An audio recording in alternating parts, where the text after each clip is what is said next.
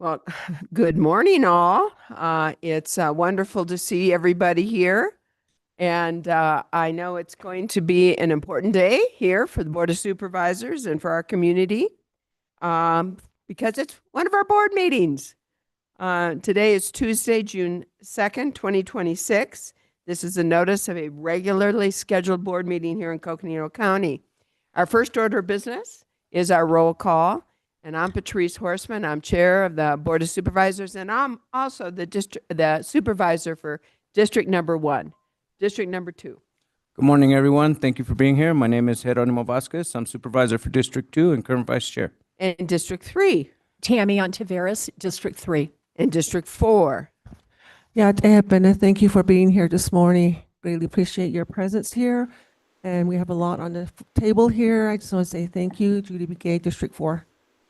And District Number 5, Supervisor Fowler.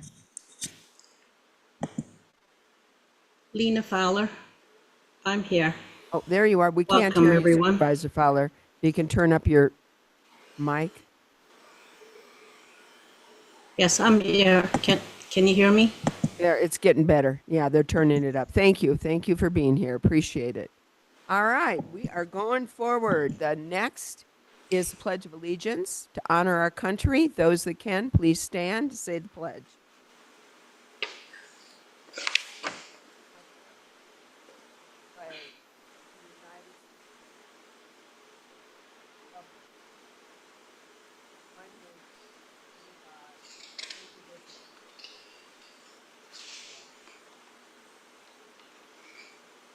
Okay, well, we're moving forward.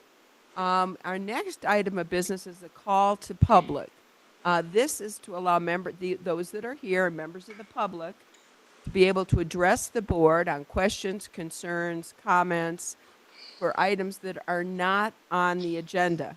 Gives the public an opportunity to express themselves to the board, either in person or online. And so I'm going to ask our clerk of the board, Lindsay Daly, to explain how you can join us in the call to the public. So, Lindsay. Thank you, Chair Horseman. At this time, if there's anyone here that would like to do a comment during our call to the public, we don't have any comment cards. They're up by the door, so you could fill that out. But we'll go ahead and ask you to come on up to the podium right now if you have a comment you'd like to make, and we'll provide 3 minutes for you to speak. Or if you're watching on our YouTube stream, you can email your comment to boardcomments@coconino.az.gov.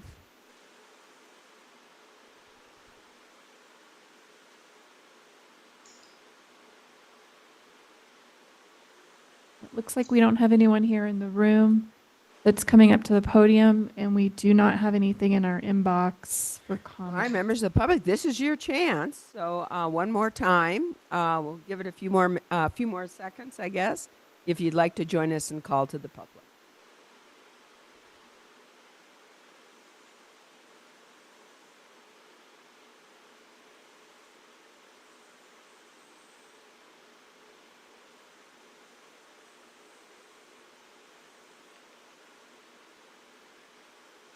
And we do not have any comments in our inbox. All right, then we're going to move forward with our meeting today. We have a number of people here. I know we have one for an important proclamation, and we have some folks here for an item on our consent agenda. And I'm going to ask our county manager, I'm not sure why, but usually we have our proclamations first and our consent agenda, board consent agenda first. I see there are a number of budget items that are first. Is there any reason that we can't? Are they time certain? If not, I'd like to move proclamation 8 and consent agenda items 9 through, God, that goes on forever, you all, 9 through 43 up in the first part of the agenda. Is there any reason we can't do that? And we're going to do that. I love that. So, and I, little gavel is trying to keep me under control. Good luck, little gavel. So. All right, with that, we're going to first go to item number 8. Number 8 is a proclamation And this is consideration of possible action to approve a proclamation designating June 2026 as Pride Month in Coconino County, something that we have a long tradition of acknowledging and celebrating. And I know with us is Zane Jacob, and Zane has been a strong advocate on behalf of our LGBT plus community. And I'm so pleased to see Pride in the Pines back here in Flagstaff. So thanks for joining us. And I know we have our HR director here with us who's going to introduce this. So thanks for being with us. Thank you, Madam Chair, members of the board. I would like to reintroduce Zane Jacobs, who's the president of Flagstaff Pride. He'll be reading the proclamation today, and then he has events for Flagstaff that he'll be discussing, and then the county also has lunch and learn events I'd like to cover. Thank you again. Zane. Thank you. My name is Zane Jacobs. Glasche Neshne, Bilagana Bashichin, Ani Doshache, Bilagana Doshanella. My maternal grandparents are from Tuba City. My paternal grandparents are from Detroit, Michigan. And I am the current president of Flagstaff Pride again, so thank you. Coconino County Proclamation designates June 2026 as Pride Month, whereas the month of June is recognized as Pride Month, a time to celebrate the history, resilience, and contributions of the Board of Supervisors, joins citizens and local governments across the county to observe Pride Month and honor the history of the lesbian, gay, bisexual, transgender, queer, intersex, asexual, and two-spirit plus individuals and communities. And whereas Pride Month commemorates the anniversary of Stonewall Uprising, a pivotal moment in movements for the LGBTQIA2S plus rights and equalities in the United States, and whereas LGBTQ plus individuals in Coconino County contribute to strength, diversity, vibrancy of our communities in countless ways, including in education, public service, business, healthcare, and the arts, and whereas despite progress, LGBTQIA plus individuals continue to face discrimination, stigma and barriers to equality, making it essential to reaffirm our commitment in equality, my context moving and inclusion for all. Whereas fostering and welcoming an inclusive community benefits all residents and reflects the values of respect and understanding and unity. And whereas Pride Month is an opportunity to recognize the ongoing efforts of advocates, allies, and organizations working to ensure that all people are treated with fairness and respect, regardless of sexual orientation or gender identity. Now, therefore, it being resolved, the Coconino County Board of Supervisors hereby proclaims the month of June as Pride Month in Coconino County, encourages all residents to celebrate diversity, promote inclusion, and support efforts to build a community where everyone feels safe, valued, and respected. Thank you, and thank your contacts for that as well. Thank you. And also, I see a couple of typos and mistakes there, and so not by your contacts, and so we're going to redraft this so we have a really nice formal proclamation to give you as we move forward. And thank you for reading that. And I know there'll be some comments by board members, but before we get there, so that I don't forget, I would like a motion to approve the proclamation designating June 2026 as Pride Month in Coconino County. Do I have a motion? So moved. Do I have a second? All those in favor signify by saying, I'm sorry, all of those opposed signify by saying nay. Nay. No. All right, we're going to do this again. It's my contacts and I don't wear them. All those in favor, please signify by saying aye. Aye. Those opposed, please signify by saying nay. Nay. All those abstained, it is a 4-1 vote, and yay for Pride. So with that, I'm going to ask if there are some comments from members of the board. I'll start out if nobody else. Everybody's so shy here. I'll start out. First, we do celebrate Pride here in Coconino County. And these proclamations that celebrate our diversity, and we in Coconino County do a lot of those.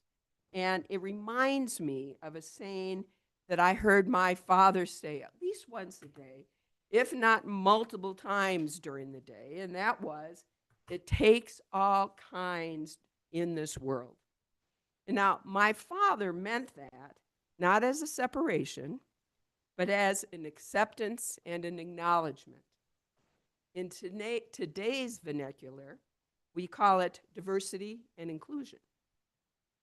And my father's belief in diversity and inclusion was forged out of his Catholic faith and his life experiences.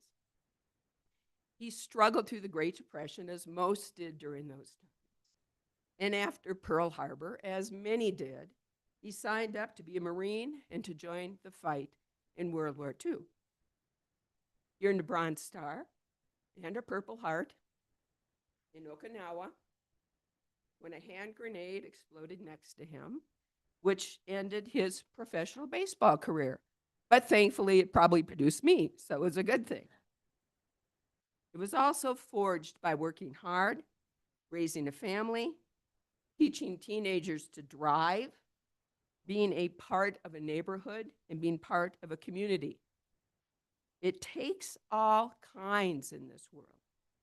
Was his recognition that we as a people, as a county, as a country, are strengthened by our diversity, and that inclusion is part of our humanity. So we are celebrating Pride here in Coconino County. I'm wearing it, to honor and recognize our LGBTQ plus community. And together we recognize our diversity and inclusion because it makes us stronger as a people, and it makes us a hell of a lot more interesting. So I'm here. I'm so wonderful. We have Pride in the Pines, and thank you for reading that this morning. Other comments, members of the board? Ja, pena hier konde ja hot au ja bei instituto behinzi she ja Judy began she ado twitch eating she do tzedish kishni bashichin ashi da shedo trachin da shenala sako hasando holie ai ade e si shike ado unta di kumpa hoint inigi ba hensen ala e da anil soni belashla enitle do unta deini kraton hinga don a ben het hat elsen anlede wel den da kregita ko anil so ja konde diversity inclusion that the no not da hot da hil ondo ja eta ko da anil so ja alkita nilt ken ja ashla nitle don anit hata denit egin di ja ja ben het hat elsen ko der respect hat nini ki la so jo hot a banses kes I just introduced myself in Navajo, where I come from, and then also that we talk about diversity and inclusion and respect for all the people that are here on this earth. We're all five-fingered people. We have 2 eyes, 2 ears, 1 mouth, a nose, 2 legs, 2 arms. We're not any different. We all should be respectful of one another, no matter where we're at, who we are. Native Americans, all sorts of clans, that we have, all sorts of tribes that we have. I just feel that, I'm very supportive of it because, we were placed on this earth for a reason, which is to be with one in unity and one. And we're talking about how Coconino County is really respects diversity and inclusion, and I stand by that. So I just want to say thank you for reading the proclamation. If you have. Thank you, Supervisor. Any other comments? Supervisor Vasquez. Yes, thank you. First off, thank you for reading the proclamation. It's always good to see you up here and celebrating Pride Month. June marks Pride Month as a joyful celebration of identity, resilience, and community. This year is especially meaningful as we honor the 30th Pride in the Pines Festival, an event that has become one of the Flagstaff's most cherished traditions and a vibrant reflection of the love, creativity, and strength of our LGBTQIA2S+ community. I am proud that the Coconino County Pride Month proclamation will be read this year, or has been read this year, by the president of the Northern Arizona Pride Association. Their leadership, along with the dedication of countless organizers, volunteers, continues to make Pride in the Pines a space where everyone can feel seen, valued, and celebrated. Flagstaff's LGBTQIA 2S+, community enriches our county every day through advocacy, art, education, service, and the simple act of living authentically. Their courage and contributions help build a more inclusive and compassionate Coconino County for all. As we gather for this milestone celebration, I extend my heartfelt appreciation to everyone who has shaped Pride in the Pines over the past 3 decades. May this year's festival be filled with joy, unity, and pride in who we are and the community we continue to build together. Thank you. All right, any other comments? Yes, Madam Chair. Yes, Supervisor Fowler. Yes, thank you. Yatesh Yash. I am not there. I'm just I'm actually in the canyon. No. So thank you for reading the proclamation and joining our Board of Supervisors meeting. I just want to reiterate what everyone else has said, and Coconino County is a proud county that supports and serves people where they are. We don't question where they're from, what their status, financial status is, or who they are. We are a county that serves all. And we celebrate each other. And this is another way of celebrating all in our Coconino County. We are proud of all the citizens and residents that live in Coconino County, and we want to make sure that they are all respected and also that then they are recognized. Today is also Native American in June 1924, June 2nd, the Indian Citizenship Act was signed. And that also was recognizing Native Americans as citizens of the United States if you hadn't already become a citizen in these other ways. However, and that's where the voting with the Native American voting in federal voting was established, even though the states after that did not recognize the Native people. So, you know, this country has a history and continues today to diversify people, to look down upon people, to take rights, to take their rights, people's rights away, to somehow degrade them. And that's who we are in Coconino County. And I am really proud to support this Pride Month. I wear my necklace here, lace, and in support. And I just want to really thank you, Shiyash, for reading our proclamation. Look forward to the Pride Parade and all the celebrations that will be taking place throughout Coconino County and the country. Thank you.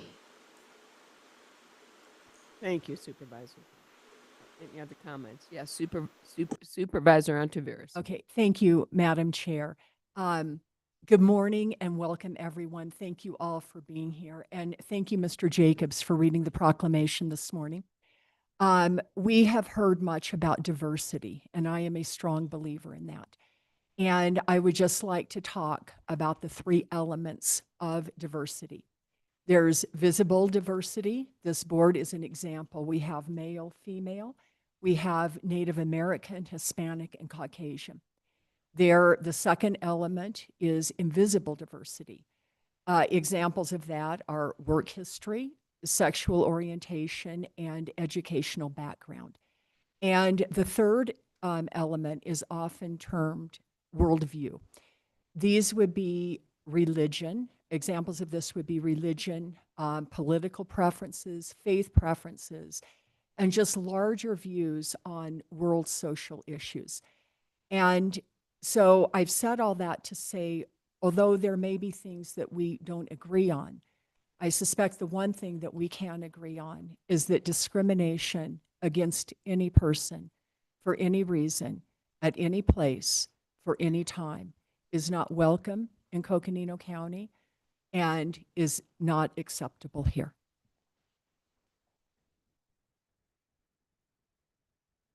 Thank you for your comments, Supervisor. So now we know there's all kinds of programming coming forward. So please let us know what's going on. So I definitely want to thank you all again for letting me read the proclamation, and I would love to invite you all to Pride in the Pines, our 30th anniversary. 30 years standing strong, first starting in Fort Hill, now moving to Thorpe Park, where we have made one of the largest festivals in the state. We have 150 vendors coming this year. With a community stage, we took the word main stage away because we had brought community members in planning the whole day of events. These are people of our community who picked the whole stage lineup, and I hope you get to come and enjoy them. We have an indigenous market, a small Black-owned market as well, and we're excited to call it free. So please come and please join us. The parade starts at 10 a.m. downtown, doing the normal parade route down Beaver Street, up LaRue, and then up San Francisco Street. The park opens up at noon, and then we'll have programming all day till 9 p.m. Hope to see you all there. All right, Thank good. you. All right. All right, and for the county events, I want to say thank you to Matt Hutchison and Nikki Davis, who are Human Resources business partners. They put together our Pride Lunch and Learn programming. June 3rd, again, these will all be on Zoom. June 3rd, we'll be listening to LGBTQ stories from around the world, finding new ways to spread the message of love. Thursday, June 11th, LGBTQ stories from the baby boomer generation. This is one of our Hey, favorites. wait, I know them. It's one of our favorite videos. Thursday, June 18th, Zane and Martin Tees, District Director for District 2, they will be giving a live presentation about Flagstaff Pride, Inclusion, and Belonging. And then Tuesday, June 23rd and 25th, we're putting on a documentary on the history of Minnesota's LGBTQ plus community. So really looking forward to having everyone attend who can. If you'd like those links for the Zoom events, please reach out to HR. We can get those to you. And on a side note, Supervisor Horseman, I would love to talk to you about Okinawa because my grandfather served in the Navy and he perished in the war over there. But I would love to talk to you about that at some point.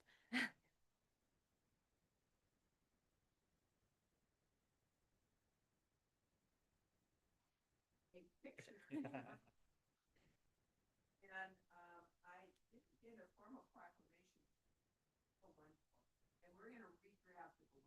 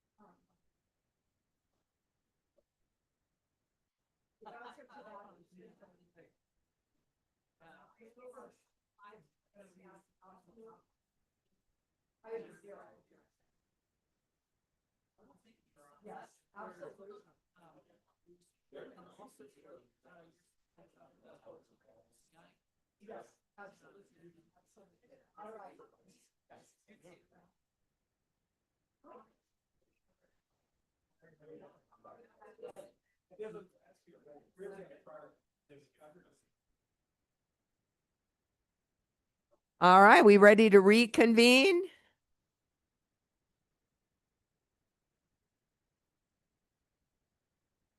Can we reconvene? Did we lose Geronimo? He said, you better do that. All right. Huh? Okay. All right. Then we better wait for just, let's hurry up and wait.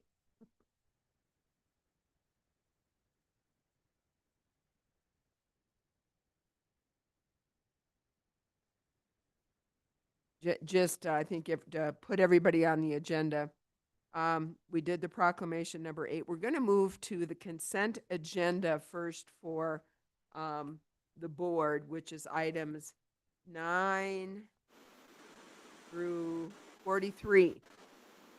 And we're waiting for one of our members. He'll be back here in just a second.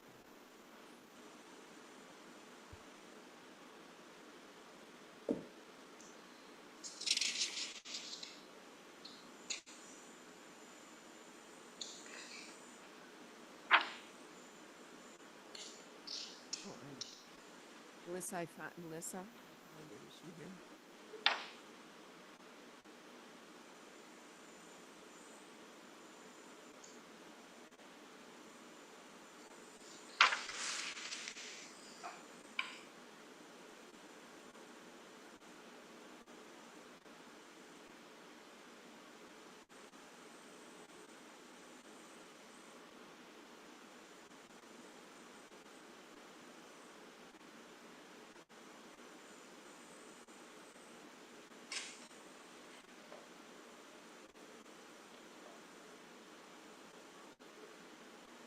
All right, we're back. So we're doing items, our consent agenda item. Members of the community, members of the board, as we know, consent agenda items are items that are more ministerial or administrative in nature. They can be handled through one motion and one vote of the board. These are not set forth for individual discussion or comment. So if the board would like to have individual discussion or comment on these, we need to remove them from the consent agenda, in which case they will be removed for an individual motion and vote. And with that, I ask my colleagues if they'd like anything removed. Yes, Supervisor Ontiveros. Could you please remove item number 11?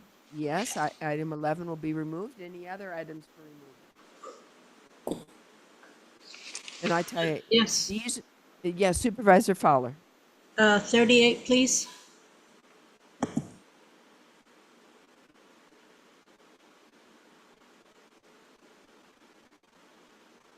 Very good. Any other items?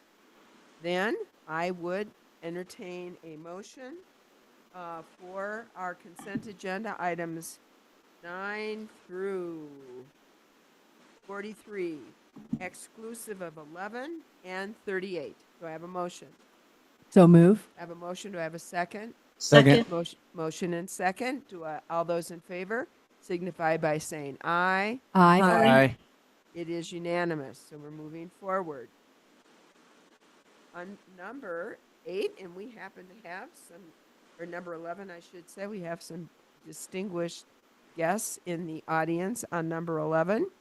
Consideration of possible action to approve a funding agreement with Flagstaff Dark Sky Coalition to provide funding in the total amount of $9,500 from the Board of Supervisors Community Initiative Funds, District 1, $5,000, District 2, $1,500, District 3, $500, District 4, $1,000, and District 5, $1,500 to support the International Dark Sky 25th Anniversary and Silver Jubilee and the Dark Sky Festivals. And I don't know if members of the public have been able to join. There's been a number of them. I encourage you to get out and enjoy our dark skies and be part of the Dark Sky Festivals that are happening really throughout the whole year. So that is it. I know we're going to be talking about this, but before we do, why don't we entertain a motion to approve the funding as set forth? Do I have a motion? So move. Do I have a second? I have a motion and a second. All those in favor signify by saying aye. Aye. Aye. It's unanimous. So with that, I'd love to hear a little bit more of about what's going on with the wonderful Dark Sky Festival and the Dark Sky Coalition. And we have two distinguished members of the Dark Sky Coalition here today. And so please come on forward and tell us what's going on. So I know.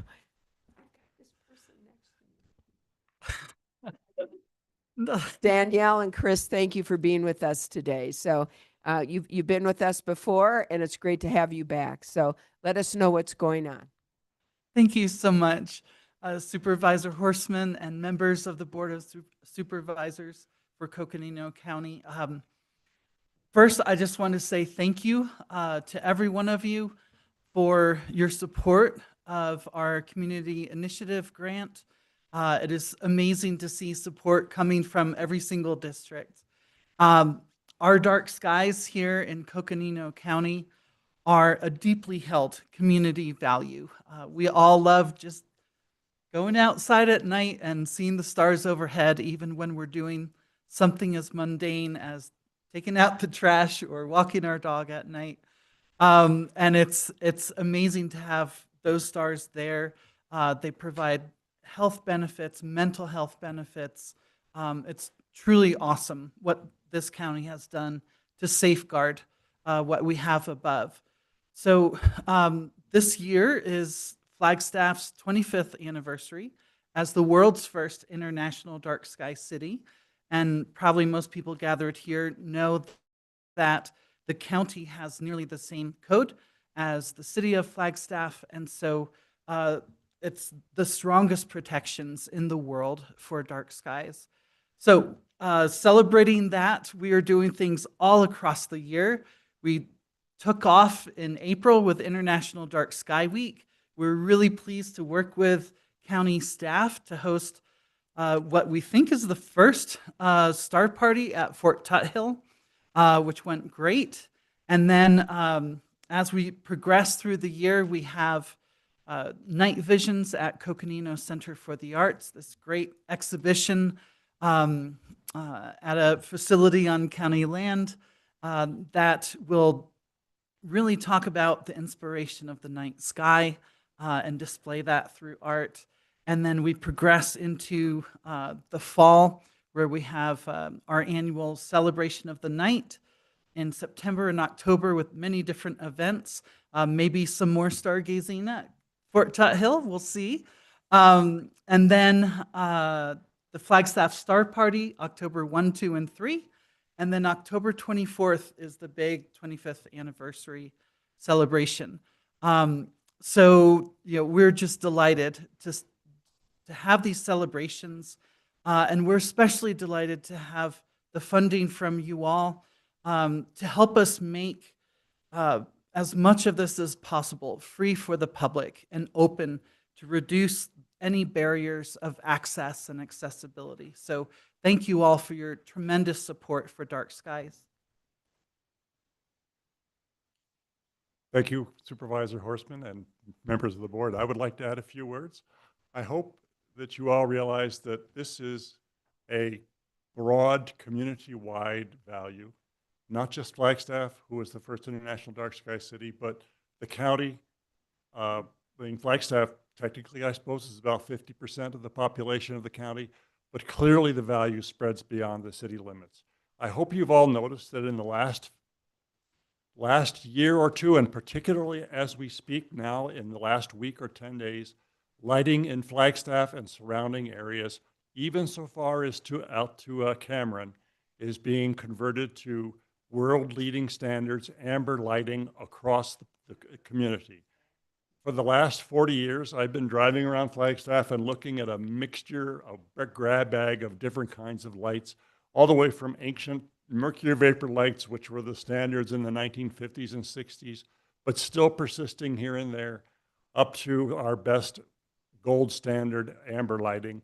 Low pressure sodium are now amber LEDs. But right now we are just completing the conversion of nearly 4,000 streetlights in the city of Flagstaff to all amber now, and everywhere you drive, you'll see a uniformity of amber friendly, night sky friendly lighting across the city, and the support further of the Department of Transportation spreading out beyond the city limits into the interstates, down to the airport interchange, and all the way up to the Highway 64 and 89 interchange, where lighting is now being converted to amber. This shows the huge geographic and community-wide breadth of support for this protection of our night skies, and it's making a huge difference. So I hope you'll all notice it and further take advantage of all the events that are still coming up throughout the rest of the year and through the end of October.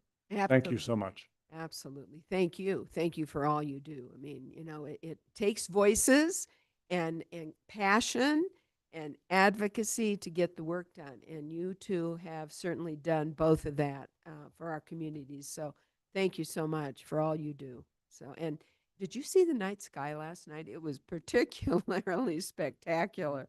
I happened to be out with the dog and I couldn't believe how beautiful it was. So, and you're right, we get to see the Milky Way. How many people in the whole country get to see the Milky Way at night? So very lucky. 20% or less. There you go. And we're part of that. So thank you for that. Supervisor Vasquez. Yeah, I just want to say thank you for all your work promoting Dark Skies. The Blue Moon concert the other night was awesome. So if you ever need something to inspire you to go look at the night sky, these concert series, I believe you have 2 more coming up, are really cool. I definitely recommend it. I wasn't going to go. My wife convinced me to go. I was so glad I went. The music was amazing. The moon looked amazing, and just the sky, like the ability to have those kind of events here is precisely because of the Dark Skies movement. And so thank you for all your work. Thank you. Other comments? Yeah, Supervisor Ontiveros. Well, thank you, Chris and Danielle. You know how much I appreciate the work you do. And I was just going to comment that without fail, every time I go to one of these events, I learn something. And Danielle, you just mentioned it right now when you were speaking, and that is we, the citizens here, are in a very small minority of people throughout the world, 20% that get to, am I right with that, that get to see the Milky Way? In North America. Oh. Where they live. Okay, thank you. Thank you for that clarification. And you're right, it was North America. But it's, yeah, and Canada's in North America. Yeah, yeah. So, yeah, Mexico, yeah, United States and Canada, yeah. But that was something that I learned this year. And as I said at the Fort Tuthill gathering, that I really don't think in my lifetime that I've ever taken our beautiful skies for granted, because I've been out under many, many, many moonlit nights and starlit nights. But realizing that I was in a minority made me that much more grateful. So thanks, you guys. Appreciate what you do. Any other comments, members of the board? Supervisor Begay. Just thank you.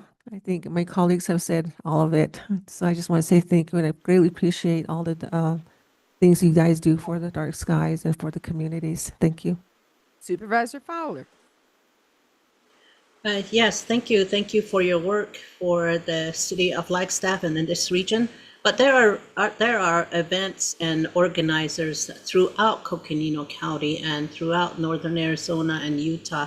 So I just want to recognize their work also, and the star parties and all the events that are taking place on tribal lands, on public lands, national parks, and cities and towns throughout our county. And then I just want to announce that the Navajo Bridge Star Party at Marble Canyon will be on October 17th. We changed it from October 9th and 10th to October 17th. So this is very important to all of us. Our ecosystem, our wildlife, especially the birds that are flying through, and it really is important for them to really make sure that they have they're oriented in their daily lives, as well as ourselves. We as Native people, as you all, I've mentioned this before, this is how we live with the season, and it's not something that is distance. It's not something we just look at. It is something that we read to see how when to do things in our lives. So I just want to thank you for your work and really working on behalf of all in Coconino County. Thank you. Right, any other comments? Otherwise, we'll see under the dark skies. So thanks for all you do. All right. Moving on. Now we're going back to the first page of our agenda. I guess it's the second page. Number 1.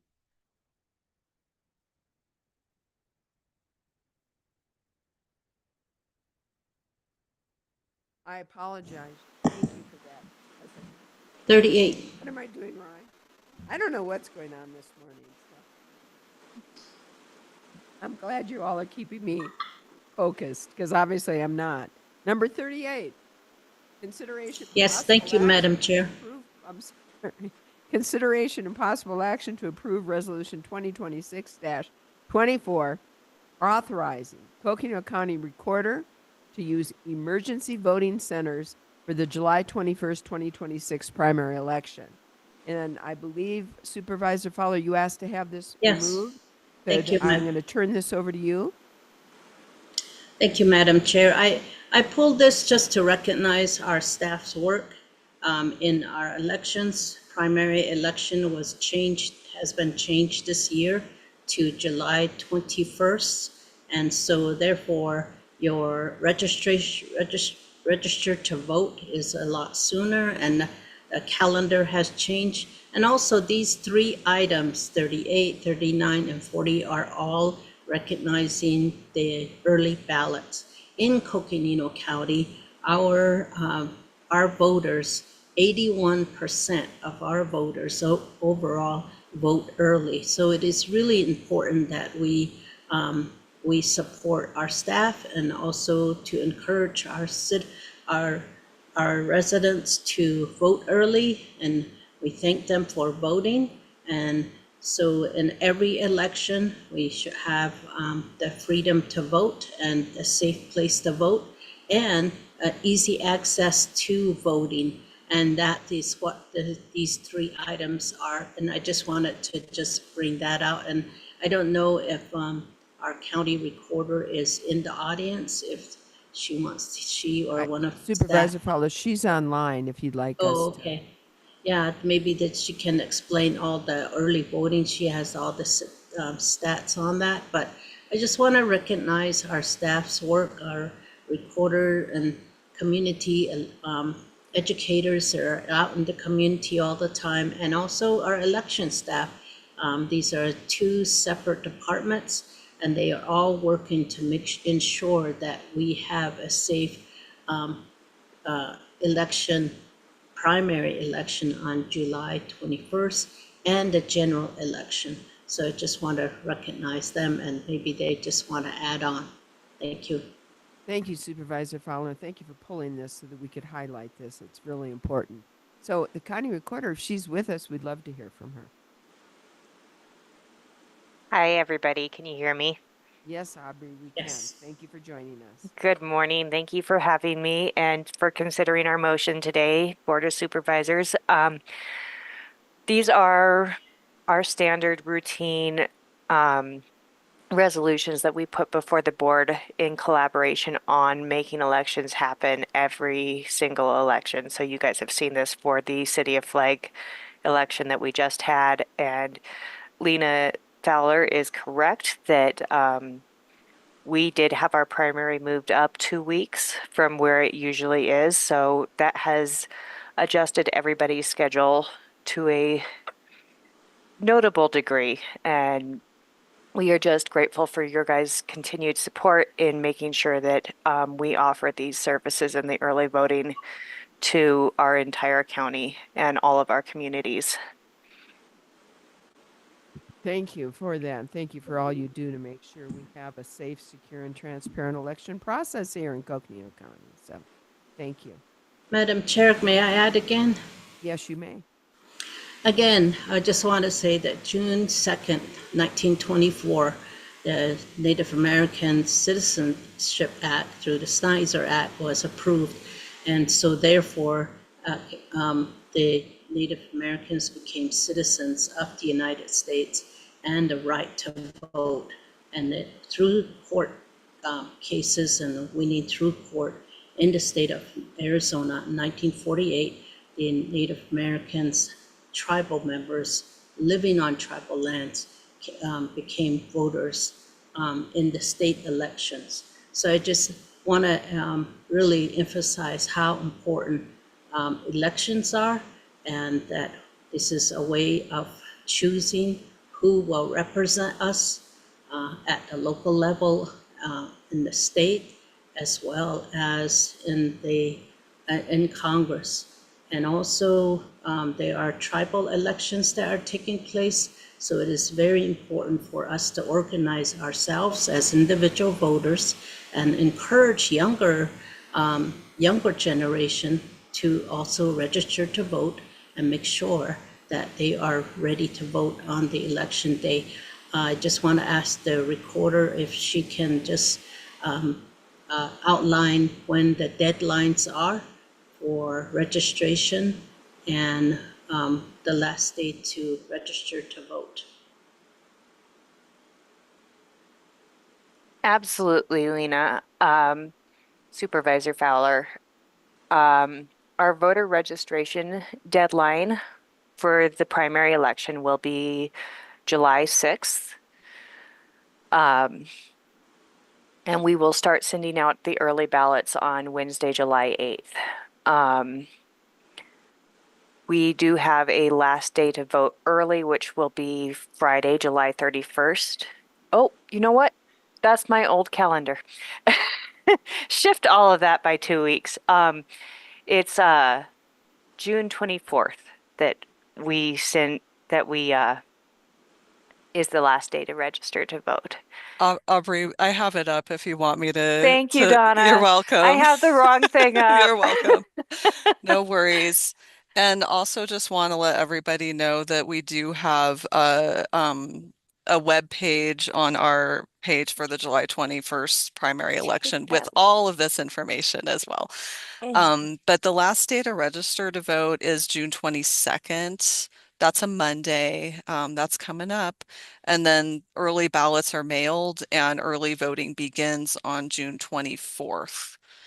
And then some other deadlines just to note, if you're not on the active early voting list, the last day to request an early ballot to be mailed or to request it to be mailed to a temporary address is July 10th. And then the last day to vote early in person is July 17th. And then, of course, election day is Tuesday, July 21st. Thank you for that, Donna. I had not replaced my little cheat sheet.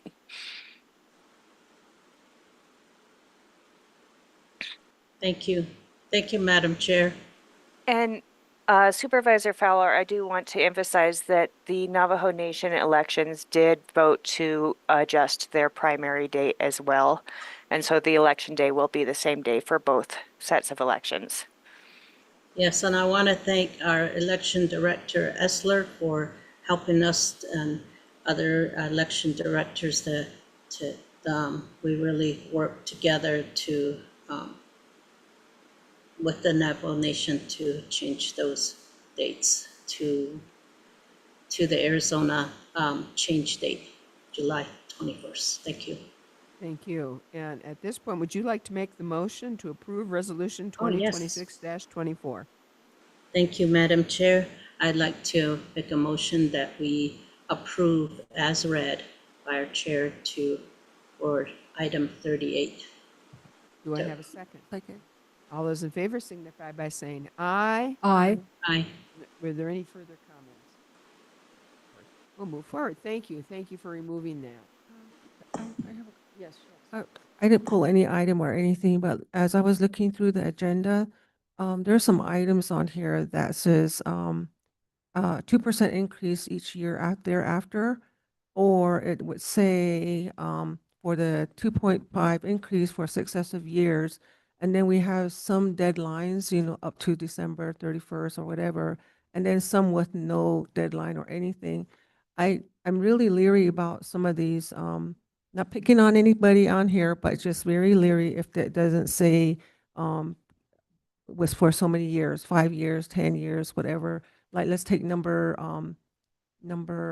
18. It says with Nexus Consulting, I know we need them.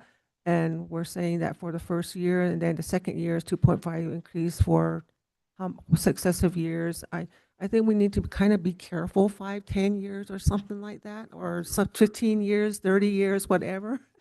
And then, Supervisor Begay, members of the board, it's through June 30th, 2030. okay, then I didn't see that. I was thinking about 20 doesn't have anything like that. So it was 20 that I was going to talk to. But anyway, I just want to bring that up. I guess, we just have to be careful. But if we don't have funds, our funds are going crazy on us sometimes. So thank you. That's the only comment I want to make. All right. Thank you, Supervisor. So we're going to move forward on our agenda now.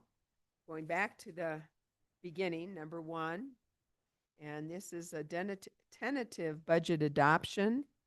Consideration of possible action to adopt the fiscal year 2027 tentative budget for Coconino County in the amount of $460,432,590. So no sense to that? Just Chair, did you want to finish the consent for the health district and the jail district? I see sheriff here.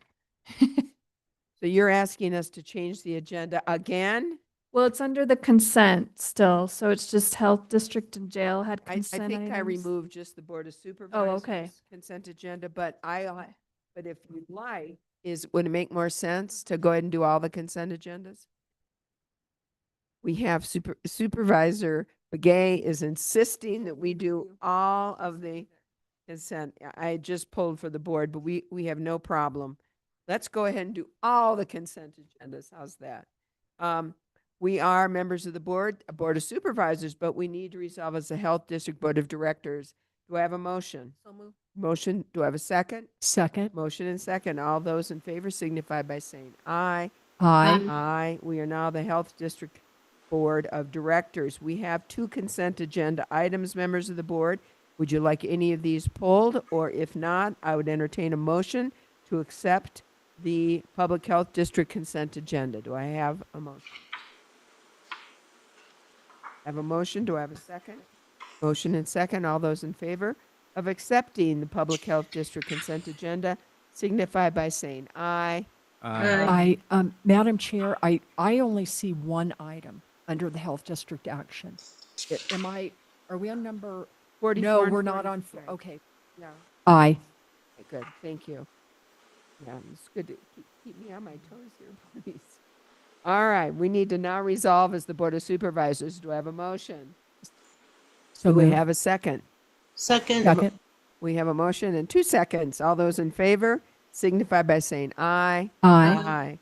Members of the board, we now must resolve as the Jail District Board of Directors. Do I have a motion? Do I have a second? Second. We have a motion and a second. All those in favor signify by saying aye. Aye. Aye. It's unanimous. We are on item number 46. Consideration and possible action to approve the Sixth Amendment to the Independent Contractor Agreement with WellPath LLC to provide health care services for inmate population at the County Detention Facility in Flagstaff. And page and 2, approve an associated budget adjustment in the amount of $191,629.56 for the annual amount of $5,666,761.12 in fiscal year 2026. Do we have a motion to accept the consent agenda, or would you like discussion on this matter? Seeing no one wishing to remove, I will make a motion that we approve the consent agenda. We have a motion. Do I have a second? We have a motion and a second. All those in favor of approving the jail district consent agenda signify by saying aye. Aye. It's unanimous. We now must resolve back as the Board of Supervisors. Do I have a motion? Have a motion. Do I have a second? Second. Have a motion and second. All those in favor of resolving as the Board of Supervisors signify by saying aye. Aye. Aye. It's unanimous. We're now the Board of Supervisors. All right. So now we will go back to the very beginning. We have completed our work on the consent agendas. We are now on tentative budget adoptions, and appropriately, our Finance Director, Siri Mullaney, is with us and will lead us through here. So thank you, Siri. Thank you, Chair and members of the board. I appreciate the opportunity for squats today. Okay. Today we have a series of tentative budget adoptions on the agenda. We will go through the county in total for budget adoption, which does include all of our special districts, and then we will separately resolve and go through all of the various special district budgets. Today kicks off a statutory process for budget development. So this really serves as our notice to the public as far as our formal budget adoption. And we do not have the full presentation for the public about the budget. We will have that to kick off our final adoption that will happen on June 23rd. So today we ask for the tentative adoption, which establishes the ceiling for the budget. So for fiscal year 27, which starts on July 1st, the numbers that are adopted today establish the maximum spending for the county in total for the fiscal year. Just for information for anyone from the public who's watching, this is the result of 2 weeks of meetings that were held publicly with the Board of Supervisors to talk about proposals and assumptions for the fiscal year 27 budget. So the result of those conversations have all been then consolidated into the schedules that are you had handed out to you and emailed to you as well yesterday. The budget is provided in a format that is required by statute by the Auditor General's office. And so while it may not be intuitive or make a lot of sense as a layperson, it does incorporate all of the information that we discussed during those budget discussions. Compared to last year, so the total budget, as noted in the item, is $460,432,590. This represents an overall 3.9% increase compared to our prior year's budget and a 5% increase in the general fund to $147 million. Would you state that again? Because that's important for everybody to hear. Yes. So compared to last year, our total budget is proposed to increase 3.9%. I should have emphasized, and I meant to emphasize to start this out, is this is a balanced budget. And so what was presented and what you're being asked to adopt has total financial resources available for every single fund greater than or equal to the proposed amount of spending, meaning reserves and revenues are greater than our spending, thus a balanced budget. For the general fund, we can see that our financial resources available, as estimated on our schedules, equals our budgeted expenditures of $147 million.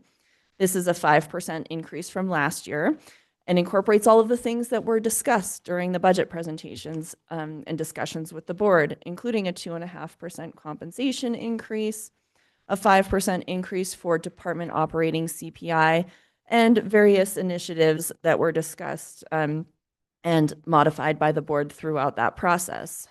In total, the budget increase is 3.9%.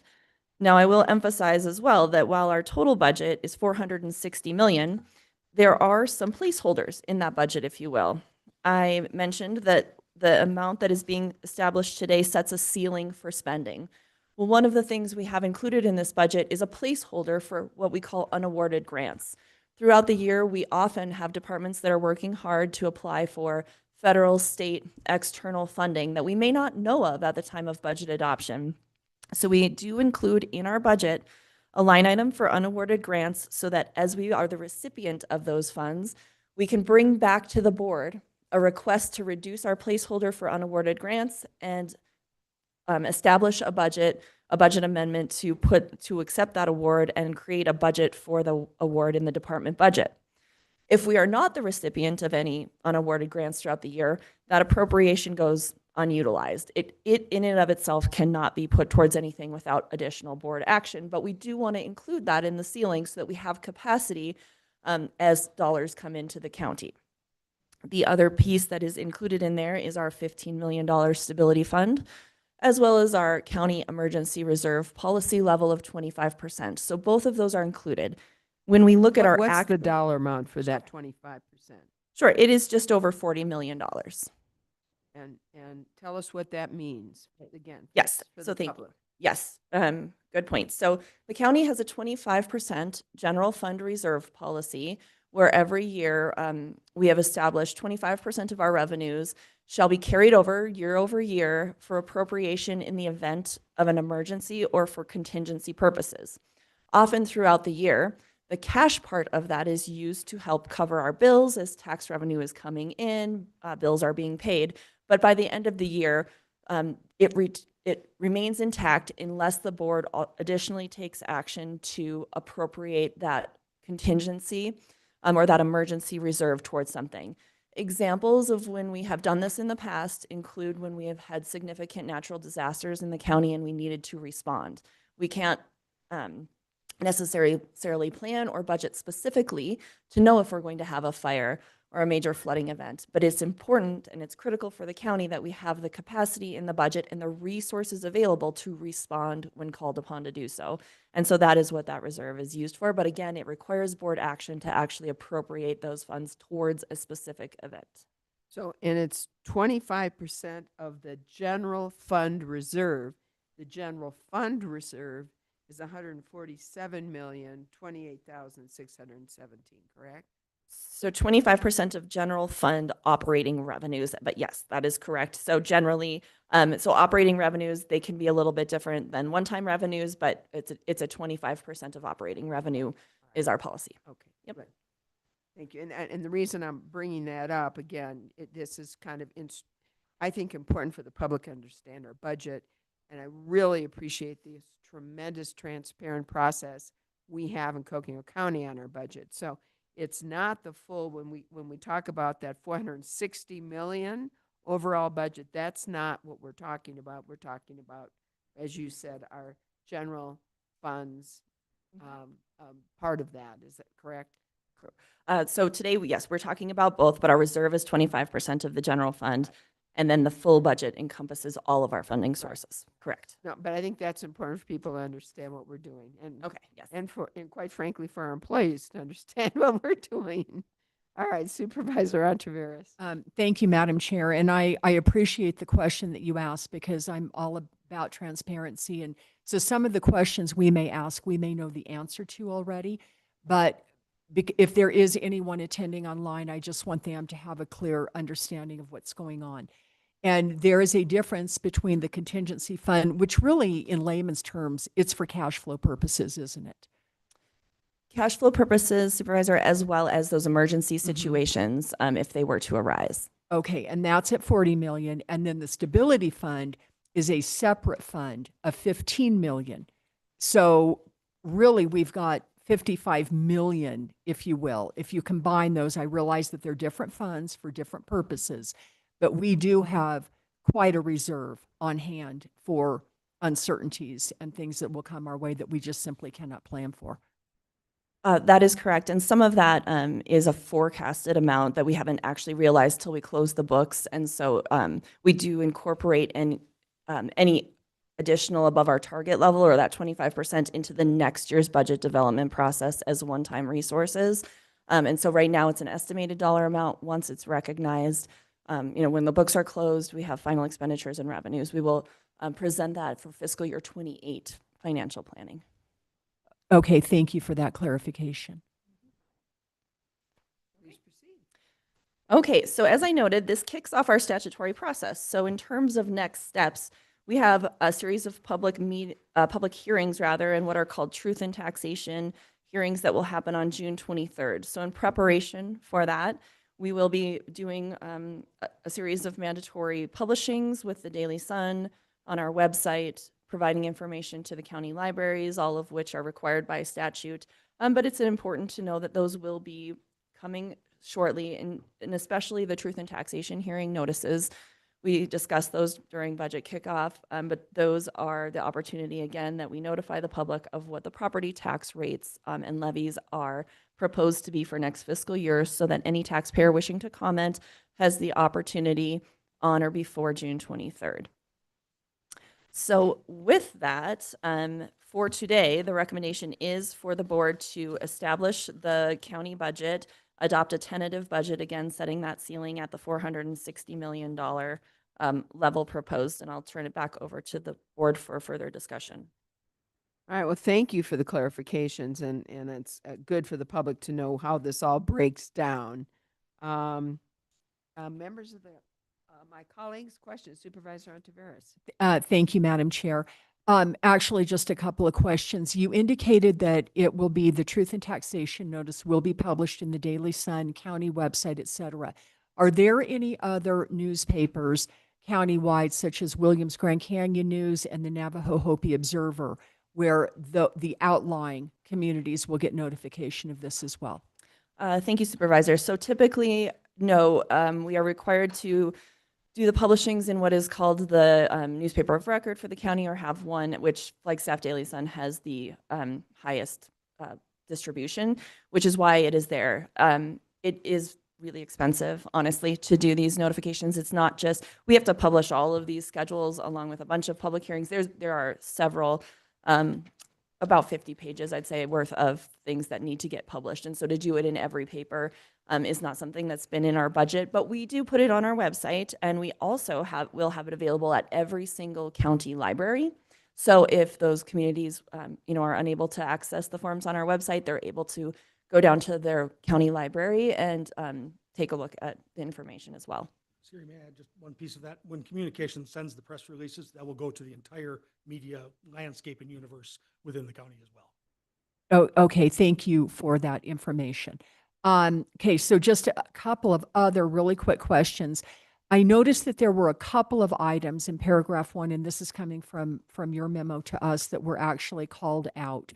And I'm 99.9% certain I know the answer to these questions, but I know that during our budget, we had talked about modification for the public defender, legal defender, investigator. That has been accommodated for. The $10,000 to HHS for the, I guess it's the cruelty fund for spay and neutering, if I got that right. And then my last question is, when we were having the presentation, and this is under the county management budget, and it was for economic development, and there was that $75,000 that was in there that I really had no idea what that was for. Has that been removed? Thank you, Supervisor. So to confirm the items that you noted, those have been added. They are included in these schedules. As of right now, the economic development item was part of the recommendation and is included in this budget as well. Okay, why would that be when, and this, it could go to county management or to you, Ms. Mullaney, but we had conversation about that. I still do not understand what that amount is for, and it's $75K is substantial. So why is that moving forward following the board's discussion on that? Madam Chair, members of the board, I would recommend we leave that amount in there. We can talk about how those funds could be used for economic development going forward in the future. It doesn't have to be for the public lands. I believe that was the discussion on that with the NACO program, and I believe Eric Peterson has something to add as well. It goes back, that was a conversation about the natural resources management plan that you're referencing. Yes. And I know we heard voices there. I think when we went to the wrap up of what goes in, what goes out, that issue was not brought up again. I don't think it was on our wrap up agenda to come back. So it still is our recommendation to keep it in, but that said, Madam, it's the board's discretion. We had no firm direction, I think, to take it out. We heard questions, we know that, but So that's 75,000 for economic development, and I think there were some concerns about how that was being used. You know, because we're at this where we are, and I guess that should have been brought to our attention. You needed clear direction on that. I'm sorry that we didn't get that, but having said that, I think members of the board have some ideas about clear direction on that. And so if it's in there, we need to do a follow-up meeting then for us to give you some very clear directions on that. And Madam Chair, members of the board, I think with those ideas on clear direction for economic development, to have those funds available to be able to utilize for economic development initiatives, get our footing in the economic development space, will be, we would recommend to be able to utilize that if needed. Supervisor Ontiveros. Okay, so, and I'll give you that it was a long 2 weeks. The budget process is a long 2 weeks, and that is an understatement. I, however, thought that the board had given clear direction on that $75,000. That said, that $75,000 that was allocated for the purpose, which I still do not understand, will not be spent unless it comes back to the board for clear direction. And if we don't spend it, it will continue, it will be in the general fund to be served for other purposes. Okay, last question. Third paragraph, budget includes membership that may exceed $100,000 for the following organization, County Supervisors Association. So just a little bit of clarification on that. What is the annual membership to CSA? Madam Supervisor, Madam Chair, Supervisors, I will pull that number for you. It's over 100,000. It has a 4% escalator built in. We just adopted that at the last CSA meeting in May. So I'll get you the number here. Oh, okay, and then just one final follow-up. The amount that the board has been requested to provide for the CSA Summit in October, does this amount, this 100,000, does not include that? Have we, and this may not be the place or time for it, but have we approved a cap on that amount at this time? I think Members of the board, CSA will certainly be contributing to that summit as they are the organizing organization. So all the fees collected from all the counties would then be utilized. They'll also, County Supervisors Association will also be seeking sponsorships for putting on that event. I think for Coconino County, we had talked about that at the end of the budget, that 2-week fund that we had. I believe it was 22,000. We had brought that number, I think, if you remember, the manager had brought that up. Yes, So I that do is remember. a total of what would be our potential contribution, less any private contributions that we help CSA solicit. Okay. In the process. Okay, and the only reason that I'm bringing it up now, it was my understanding that the board had to take action to actually approve a set amount. So while we've been talking about 23,000, is that something, again, probably not today because it's not on the agenda, that we actually need to take action on to cap it at that amount? So Supervisor Ontiveros, I can answer that for you. I think it's a really good reminder that we have the tentative budget and there are mechanisms in statute to modify from the budget that is being presented today. In terms of the CSA Summit, that because it was not a separate line item in this budget, it will be a reallocation of existing budget capacity. So that is certainly between the board and the county manager's office if you would like to cap the amount and do that through a formal action or just through direction and conversation. because it will be a reallocation of dollars that are in the county managers. They'll need to access their own budget, if you will, existing Okay. capacity in order to support that initiative. Okay, thank you. Thank you for that clarification. And I would also like to say, I mean, just noting back again, this is a balanced budget. So as we bring forward, there are mechanisms in statute, again, to make modifications to the budget. But they must be neutral to maintain a balanced budget. So every increase in one place is an offsetting decrease in somewhere else. I think a great example is that even on today's agenda for consent, we had 2 items for the health district that included budget amendments as we received additional awards. That's a great example of where then we would be for the final adoption, reducing that unawarded grant line and recognizing that the board has approved this budget amendment to continue the Pathways program, for example.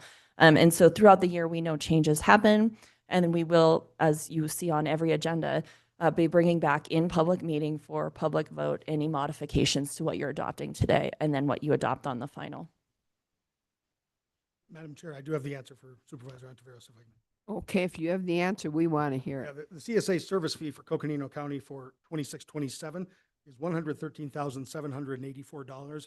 And that includes our portion of what is called the building fund there, as the 15 counties collectively own the building that CSA is in, the County Government Center. Oh, okay, and I appreciate that. Just kind of going to when there's numbers that may exceed, I always like to get some clarification for the taxpayers on what those amounts are. Thank you. Yeah, I mean, obviously, we really appreciate all CCA, you know, the Supervisors Association, CSA does for us, and appreciate their advocacy. So it's not that, it's just, again, that transparency that we're talking about. So I think that's great to have that. So Supervisor Ontiveros, did you have your questions answered? I had all of them answered adequately. Thank you. Good, thank you. All right, please proceed. Well, I think it's back to the board if there is going to be a motion. Supervisor Begay, I know had a question.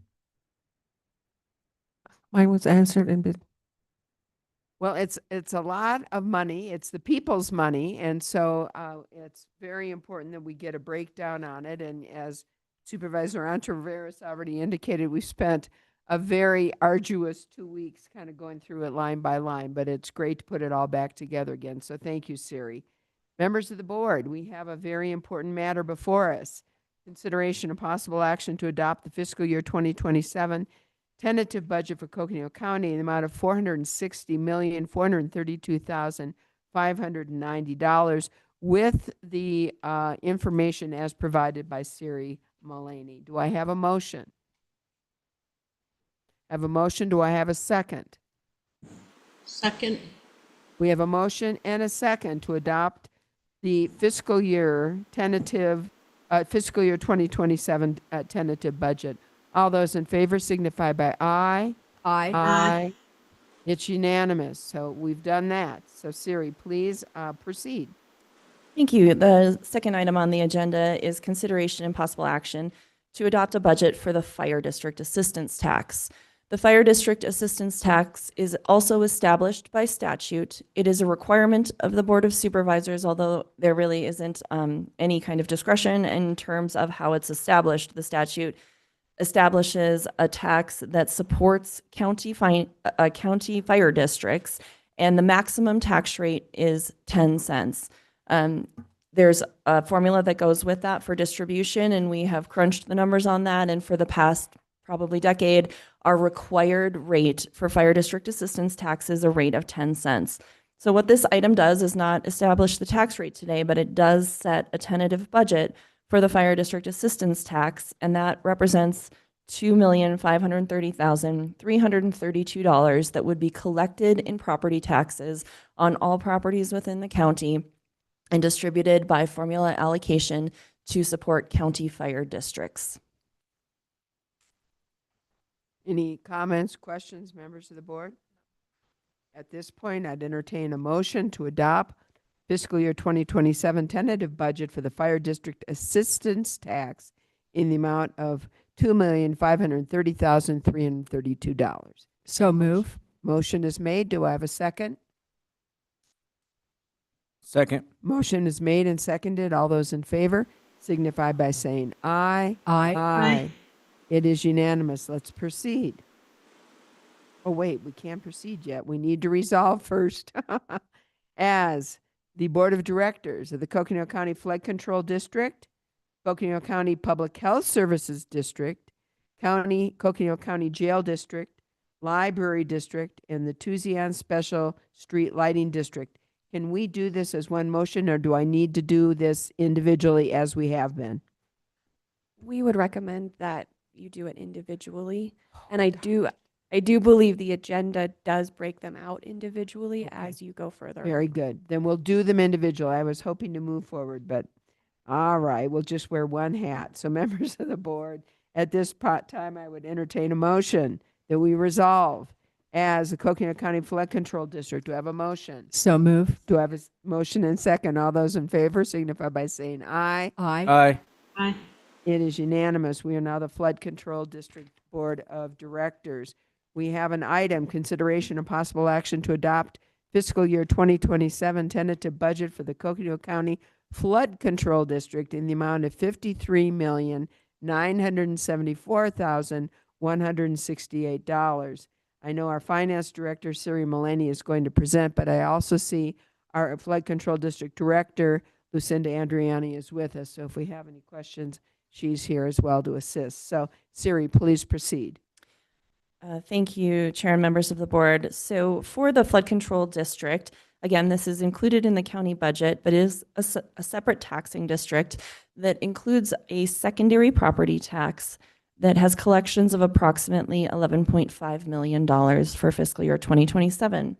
The rest of that nearly $54 million budget is estimated to come from continuing primarily federal funding to support the mitigation, the flood mitigation efforts that continue from prior post-wildfire flooding events in the county. So we've had a great return on investment of that $11.5 million in local property tax dollars, with federal dollars that have come in to help create a $54 million budget on $11.5 million of local taxes.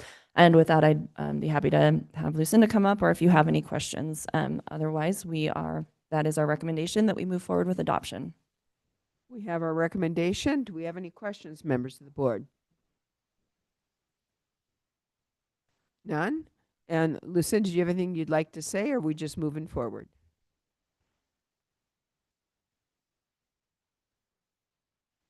Thank you, Madam Chair and board members. I greatly appreciate the continuing support of the district, and I think we've got a great book of business planned for this next year. Very excited to launch. So thank you.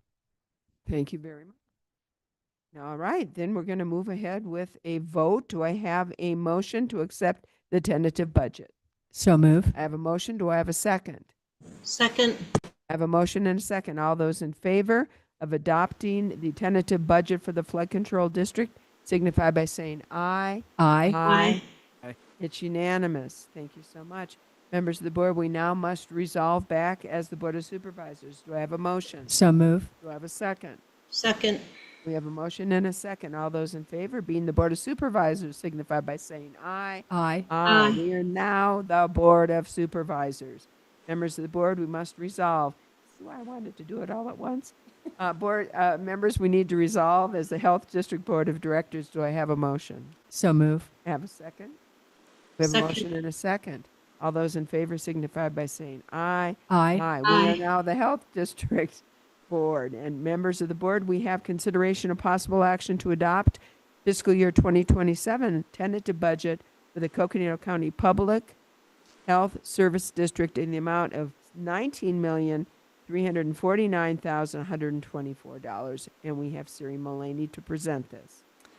Thank you, Chair and members of the board. So for the Public Health Services District, this is another one of our special taxing districts. We have approximately $6 million of secondary property taxes that help support county public health services, along with approximately $6 million of general fund support through a maintenance of effort and additional support on top of that maintenance of effort for health programming. And then the third arm to get to that $19 million budget is comprised of some charges for services, but mostly, again, grant funding for programs that support county programs, but perhaps the funding is from the state or federal government for for those programs. So we have an operating district fund as well as several grants that make up the Public Health Services District. And with that, I'd take any questions on the budget. Members, any questions? All right, then I would entertain a motion to adopt this tentative budget. We have a motion and a second. All those in favor signify by saying aye. Aye. Aye. It has passed unanimously. Members of the board, we must now resolve back as the Board of Supervisors. Do I have a motion? So move. Do I have a second? Second. We have a motion and a second. All those in favor signify by saying aye. Aye. Aye. We are now the Board of Supervisors, but we now need to resolve as the Jail District Board. Do I have a motion? So move. Do I have a second? We have a motion Second. and a second. All those in favor signify by saying aye. Aye. Aye. We're now the Jail District Board of Directors. We have before us consideration and possible action to adopt the fiscal year 2027 tentative budget for the Coconino County Jail District in the amount of $45,499,502. I know Siri is with us, so please present on this. Thank you, Chair and members of the board. Our jail district is primarily funded by a sales tax that collects approximately $24 million of revenue a year. The remainder of the budget for fiscal year 27 includes planned carryover appropriations from a mixture of fund balance and debt financing for the jail medical facility expansion that was a $20 million project, as well as some other capital initiatives in the jail for improvement that are part of their routine repair and replacement schedule. So again, funded though by reserves in the district. And so with that, the budget is $45.5 million, and I will turn it back over to the board for any questions. Any questions, members? We want a tour of that new jail facility. So at this point, I'd entertain a motion to adopt the tentative budget for the Coconino County Jail District. Do I have a motion? So move. I have a motion. Do I have a second? Second. We have a motion and a second. All those in favor signify by saying aye. Aye. Aye. It is unanimous. So we are now needing to resolve back as the Board of Supervisors. Do I have a motion? So move. I have two motions. Do I have a second? Second. Second. We have a motion. I love that. Almost, it's right on top of each other. It's great. We have a motion and a second. All those in favor of resolving back signify by saying aye. Aye. Aye. We are now the Board of Supervisors. We need to resolve as the Library District Board. Do I have a motion? So move. Do I have a Second. We have a motion and a second. All those in favor signify by saying aye. Aye. Aye. We are now the Library District Board. And we have another important tentative budget, consideration of possible action to adopt the fiscal year 2027 tentative budget for the Coconino County Library District in the amount of $7,813,865. Siri, will you please present? Thank you, Chair and members of the board. This one is pretty straightforward. Once again, we have a secondary property tax for the library district. So as taxes are collected, they are distributed back to both city and county libraries throughout the county based on a formula distribution that's covered by an IGA. This budget includes the tax levy as well as any anticipated reserve funds from prior years. Does this include our new mobile library bus? Yes, and we had some exciting news that, and I can't remember the date on it, but Scott Richardson recently provided an update that they are making progress on building the new bookmobile, and it is expected this summer. The bookmobile, we're all looking forward to that. And I assume we'll do some kind of like grand presentation of our new bookmobile at some point. Good. Wonderful. Just a quick question. The funds for the bookmobile were last year's funds, correct? That is correct. Okay. Thank you for that, because that was the question. So thank you for that. It's already paid for. No, it's Okay. I'm glad it's already paid for. Mhm. Yeah, excited for that. And I would like a good rollout on this. It's a lot of the communities in my district. So thank you. All right, very good. I would entertain a motion to approve this tentative budget of the Coconino County Library District. Do I have a motion? So move. Do I have a second? We have a motion Second. and a second. All those in favor signify by saying aye. Aye. Aye. All right, very good. Let's move forward, members of the board. We need to resolve back as the Board of Supervisors. Do I have a motion? Do I have a second? Second. Motion and second. All those in favor signify by saying aye. Aye. Aye. Aye. We have the Board of Supervisors. And this is my very favorite special district. We need to resolve as the Tucson Special Street Lighting District Board. Do I have a motion? So move. We have a motion. Do I have a second? We have a Second. motion and a second. All those in favor of resolving as a Tucson Special Street Lighting District signify by saying aye. Aye. Aye. We are now the Tucson Special Street Lighting District. We have a special consideration and possible action to adopt fiscal year 2027 tentative budget for the Tucson Special Street Lighting District in the amount of $15,000. And with this, I'm going to turn this over to Siri Mullaney. Thank you, Chair and members of the board. For this item, this is to pay utility bills for lighting in the Tucson area. This was voted on and approved by the people who are being assessed the charges. So there's an annual special assessment for the property owners that are part of this district, and the annual estimated electric bills are $15,000 for fiscal year 27. Basically, what we do is we act as a conduit for them for the payment of these bills. All right. With that, do I have a motion to accept this tentative budget? So move. Do I have a second? All those in favor signify by saying aye. Aye. Aye. Tentative budget is approved. Members of the board, we need to resolve back as the Board of Supervisors. Do I have a motion to resolve? So move. Do I have a second? We have a motion and a second. All those in favor signify by saying aye. Aye. Aye. Are now back as the Board of Supervisors. And as you know, we took care of the business set forth in our printed agenda. Now down to 47. Item 47. Woo! And we're right on time. Can you believe this? We're 5 minutes late.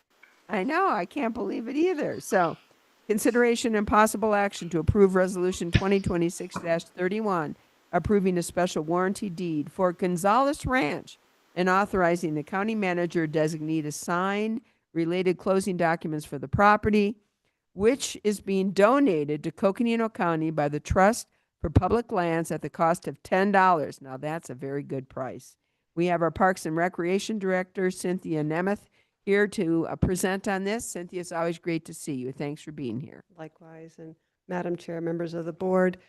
Well, this item generally signals the near culmination of a transaction that has been in the works for a bit over 2 years now. So the Trust for Public Lands has indicated that within a day or a couple of days, they will have completed their transaction with the owners of the properties. We're talking about 488 acres in the town of Williams. Once that transaction is complete, then the Trust for Public Lands will transfer the property in its entirety to the county. So what today's agenda item does, it gives the board an opportunity to acknowledge the special warranty deed that will be included in the closing documents.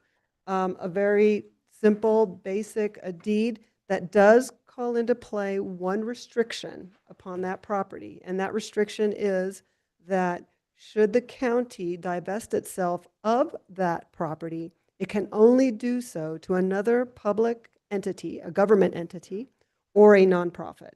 So that is the only restrictions that this board has on that property. The action also, as Chair read, does give the county manager or a designee the authority to appoint someone to to sign the closing documents, which we anticipate happening. I mean, it could even happen as late as this week or early into next week, but it is imminent. And then also you're approving, you would be approving the resolution that accompanies this action 2026-31. I'd like to thank the board for your support, the Trust for Public Lands for facilitating this transaction, and then, of course, most importantly, the property owners who have entrusted this county to take on this property for the good of the public, and knowing that we will honor their wishes of retaining the property as a place of passive recreation. Absolutely. This is exciting and a great culmination of a wonderful opportunity for our public and also to extend our public lands and recreational opportunities and outdoor opportunities for our communities. So really appreciate that. And I know this is in Supervisor Ontiveros' district, so I'm going to turn it to her, but it's also, I think, really important that we need to call out Matt Ryan for his incredible work with the family and the Gonzalez family themselves for getting this done. I'm glad we're here. We've had a wonderful explanation of this and gone through this with Parks and Rec, and I'm really excited about this moving forward. But I'm sure Supervisor Ontiveros is even more excited, so I'm going to turn this to her. Thank you, Madam Chair, and thank you for the recognitions that you stated to previous District 3 Supervisor Matt Ryan and the Gonzalez family. We truly owe a huge thank you for this.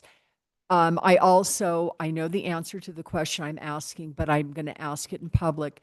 Should the county ever divest this property for any reason, it can only go to a government or nonprofit holding, and it can only go for the purpose for which the family donated it in the first place. The purpose for which this is being done cannot change. Madam Chair, members of the board, that it would be correct. Okay, thank you. Thank you for that. And again, I knew that, but I just wanted to alleviate any concerns. Another question that I have been asked is, once this park or this property has been developed into what it ultimately ends up being developed to, the financial responsibility for taking care of it belongs to the county, not the city of Williams. Madam Chair, members of the board, that is a matter that that has yet to be discussed with the city of Williams. We have a current agreement with them. It's a shared asset management model. We called it SAM at the time, SAM model, where and this applies to Cataract Lake County Park, and they maintain it and they manage it, meaning that they also rent out the ramadas that are there and they retain that revenue. While we haven't had those direct conversations with the town of Williams, it is very possible that we could enter into a very similar type of agreement, which would alleviate county staff from having to travel to Williams to take care of basic maintenance. Now, remember, this is intended to be a passive park, which will have a low maintenance footprint on it. That is yet to be discussed and determined, but I would say that given our history and our history, that there is a good possibility that we might be able to engage in something very similar to what we have at Cataract Lake. Okay, and thank you for that clarification. So I appreciate that, and I do understand going forward it would make sense since we already have that great working relationship with the city of Williams. So to be continued on that. I do not have any further questions and would be happy to make a motion. I think that's in order, Supervisor Ontiveros. Okay. Then I would like to make a motion that we approve Resolution 2026-31, approving a special warranty deed for Gonzalez Ranch and authorizing the county manager or designee to sign related closing documents for the property, which is being donated to Coconino County by the Trust for Public Land at a cost of $10. Do I have a second? Second. We have a motion, a second. All those in favor of the resolution and approving the warranty deed signify by saying aye. Aye. Aye. Aye. It is unanimous. And thank you for the work that you and Parks and Rec did to make this happen. This is a tremendous inclusion on our open spaces and public lands here in Coconino County. Job well done. Yeah, thank you. Thank you very much. And thank you. Yes, So- if I may, very Yes. quickly, Madam Chair, members of the board, you have received a notice, at least your executive directors have, district directors have. October 3rd, we are planning a dedication of this land, this property to the community, to the public. The property owners will be there. So this will be Saturday, October 3rd. And that is something that we are very much looking forward to and have already begun kind of talking about the plans for it. So Love it when you have a plan. yeah. October 3rd, it's on my calendar and everything. It's very exciting. Thank you. Supervisor Ontiveros, thank you for your work in this as well. It's really fabulous. Thanks. Well, guess what? We are ahead of schedule for lunch. And, you know, I was going to sing happy birthday for Keith Breckus, our birthday boy, but he has now left the room. So I guess when we come back, we'll sing happy birthday to him. So thank you so much, members of the community, members of the board. We are breaking for lunch. We'll be back at 1:15.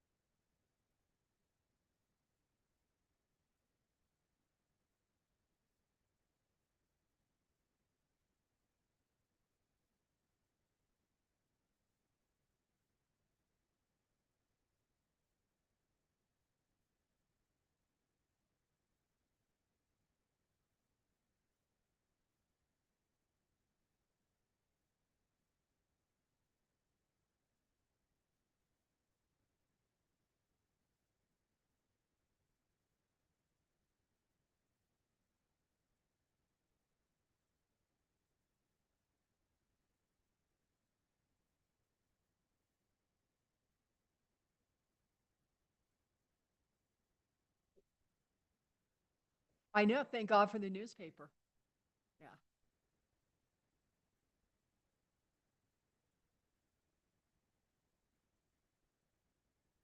You're on time, Madam Chair.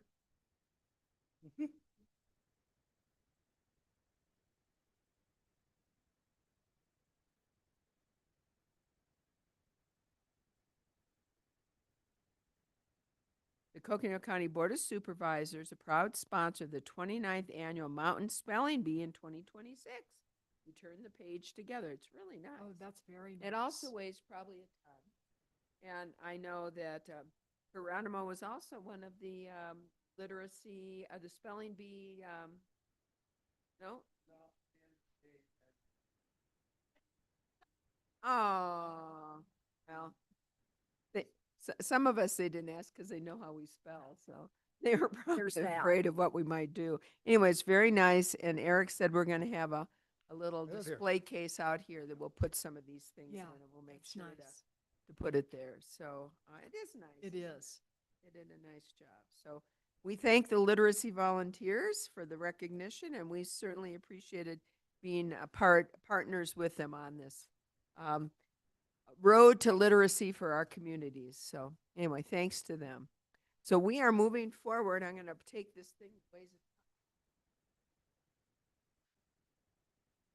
And we are moving forward. We have before us something that is very near and dear to all of our hearts, and that's our elections. And it's great to see our elections director with us, who's going to overview the upcoming election and election framework. And so we really, I'm trying to find where we are in this number here. 48. Thank you. It's a long agenda. So, yeah, item. And Essler, thank you for being with us here, and we look forward to the overview on this. Well, good afternoon, Madam Chair, members of the board. Thank you very much for having us here today to talk about the elections framework, which is basically a high-level review of the plans for both the upcoming primary and general elections in Coconino County. So we very much appreciate the time. I wanted to acknowledge some members of our elections department team that are also joining us here in person today, and also Whitney Yuschak, the Assistant Elections Director, will be co-presenting with me some of the elections plan. Election. You're going to introduce. Yes. Margaret Panado, Holly Roth, Lindell Custodio, Andreas LeGrove, who is an NAU fellow with the NAU program at the Masters in Public Administration, and Whitney Yuschak. And I know that online we have several folks that are watching as well. Very good. Thank you. Thanks for being with us this afternoon. So the election administration, this is just a high-level review of the roles and responsibilities of the elections department. We carry out the responsibilities that are statutory for the Board of Supervisors with candidate and measure filings, ballot creation, training, and outreach, as well as all the election day activities, including ballot tabulation and canvassing of the election results. The 2 days for the upcoming elections are July 21st, the primary election, and November 3rd, midterm election.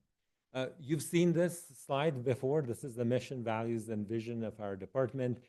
I made a pretty long-winded presentation last time that I was presenting during the budget, but we take our role and responsibility in administering elections very seriously and very dear to our hearts, and try our best to become a trusted partner and transparent provider of election services for all the political parties, the candidates, as well as for ultimately for our voters in our county.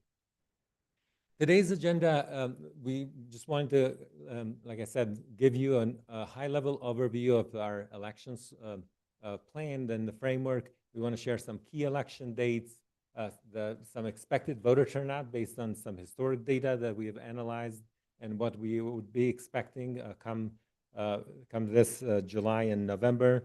And also we want to touch on some of the key measures and key performance metrics that we are going to be using for ballot design, tabulation, communication, polling places, and voting locations that are coming in front of you as well. And then we want to wrap up with our contingency planning. These are plans that are required by the elections procedure manual that we implement if there are any issues during the election day or at any point in time during the election cycle. So the planning process for the 2026 election started way back in 2024 and after the 2024 election and throughout 2025. We took the lessons learned from both those elections last year. We had a county-wide polling place election for the community college. So we took all the lessons learned and the feedback from the 2024 cycle and the general election, the special election in November of 25 to inform the plan that it's in front of you today. We're at one of the big things that we do is we kind of try to create a very dynamic picture with what is going on at both at the local and state, but also nationally when it comes to elections in order to inform some of these plans. Those are key data components that help us prepare and anticipate both the voter turnout as well as what potential issues could be we could be facing as part of the administering of the election. We also had a pretty engaging engagement process with our different stakeholders. We took a lot of the feedback from our polling places and the owners of those polling locations that we've used in both 24 and 25. We also went in pretty long and in-depth and in quite detail with our lead election workers at polling locations, our inspectors, our election day technicians, to gain some more feedback about the processes, the training, as well as feedback about how things are being implemented at the polling places on election day. We've gone through a pretty consistent consultation process with both the political parties well, I should say with all three political parties that are recognized at the county level, the Democratic, Republican, and the Green Party. And we've actually been able to meet with some of the state representatives at the state party level to share some of our preparations in anticipation of the primary election. And we do that for a couple of different reasons, but primarily we want to make sure that the political parties as partners in the process have a good understanding of the rules and regulations as well as the distribution and plans on election day, so they have visibility and can ask us questions before the, for lack of a better term, before the game starts and it's election day. So all of this information, including the different legislative and judicial changes that have taken place since 2024, are being included and incorporated in the election framework. So the election framework is this document. It's a 95-page document. It's got a lot of the details that I'm going to be touching on. And we would like to bring that back with feedback from today's work session. We'd like to bring that plan back for approval from the board at the last meeting in June. And the reason for that is that we wanted to make sure that we can incorporate the board's feedback and ideas into the final plan. An environmental scan, I think, is question on this, and anxious to take a look at it, but is this something that every county does and then submits to Secretary of State's office? So no, this document is not a statutory required document. However, there are a couple of counties in the state, Maricopa and Pima County, that do have an elections framework. I think we are also one of the counties that has had an elections framework in the past. This is the culmination of the different statutory requirement as well as the implementation in each of the counties. So it's specific to the county. It's not a mandatory required document, but it is a good way to bring together all the different plans into one document. It's something that we share with the with different stakeholders like voter interest groups and the political parties, and they find it valuable, and we've found it valuable for us as well. And does it get filed with Secretary of State's office or anything like it? Just it's totally an internal document? It is an internal document of how we manage our elections, and it is, even though it is an internal document, we make it available, and our county attorney office reviews it. And again, it's part of our desire to be transparent and to be forthcoming about like the nuances of administering elections in the second largest county in the nation. So I think it's great. And then if there are ever any questions or whatever about what you've done or what we've done, or community members have questions, you got it. So, and everybody's trained towards it. Everybody follows it. Everybody, it's really, another example of what we do is over and above to ensure the integrity of the election process. So I want to thank you for that. So I'm anxious to see it. great, thank you. So we wanted to start with an environmental scan of what is going on across the country regarding election. And I think the picture at the federal level like remains kind of gray in terms of like the inconsistency of the communication and support that structures around election administration, primarily around CISA.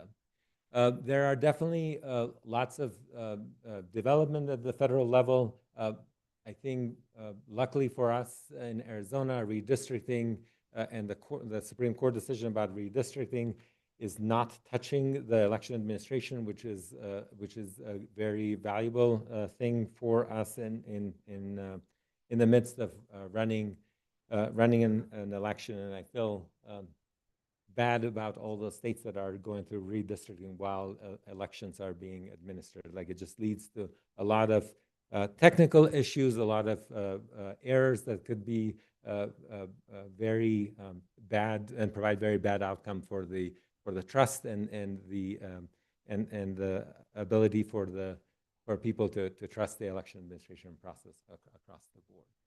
One thing that it's, again, with the inconsistency at the federal level, like with communication, is regarding a U.S. Postal Service implementation rule for the vote by mail process. The U.S. Postal Service is issuing, they said last Friday, they said that they're issuing some guidance of implementing the executive order that the president issued in March about vote by mail ordering, which again creates a lot of inconsistencies in communication and a little bit of a gray area in terms of preparation for the upcoming election. I think at the state level, we have a very high number of state proposals that will be likely be going on to the ballot, and that is very impactful for us in terms of both resources available, but also like messaging to the voters, because it could lead to a two-page ballot. And you recall, as the board, that we had a two-page ballot in just one community in 4 precincts in the Page area in the last election in 2024, and that again creates a lot more dynamics in terms of resources, but also a lot more dynamics in terms of like training and ability to carry our mission forward. At the state level, the state is also not is changing the election night result reporting. I've talked about this during our budget presentation. The good news there is that they're using the same vendor now that we implemented and tried out during our special election for the city of Flagstaff. So I think that whole system and question has been resolved, and I think the two processes, the local election results and statewide, will integrate very nicely together, which is a positive. I think at the local level, we've had some challenges with the polling locations availability. Initially, the election was a little bit later in the year than the primary election was a little bit later in August, and it got moved up by two weeks. So it created a lot of conflicts with schedules, but I'm very happy to report and proud to report out to the board that we have such great partners across the county, and they were able to like manage and reschedule a lot of those conflicts, and want to thank both Lindell and Ray Daw for their flexibility in creating such great partnership. And it goes from the Museum of Northern Arizona to NAU to the Aquaplex that really came through with us, for us, and for the voters of the county at the end of the day. At the local level, also our great partnership with the Recorder's Office is very important, and we are working very well together. I think we remain committing to collaborating with our Native communities to ensure that their participation is not hindered from lack of communication or resources. I think I wanted to share some of the key dates. I know earlier you got a chance to talk with our county recorder about the primary election dates and maybe the general election date and the important dates that are coming up. But overseas voting for voters overseas starts this Saturday. So June 6th is the day that voters will be getting ballots out and be able to return those ballots to the county. The voter registration deadline is June 22nd. The early voting starts on June 24th, and election day, like I said, is on July 21st. And we do have to canvass the election results with the board by July 31st. And I know we'll be in this room that day to canvass at 11 a.m. The election results. I want to talk a little bit about what we are expecting as voter turnout for the upcoming primary election. So what you have here is only the primary elections that kind of are specific, they're more open and geared towards they're open to all the voters, but they're more highly attended by voters registered with a political party. So voter turnout around a primary election kind of hovers around the 30 to the 35, 36% of the total voter registration.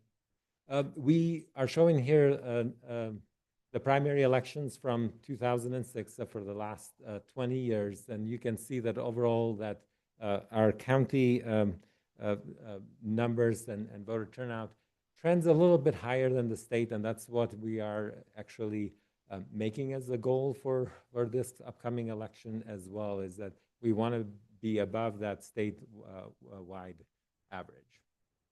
The number of registered voters, currently from the April statistics, it was around 86,000 registered ballots or registered voters.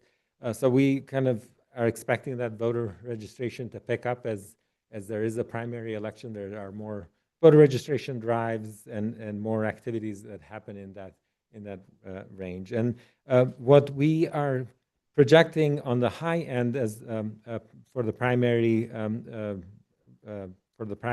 turnout would be around 37.5% of our registered voters.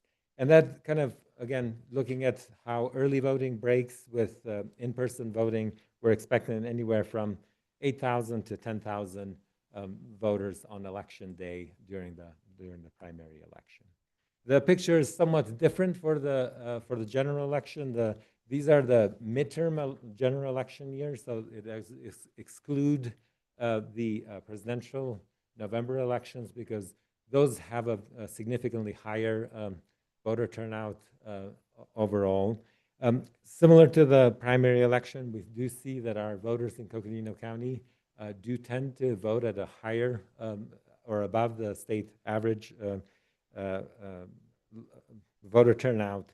And we are similar to what I was saying earlier. We're expecting anywhere from 14,000 to 19,000 voters on election day visit all 38 different polling locations that we'll have throughout the county. So any questions on any of that information? All right. Well, I'll now turn it over to Whitney Juszczyk, and I'll come back in a little bit. Hello. Hi, Chair and members of the board. I'm Whitney Juszczyk. I'm your Assistant Director of Elections. So this section of it goes chapter by chapter of the actual framework. So this is kind of the high level of what that large document actually is. One additional piece about our framework is that we do place it online, so it's publicly available. You don't have to put in a public records request. If you have questions about how we conduct elections in Coconino County, you have absolutely the capacity to go and research it yourself, and we highly encourage it. And if there's questions, we highly encourage that people reach out to the elections department to answer them. So coordinating entities, we are a small team. There's 8 full-time staff that conduct the elections department of Coconino County, and we can't do it alone. So this chapter really shines a light on the great partnerships that we have through the Arizona Secretary of State, the county recorder, and then our local jurisdictions at the cities and towns. And recently, June 6th, we'll start our special district filing with our office. So we do support the special districts by filing their candidacy for the general election. The next chapter covers ballot design. So our department is responsible for designing the ballot that our voters vote on. Holly Roth, who's here behind me in yellow, she is, I cannot speak highly enough for how much she does for not just our county, but the state of Arizona when it comes to the designs of ballots. She takes it incredibly seriously. She runs a stakeholder group for the ES&S vendor counties across Arizona, and her research and advocacy for our voters is bar none gold star. So we get our certified content from the state and our cities and towns that we then place on the ballot. We have support from the recorder's office for our Navajo and Hopi. So all of that gets translated, and I cannot speak highly enough of our Navajo and Hopi translators. They take a non-modern language and they make it fit with these very complex terms. Cannot speak highly enough for the jobs that they do. It's phenomenal. And then we take all of that and we get tested by the Secretary of States and our political parties through the logic and accuracy test. For the primary election, that will be June 15th at 8 a.m. We are the first ones in the state, so number one, obviously. State agreed. And then once we get certified, we can then at that point begin the process for sending out the early ballots, which will be the following Wednesday. And then we can start tabulating shortly after that once the recorder's office has started processing some of those ballots, which goes into the ballot processing, which I just talked about. So ballot tabulation is the start of the process, but some of those ballots run through our tabulators and then cannot be read, but we still want those ballots to count, of course. So that's where duplication comes into play. We duplicate them on ballots that our tabulators are then capable of reading. And then some of these ballots get selected. We have no idea. We're blind to what the selection of these are for hand count, which Margaret behind me is responsible for. She oversees our hand count. These are people that our political parties tell us will be counting the ballots to a statistically significant number, which is 1% of our early ballots and 2 of our polling places. So that is a way of humans to check our system. It's very legal, very specific, and Margaret does a phenomenal job of keeping them returning to us because it is very monotonous, very, very difficult job, and they stick with us. As Esther mentioned, we have a brand new election night reporting, which ENR stands for, system. We are using enhanced voting. We used enhanced voting for the first time in 2025 with the enhanced ballot through the UOCAVA process. It was hugely successful when we did an in-depth discussion and discovery process for election night results reporting. They were both the lowest price and the best partners that we decided to go with. So we have practiced this with our May 2025 election. It was hugely successful. We heard positive things from the City of Flagstaff, who were the first people who got to use it. And in general, I think that you yourselves and our voters will not see a huge difference from the system we used in the past to the system we use today. And then I'm going to turn it back over to Esther, who will be talking about the communications. Thank you. As promised, I'm back. I wanted to talk a little bit about communication because I think this is one of the most robust chapters in the framework, and it's also geared towards some very core priorities that we've understood and want to take on as we are administering elections. So those core priorities are increasing the participation of voters in the upcoming election, making it easy for them to find information. Of course, we're keeping all the information about that is nonpartisan, meaning that it's not about overloading one area or creating any misconceptions about the information that is being shared, and that that information is also transparent, and that will hopefully that this whole communications plan that we have developed would help us combat any misinformation that can become rampant, especially when you have the implication of new technologies that can have a negative impact on overall voter participation. So the core approaches for our outreach is to do more face-to-face outreach events throughout the county, and we've done and covered several areas of the county, and we're hoping to hit all the communities from Flagstaff, but also Munts Park and Belmont and Parks area, Williams, Tucson. Like, we are actively participating, and every time that there is a event like the neighborhood watch meetings that the sheriff's office puts together, we are attending those, and the supervisors are holding those community meetings. We're attending those with the goal of creating that face-to-face relationship with people in those communities. That way, any misinformation or any issues that might come up, we might be able to address them positively right away rather than after the fact. We're also trying to build a positive relationship with the different media outlets and radio stations and newspapers that are in our environment here in Coconino County, to ensure that if we have those relationships again established prior to issues arises, we're more ready to communicate our needs as well. The communication plan is broken up in different phases. These different phases are supporting different activities that happen. This is very much integrated with some of the activities and the work that our recorder's office is doing in order to dovetail very nicely from one to the other. One of the things that we do is create a primary election logo. This goes out with the sample ballot, so this is a statutory requirement, and it's that we provide for all the voters that are not registered and don't receive a vote, like potential election day voters is the better way of saying it.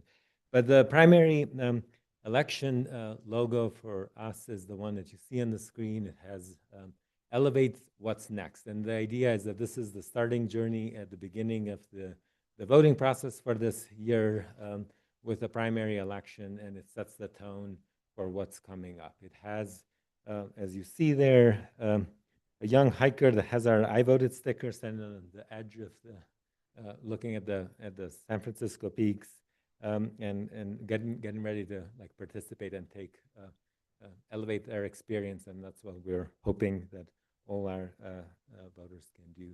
And we've included our colors, our county colors in the design of this to make sure that the election is tied to the land and the people and the time that we are. No more pencil anymore, huh?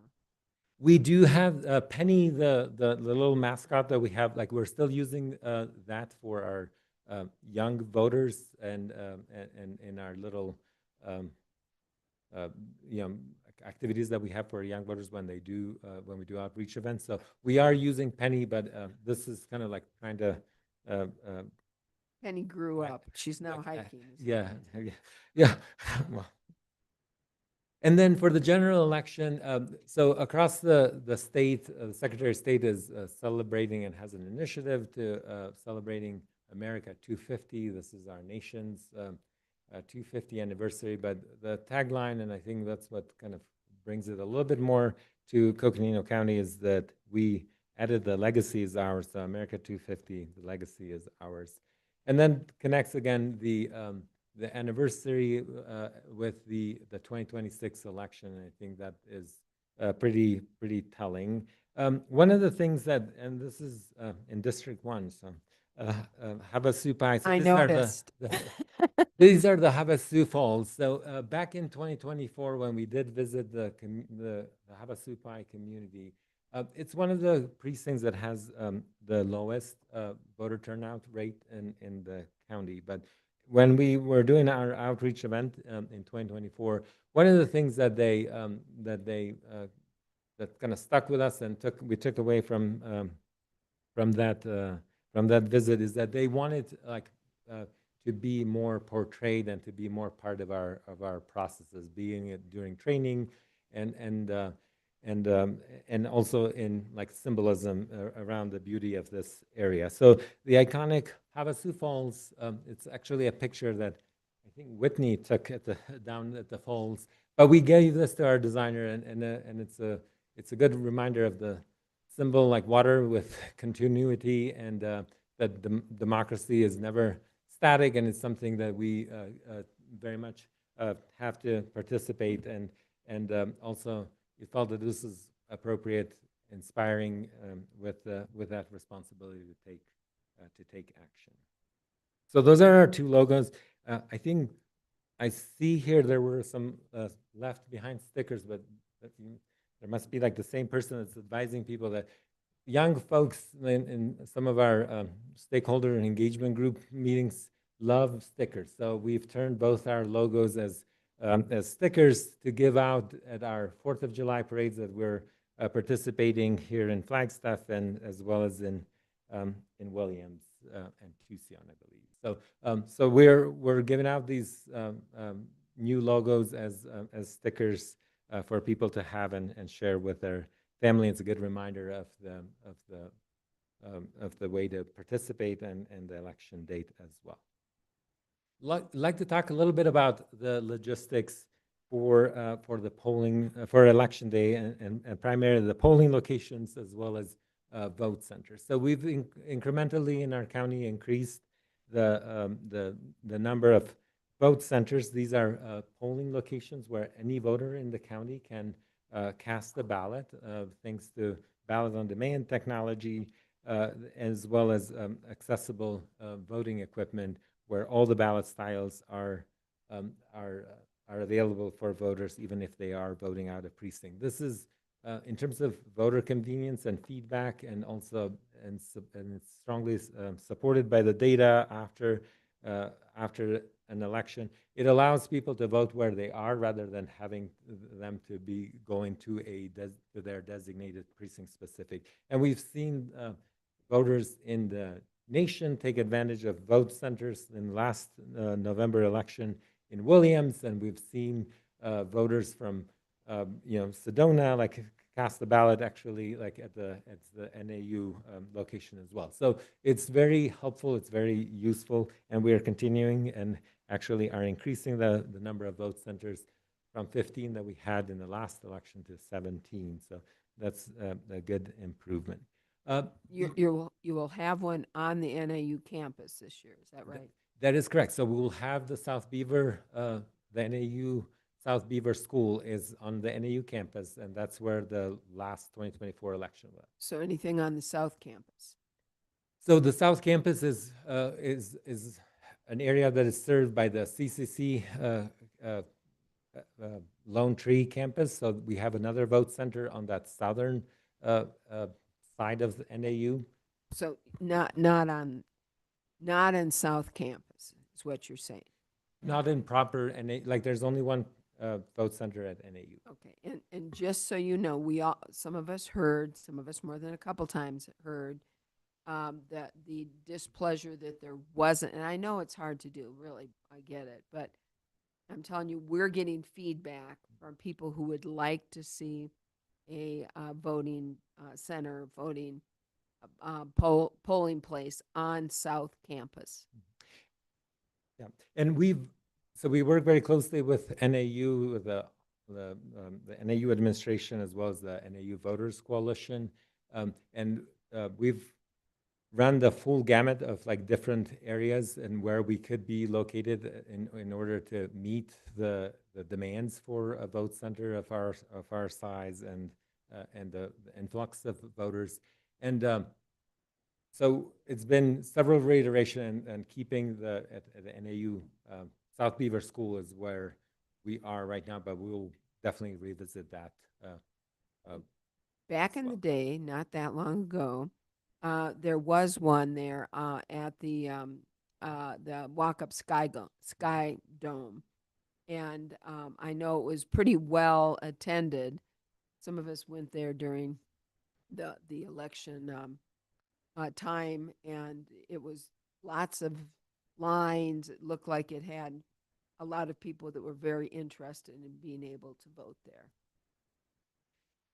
Yeah, so that is very true. So that when we were like had only 2 vote centers in Flagstaff, the Sky Dome was one of the vote centers.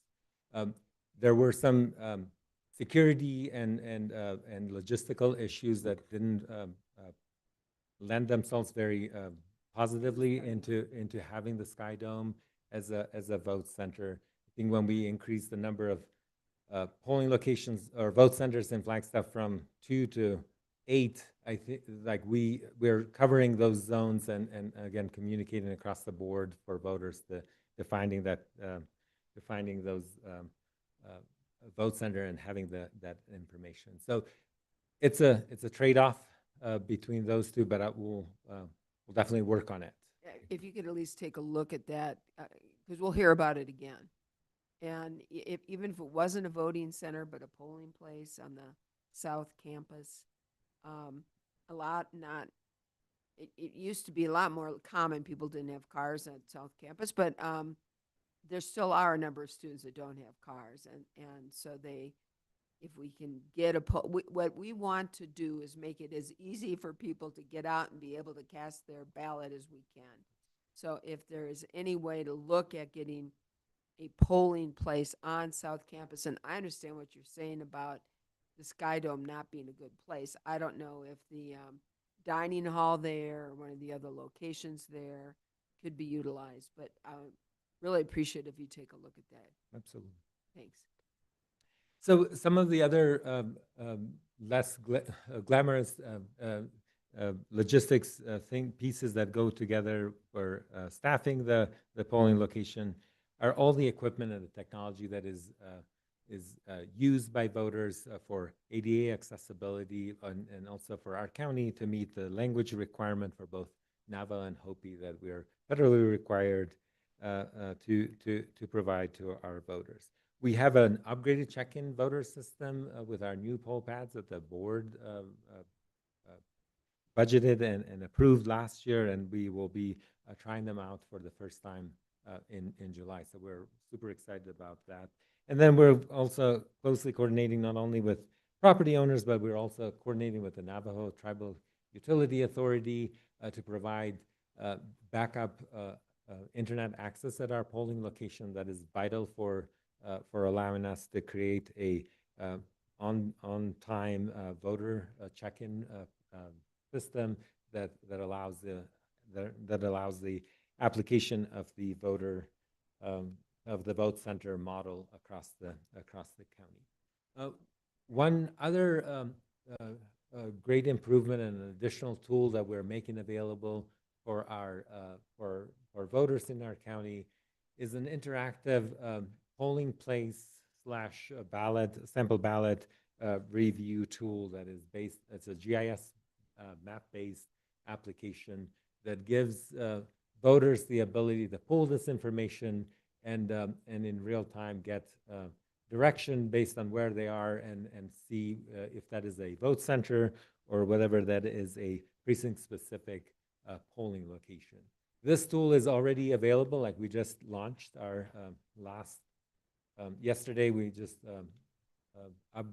launched the primary election website that has all this information, and we're hoping that this would be a significant improvement and an interactive tool that voters will be able to use, and then in the back end will be able to track the data and to see what improvements and how end users are utilizing that information.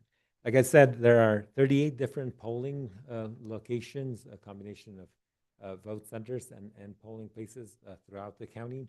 I feel like we cover a lot of geography, no matter how many voters we have, and we do that with pride and with a huge dedication to their accessibility and the ability for voters to get that information. So very, I think this is going to be a great tool. We are also have put in for a grant with the Secretary of State to see if we can turn this into a more interactive tool with that would require some additional cost associated with this GIS map that, again, will make finding the polling places like the easiest thing that has been in our county for a long time, and it's technology that that will be very, very useful for our voters. So just a question. First and foremost, you're right. You've got, I mean, only San Bernardino may have more difficulties, but we probably have a lot more rural areas than San Bernardino. So, you know, you do an incredible job of being able to do this, and you and your staff should be very proud, because I'm very proud of what we've been able to do for our elections. And you know, I'm assuming that most of the election polling places are repeat polling places, or they're new, because that also makes it easier when you get to go the same place over and over again. yes, thank you very much for that question, Madam Chair. Most of the locations are repeat locations that we've used in previous elections. There are some polling locations that, again, either there's a construction project going on or the place has outgrown some of our needs that we are upgrading and moving to a new site. And we have specific tools and specific messages going to those voters through different means, like direct mail and advertising and all of those activities, including like technology just like this that allows people to pull up like on their phone, like the closest polling location and get directions. So it's a multi-pronged approach. So with that, I'll turn it over to Whitney, and I'll come back one more time. So. Okay, so election board worker recruitment. Thank you for having me back. So our workforce, as I mentioned earlier, is 8 full-time staff that conducts the elections for Coconino County. And then we also have, one of them is with us, it's just Andreas. In addition to Andreas, 2 more. So we have 3 NAU interns that are working with us. And we have managed to have a great partnership with the Arizona Secretary of State's office and Clean Elections. So I think for these 3 interns, they really get the experience of what elections in Arizona looks like. It's a very unique experience. Very excited to be a part of it. And we appreciate them being a part of it, so thank you. Yes, and they're phenomenal. Andreas even asked Holly how he could build a ballot, so they're excited. That's what we want. Thank you. I hope they'll get it. And then for our special boards, these are our citizen boards who help process our ballots for us. So they are the ones that actually handle the ballots and get them into our tabulators. They process them through duplication. So we have roughly 50 people who support us in that with different schedules that they work with us. And then for our election board workers, these are the people who support our voters at the polls on election day, July 21st and November 3rd.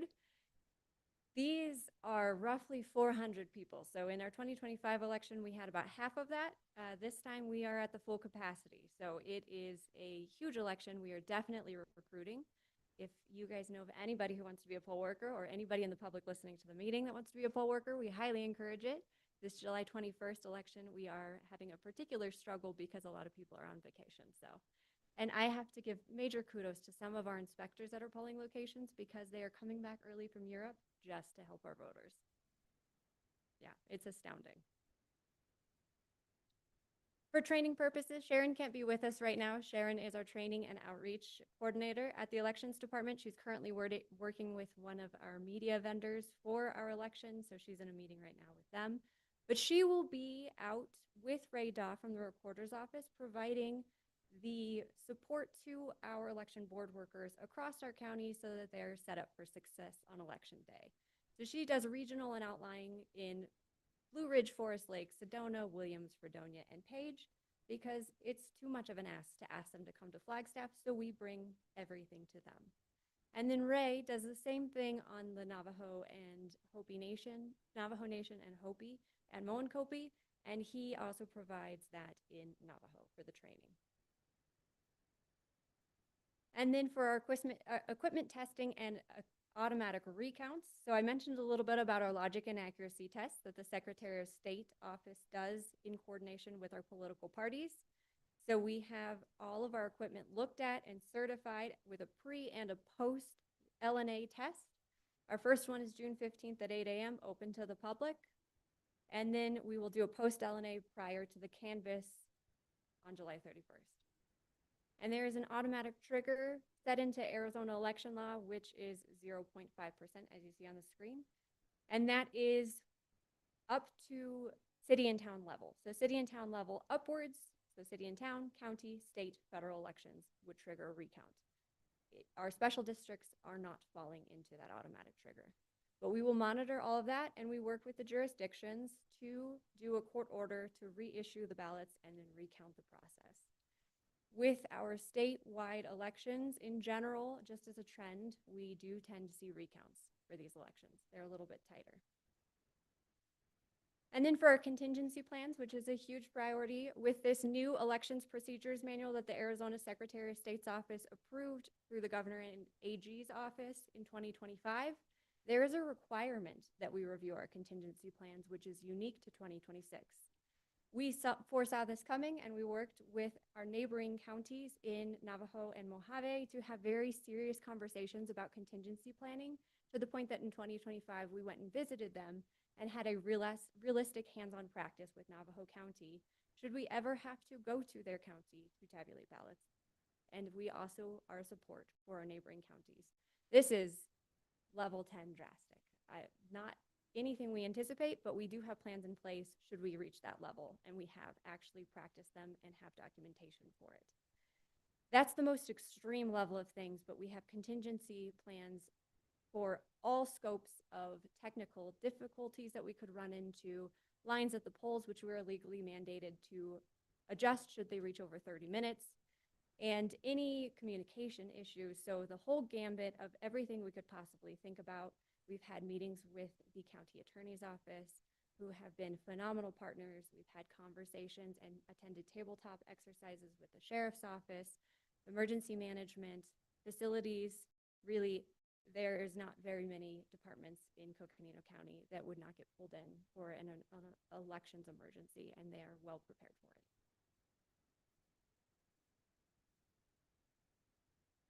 it. Gay has a question. Thank you for the presentation. Under the training, how does Navajo Mountain and Bird Springs, I know their work as far as, I know that part of Bird Springs is on Coconino and the other parts Navajo County, and then there's also Utah. Navajo Mountain is Utah and Arizona. How are their, that's the first question. How do they tabulate those, or where does their votes go? I know they vote. And then the other thing is, not sure if that Moenkopi is spelled right. Doesn't look right. You might double check. Thank you. Madam Chair, Supervisor Begay, yes, Navajo Mountain is kind of crosses that chapter crosses both Utah and the state line, Utah and Arizona. The polling location that we have is in the Arizona side, in our part of the precinct, and those voters that are registered in that precinct in the Arizona side, like, are the ones that vote in that from that location.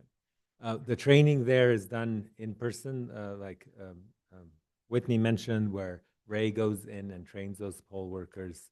Sometimes they do a combined one with Inscription House, because that is a closer community and has the chapter facility is a little bit bigger and can allow voters. Bird Springs, the Bird Springs chapter is in Navajo County. There's part of the Bird Spring chapter that is that kind of envelopes and is in Coconino County. But those voters in Coconino County are part of the, like they vote in the Loop or Tolani Lake area, depending on where their homestead is. But the Bird Springs chapter is part of Navajo County's chapter process. So similar to our other communities, that the man-made lines and borders don't necessarily track what the communities are and how the communities relate. And you did spell Moenkopi wrong. It's just the E and the O need to change places. Okay. I'll make a note of that. Thank you.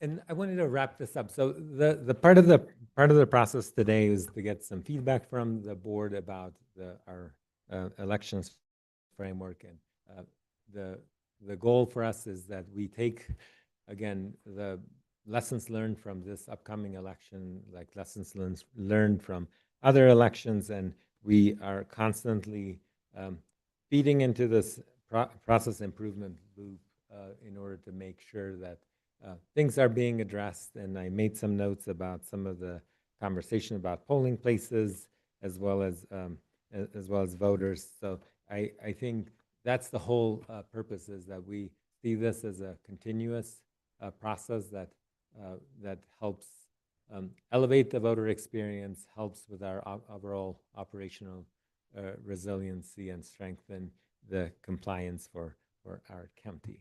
With that, our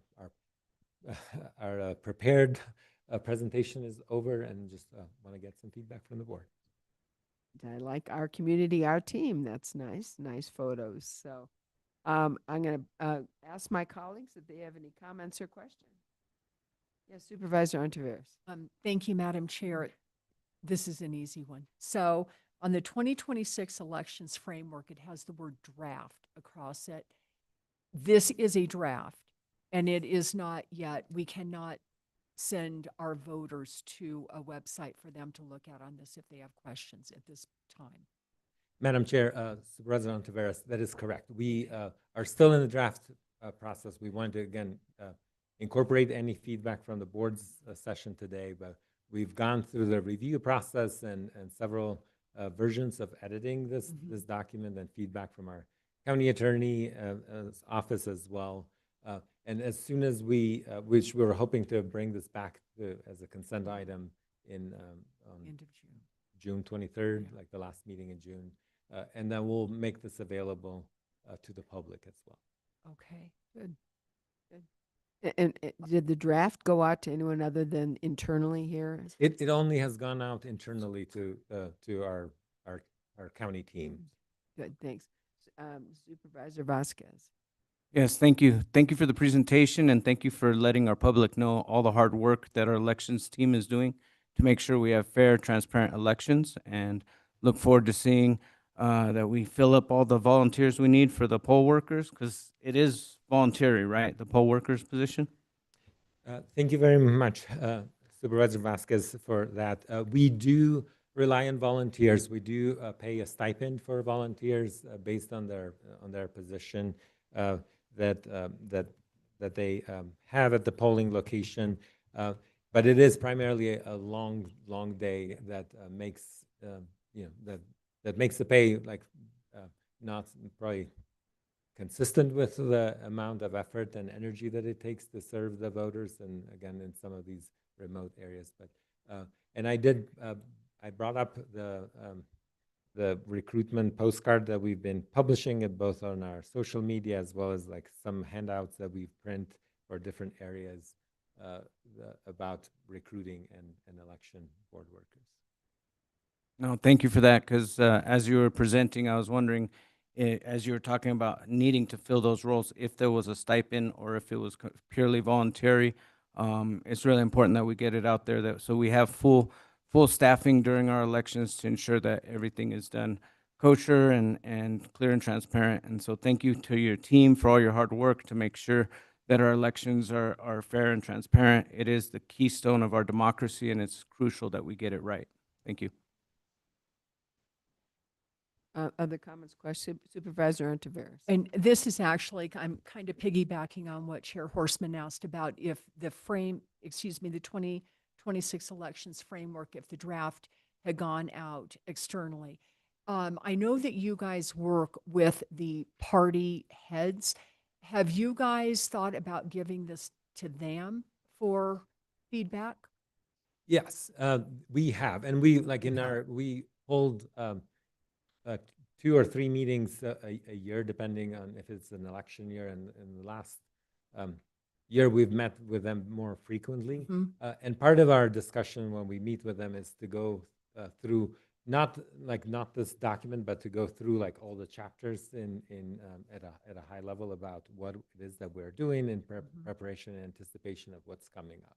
So they are fully aware of the framework, and they are fully aware of the topics that it covers.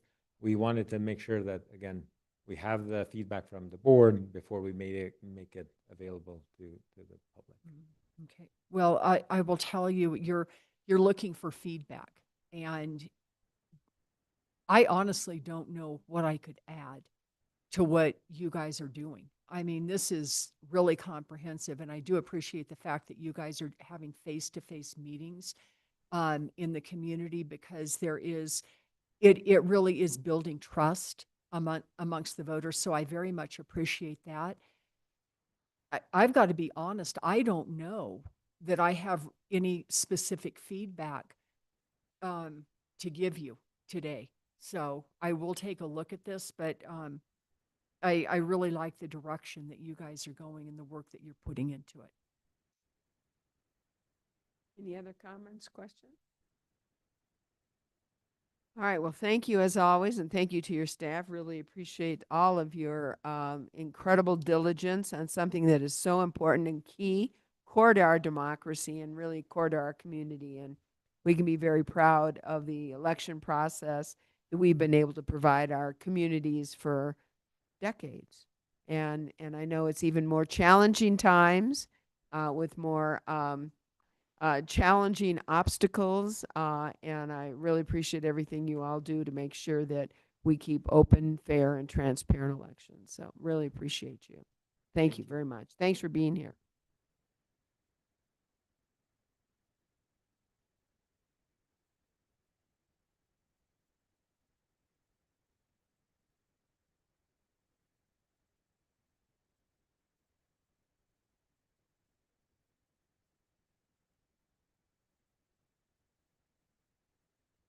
We got to celebrate a new open space and outdoor opportunity for our community. It looks like we're going to talk about another one.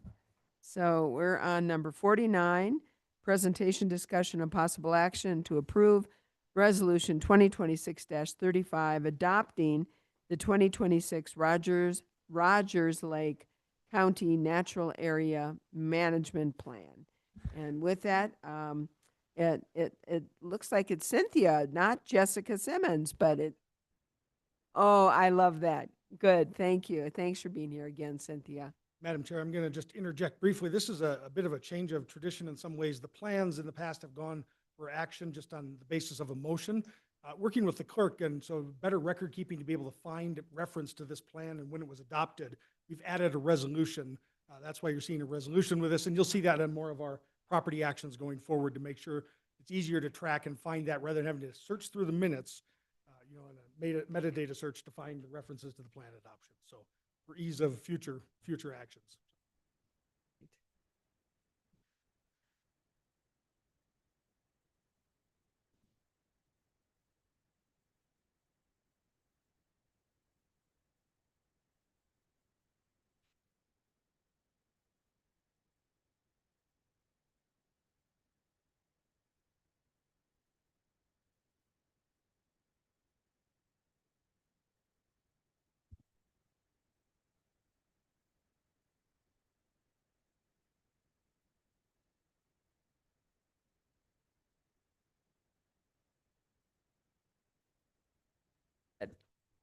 Thank you, Eric.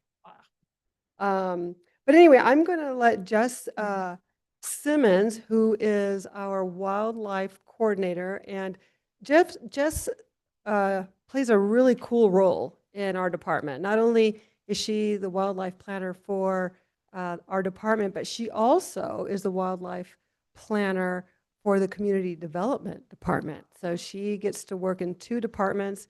And she's also super cool because she's in a band. But anyway, we'll save that for another time. With that, I'm going to introduce Jess Simmons. I'm Jessica Simmons. I am your wildlife planner for the county, and I'm going to tell you about the Rogers Management Plan update. So we went through a whole process to get this plan written. We've been working on it for a couple years, and it pretty much, you could think of it as going through 3 phases. One was the internal phase, so we would have meetings over at Todd Hill with a small group of folks over there, and I wrote a draft, and we would discuss that draft, and I would ask all the people over there who know everything, all these questions. And so we came up and we kept having more meetings and revamping the draft until we were, the group of us, happy with an internal draft. So that was the first section. That draft then went out for a partners and stakeholders comment period. So that was groups and individuals who have some kind of relationship with Rogers Lake. So biking groups and NAU and the Forest Service. I mean, there were maybe 40 or 50 of these partners. So that went through a partners review period. So we received comments through them, and we made a new revision, a new draft, and then that draft went out toward the public. And that comment period was publicized through all of our normal media channels. So our Facebook page and county newsletters, our website, just all those normal channels. And so then we received comments from the public. And now we have a final draft, and that draft has gone in front of, a couple weeks ago, we presented that to the Parks and Rec Commission, and they recommended, they decided to have a recommendation that the Board of Supervisors approve the plan. So just to give an overview of what this plan contains, this is kind of a list of the sections that the plan has. So there's the land acquisition history. Why do we have this land? There's the adjacent lands and landowners. The planning context. So as you all understand, there are big plans like the comprehensive plan, and then there are smaller and smaller plans. So this Rogers Lake plan, of course, is subordinate to the county comprehensive plan, but then it also has plans that are underneath it. For example, the community forest plan and the frontier master plan, which I will get into slightly bit more in a minute. Then it talks about the natural resources there, just describing the water, vegetation, wildlife, and visual. That would include the views and the dark sky characteristics out there. Just what we have out there, what makes it special. Have all of you been out there? Has everyone been there? Oh, fantastic. Then we have a section on the cultural resources. So there's some prehistoric resources out there, and then the cultural resources from the logging and ranching days, and then talking about how grazing is important to continue the grazing with local ranchers out there. And then there's a section on rangeland and wildlife management. So that talks a bit about how we work with ranchers to have grazing out there. It talks about how we monitor the grazing. So efforts that we've had to measure the vegetation to make sure we're not overgrazing, that kind of thing. And we've partnered with the ranchers and with Game and Fish on that. And it also describes how there used to be, it just got taken out last year, an exclosure right out in the middle of the lake bed so cows couldn't get in, so we could compare vegetation within and without that. Then there's a section on recreation. So really a management plan kind of boils down to what do you want to go on out there and what do you not want to go on out there. So this describes recreation that is encouraged and the types of recreation we don't want out there. So this would be considered a low impact recreation area. It's not high impact where you have, say, basketball courts. We have, it's mostly kept in a natural condition. So Rogers Lake is an area for low impact recreation. So hiking, wildlife watching, that kind of thing. It also talks about hunting is allowed out in the recreation section. And then there's a small section on operations. So how transportation works, who maintains the road, that kind of thing. So I have been working for the county since 2019, and the last plan was from 2014. And I was amazed at researching this plan, how many things have changed out there since the last plan came. So I really, just because I thought it was so interesting, made this list, and I'm not going to dwell on it too long. But the natural area has gotten bigger. We've added 80 acres that used to belong to the Miller family and is now a community forest. And the Frontieri property is now going to be officially part of the natural area that's open to the public. Up on top, if you've hiked up to the top of Woody Ridge, there's the ramada a picnic ramada that was built out of recycled timber from trees that were taken down. And there is an enclosure built around an aspen stand out there to keep the deer and elk out. And the aspen in there are just doing so great. And there's also been a drinker installed in there for birds and little animals to come get water. And it actually is using water that lands on the roof of the picnic enclosure and then runs out to this little drinker. They moved the gate to the Frontieri property. There's been a viewing platform added, the one right past the entrance sign. Hiking trails have been built. The Rogers Trail's been built, which connects Tut Hill and Rogers Lake, I believe. And then parking areas associated with those, bike racks.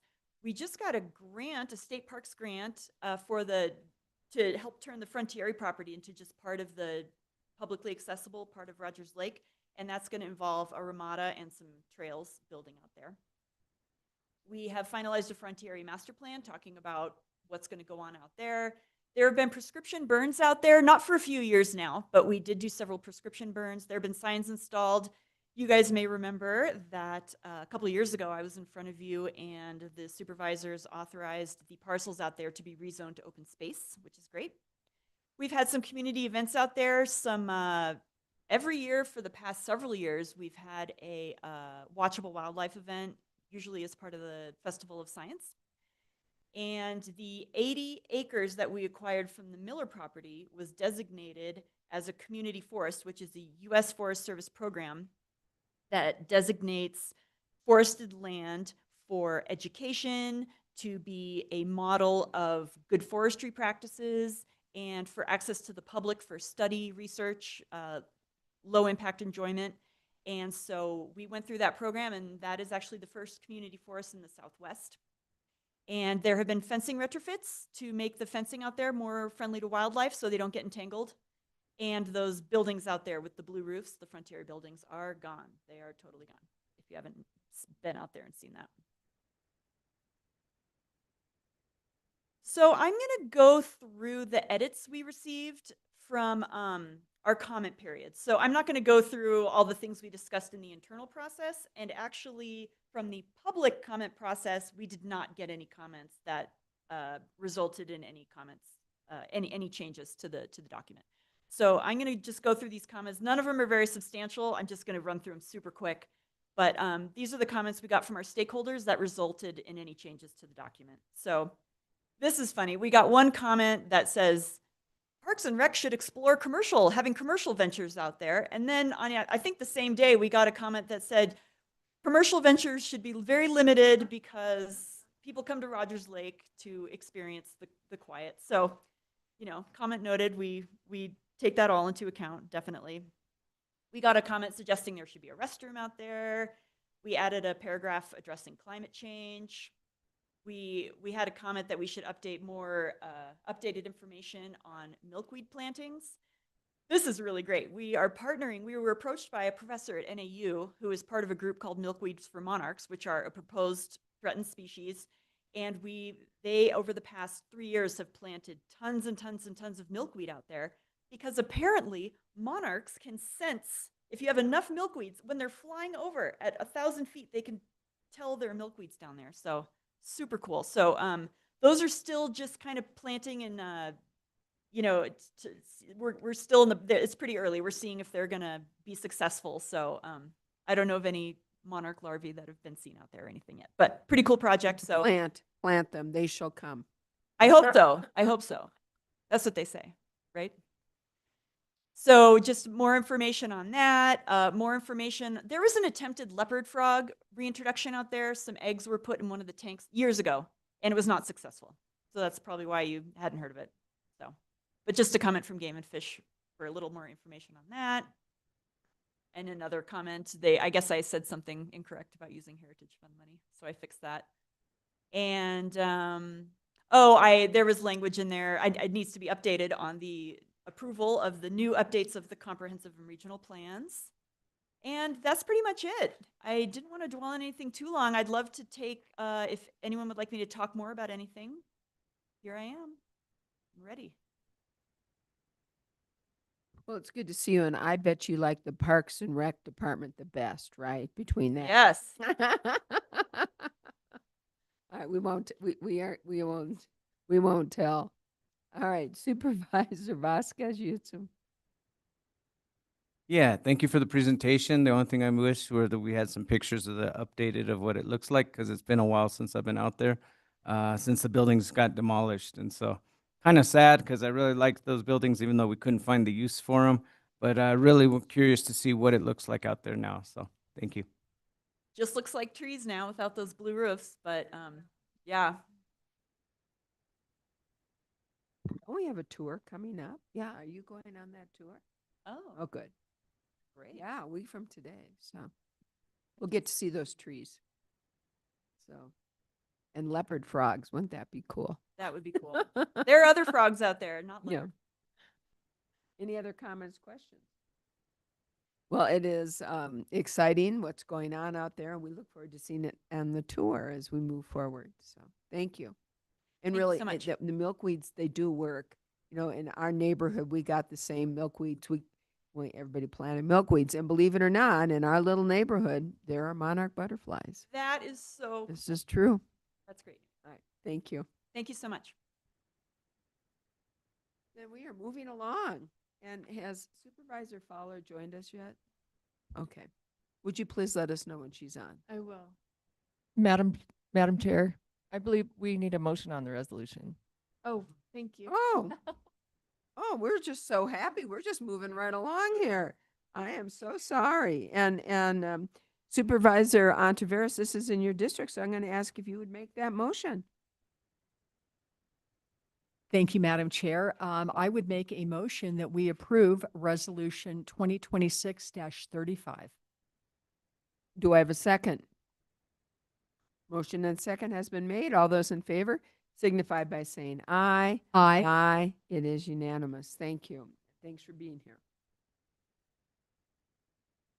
No? So we are moving along. Do you want to take a 5-minute break? You all okay? We're okay. We're moving along.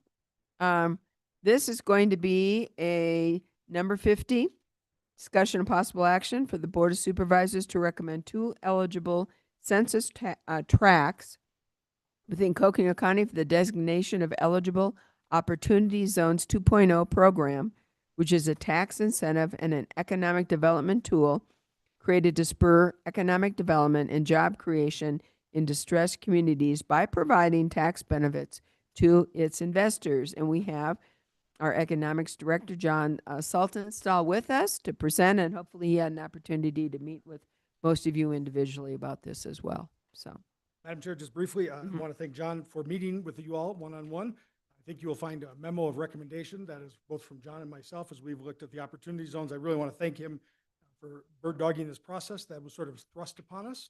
But we are here to bring you that recommendation, but also to hear from you. We don't intend a presentation. John's just going to review the notes of what we need to act on and such. And then if we need the map, I'll pull it up for all of you to be able to see. I think that's great because we have had an opportunity to meet with John, and we appreciate that, John, and thanks for taking the time to do that. So, and I think it's important to let the public know that Opportunity Zone 2.0 is a program that really was presented to us. We did not develop that. It is not our program. It's a federal program. So a lot of the parameters, a lot of the potential tracks that were under consideration really it did not come from any kind of recommendations or input from the board. But with that, we've got it before us, and we want to make sure we create opportunities for our community. So, yes. Thanks, John. Well, thanks so much for that introduction. I'm John Saltonstall, Economic Development Director with the county. The Opportunity Zones 2.0, this is our chance to make a recommendation on 2 of the eligible tracts in our community. And in the particular memo, I did include little table where I was able to go over the tracks that have been recommended. And I'm going to pause there because what I did is I reached out to the city of Sedona and the city of Flagstaff for information from them about these tracts of land.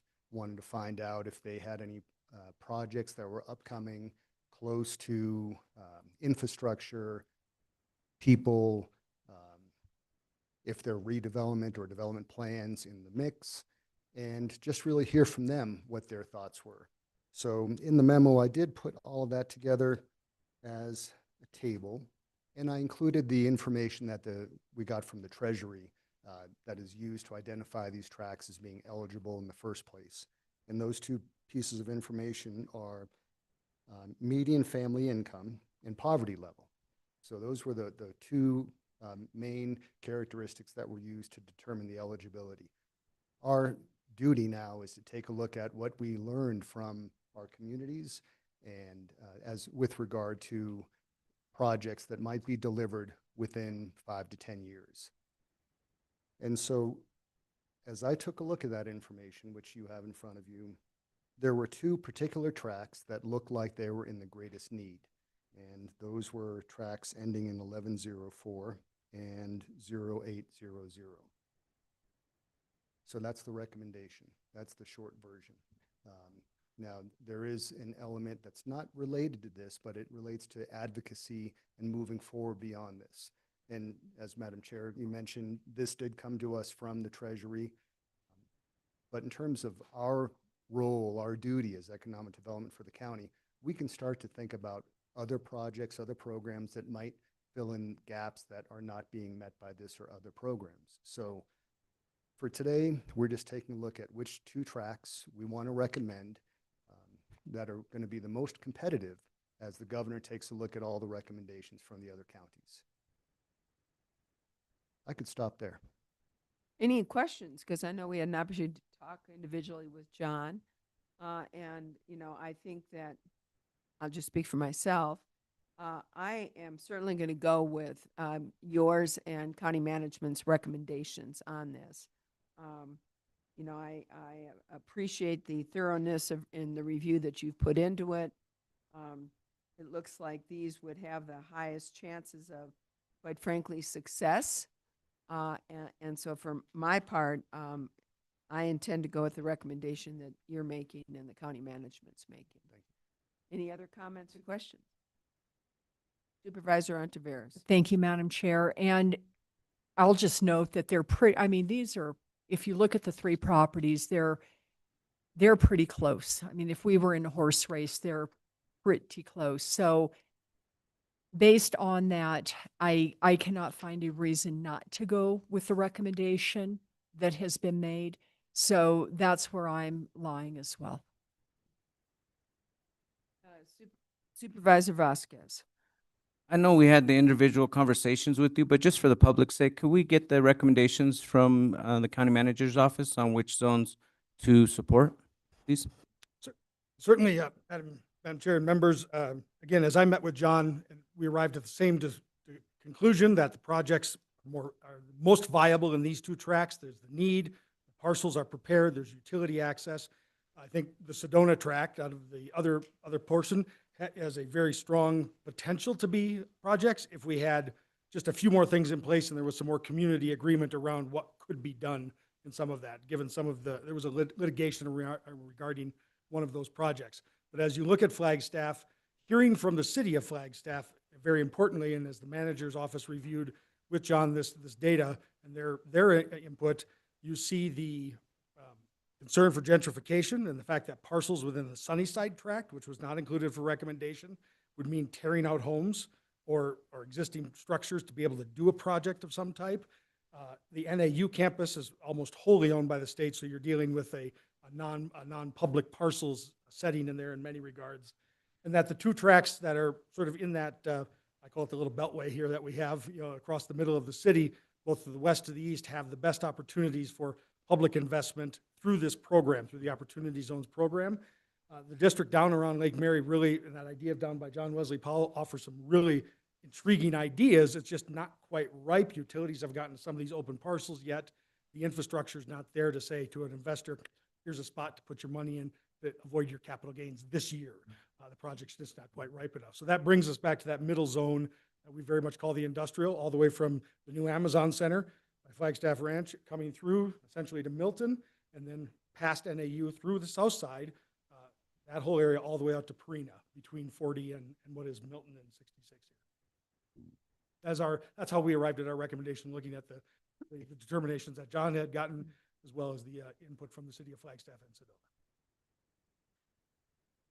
Thank you. And I just wanted to add that one of the things that, for me, besides the fact that it's partially in District 2, but one of those lots was really appealing is because there were 13 parcels, I believe parcels or lots, that were eligible for development, and one of those was for housing. And so could you expand a little bit on that, please? Because I think that's really important when we're making these decisions. Thank you. You're referring to the land Yes.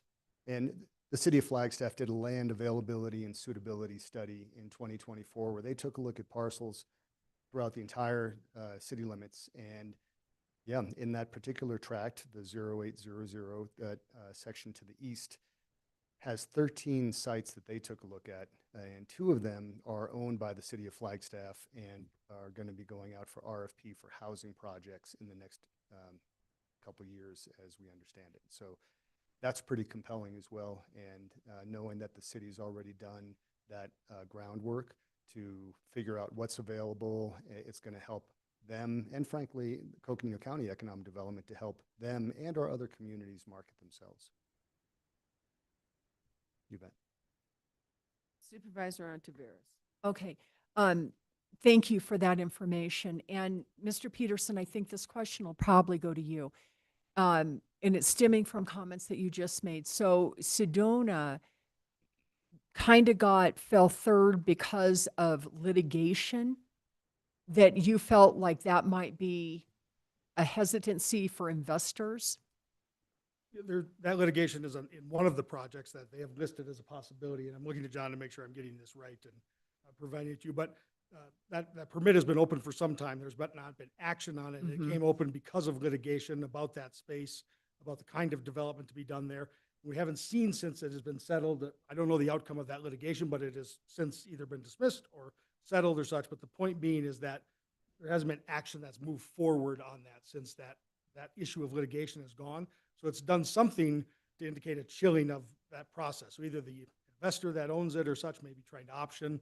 We don't know, but there's not action moving on that since the litigation got through. So it appeared to us to be a chilling effect on that project.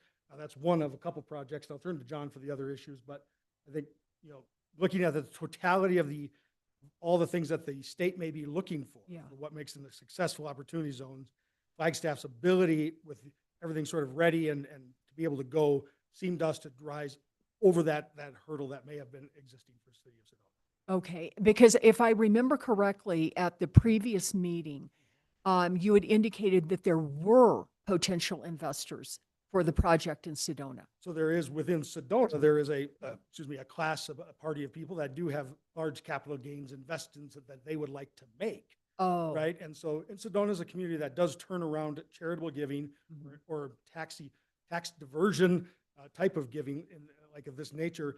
They have a much more rich and robust community willing to invest in that. And so when you have community value, if you're trying to do that process and you're in that community, it's an easier step for an investor to make, right? They can see the outcome. I think of the Sedona Library as a driven charitable, contribution type of project. So they have a rich community around them and by rich, I mean a very vibrant and dynamic community of people that may be able to make those kinds of investments. There has been none identified to say we are talking to this potential angel investor to go to this capital gains or any of the tracks. I want to be very clear that I'm aware of at this time. Okay, and thank you for that clarification, because I did have a misunderstanding on that. So it was a general, there would be potential investors, not potential investors for that specific site. Yeah. And one of the reasons I asked that was because I know, and Mr. Saltonstall and I had a conversation about what the Sedona property was. And I know that it would, if it did come to fruition, it would offer like jobs. It would have a further economic value that I'm not sensing the two in Flagstaff would, but I could be wrong on that as well. I think that the Sedona opportunity to me does strike as jobs. And I think we combine 1.0 and 2.0. You have a great opportunity here because if those permits are really, I think, the end of this year for Yeah. that project, Mhm. if they extend for another year for building, that's still a great opportunity zone investment under 1.0, which is an eligible tract under the current program of opportunity zone. So we're really setting up the post 28, I believe is Yes. 2.0. So what starts on January 1 of 29 going forward for probably the next 5, I think it's 5 or 10 years. 10 years. 10 years, thank you, on Okay. the authorization. So there is still the opportunity for that project to gain an opportunity zone investment under 1.0. This is Gotcha. conversations we've had about Belmont and other places. And I just need to make a quick correction. This is one of those areas, unfortunately, that is not part of the 1.0. When we take a look at the map, we're able to see the areas that are, and maybe it's time to bring up the map just for clarification's sake. Sedona was not in the 1.0. There's a lot of Coconino County that is in the 1.0. This particular tract was one that's eligible for the 2.0. And really, whatever the board decides, Coconino County is going to be supportive of these communities, whether they have the designation or not. We're going to work with them to advance their projects.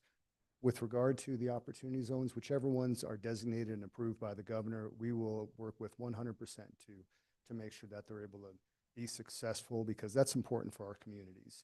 And the project is the Oak Creek Heritage Lodge. It's on Sedona, the City of Sedona's website.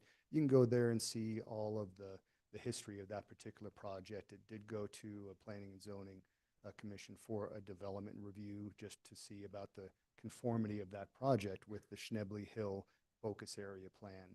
And that is, does it fit with those values? Does it fit with the zoning?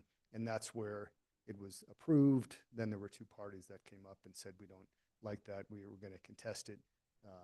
And then it was denied. Then it did go to court, and ultimately it was approved on December 10th of 2024. And nothing's happened since. There have been no applications, no permits or anything on that project. So it gives an impression of a stall out. And we know stalls can happen on projects that ultimately are successful. But for today, when we're just taking a look at all the information, what's got the most public support and potential, we're just recommending these other two parcels in Flagstaff. And if there was a lawsuit, I'm assuming that meant there was a conflict with the community members, which also kind of plays into the opportunities for this moving forward. I mean, Yes, that's it. I mean, when there's litigation, it catches people's attention, and some people are going to see it as an invitation to move forward, but most folks are going to want to put their investments in places where there's less discord. My apologies for misspeaking Yep. about this whole item. Thought I remembered the map the right way. It's up now. There's a lot of, Above there is the Yeah. top part is the 1.0. So this was not in 1. Okay, Lots of no, information. thank you for that. And so you guys, no one's noticed any stalling, if you will, that you referenced on the Sedona property happening on the two Flagstaff tracks that are being recommended? not yet. Okay. And hopefully not. Well, yeah, I Hopefully know. not. There's been no action such as that to indicate a community displeasure or, a reaction of the neighborhood or something out of character. So whatever plans may be as they go through the city process, there's been nothing indicated to be verified against the city or otherwise that indicates that they're slowed down in it. Okay. Yep. And how far are they? Because I know the one in Sedona, it went through P&Z City Council and then ultimately litigation in Superior Court. Have the two in Flagstaff gone through that same kind of review? Would they have to move through P&Z? Would they have to move through any kind of council approval that might cause, conflict there? there are two projects that are in the works. City of Flagstaff owns the properties. They're dedicated to housing, and housing is planning to move forward. They're developing RFPs now. So that all would appear to be pretty green lighted, if you will, because they already have the entitlements and they're the owners of the properties. So those those seem pretty significant. Knowing that they've already got these studies that have done, that land availability suitability study was one that was underway for a number of years. It's been a pretty big effort. The fact that 13 individual parcels are located in one of the tracks alone is pretty compelling. And then with the others, we know that there continue to be developments all through there, and it's welcome. One final question. So, and I do understand that there is housing development in that. I believe when you and I were talking, there is some mixed use zones as well that may lend itself to something that would be job creating. Yes. Okay. A few of the projects include a federal courthouse. There's the Milltown as well. In the 0800, there's warehouse and mixed-use developments that have been identified, not with specific projects, but parcels that are available. So it is for those reasons that these continue to present as the ones most likely to deliver successful projects, housing, and potentially jobs. And I see Gail Jackson is here from Wacona. Gail, I don't know if you want to add anything to this discussion.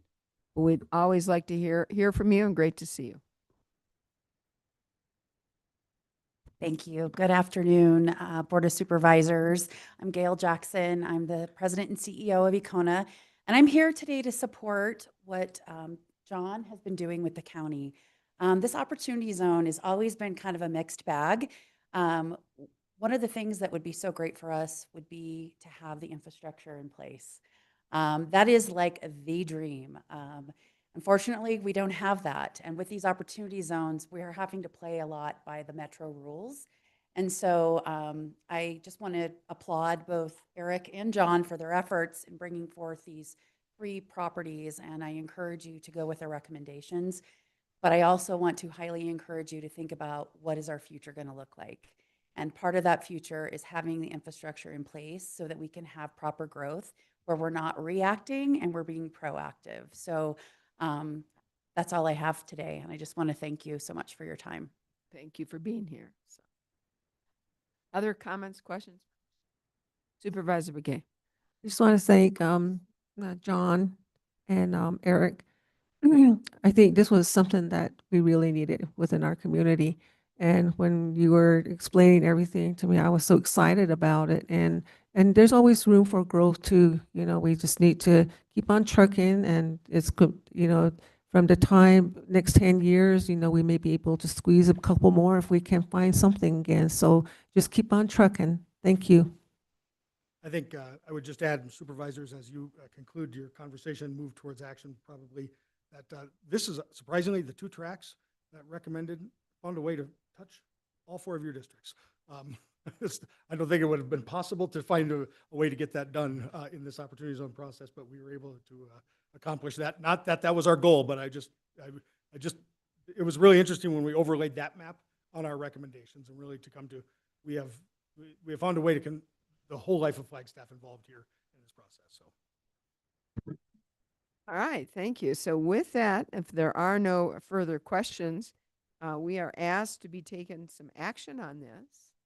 And so discussion and possible action to recommend the 2 eligible census tracts that have been identified as 0800 and 01104 as the designation of eligible Opportunity Zones 2.0 program. So do I have a motion? So move. We have a motion and a second. All those in favor signify by saying aye. Aye. Aye. It's passed. So thank you, John. Thank you, Eric. And thank you also, Gail, for being here and letting us know your thoughts on this as well. So good. Thanks. All right, members of the board, we have item 51. And then we have a public hearing at 4, so we may have a little bit of time left. Members of the board, item number 51 is one that is something we have talked about and talked about and talked about You may recall that at our last board meeting, we talked about two possible options. This is discussion and possible action related to Resolution 2026-33, related to Board of Supervisors in-state travel process, to either repeal Resolution 2025-17, to revert to the Board of Supervisors and District Directors to in-state travel process, to be approved by the Coconino County travel policy, like every other employee at the county, or to amend Resolution 2025-17 to add new conditions to in-state travel stipends and to approve fiscal year 2027 travel stipend amounts for the supervisors and their district directors. And as you may recall, we have possible two motions, and I think that information is included. You may recall that our last discussion, we looked at the possibility of going back to what the other county employees do, and that is having our travel consistent with the travel we actually use and consistent with the existing Coconino County travel policy for both mileage reimbursement as well as where appropriate overnight stay and also per diem. Or what we did as a continuation of the stipend, which you may recall is a new plan that we devised last year that was created based upon an average usage on in-state travel by boards and came up with a figure to be utilized for each of us to be coming out of our management and operations budget. But that stipend, of course, is paid up front. It covers for any and all in-state travel, any and all meals, and any and all lodging for the year. And I know that we had extensive discussion last time. We did not take action, which is why it's before us this time. And since that time, we have received information that the stipend amount has not been covering enough for certain districts and certain, quite frankly, travel by board members, in-state travel by board members. That has created a hardship for some of our supervisors. And then, and I'm just going to now go into my comments.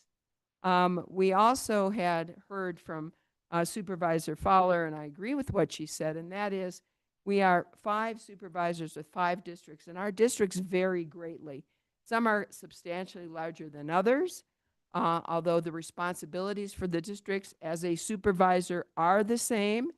The needs of the districts vary from supervisor to supervisor, and how we handle those needs also vary from district to district and supervisor to supervisor.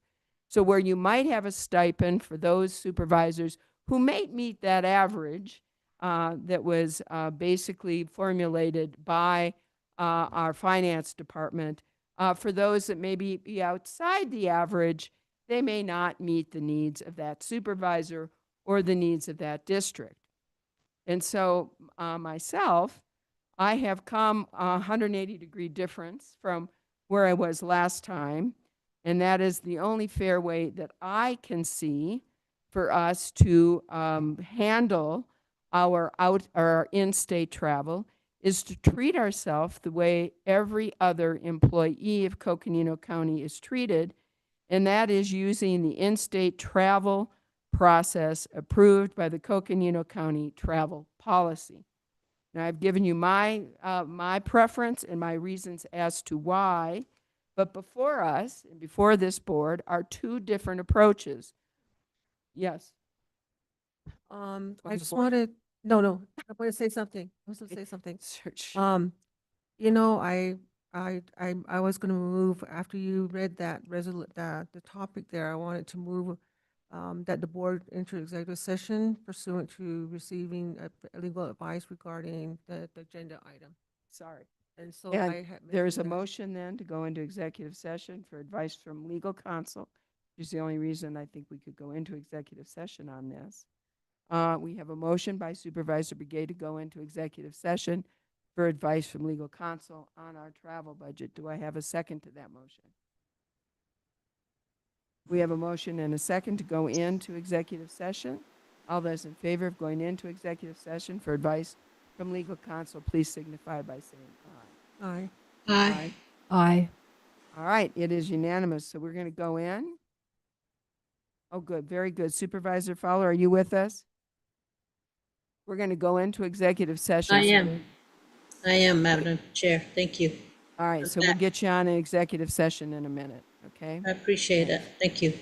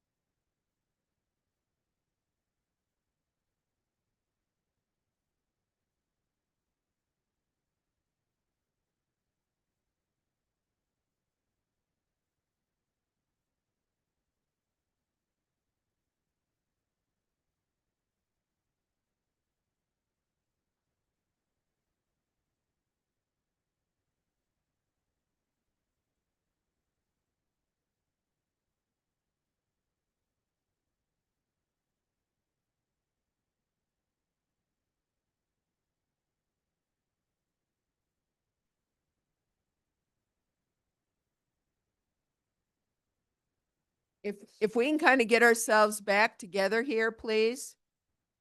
Can we get ourselves back? I know we've got a public hearing coming up and we're still on item number 51. Members of the public, thank you for your patience. We were in executive session for advice from legal counsel on number 51.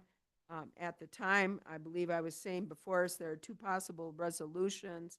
One is Resolution 2026-33 regarding Board of Supervisors and state travel to repeal 2025-17, which is what we did this last year, which was a stipend, and revert to Board of Supervisors and district directors to in-state travel process pursuant to the approved Coconino County travel policy, like our employees currently use.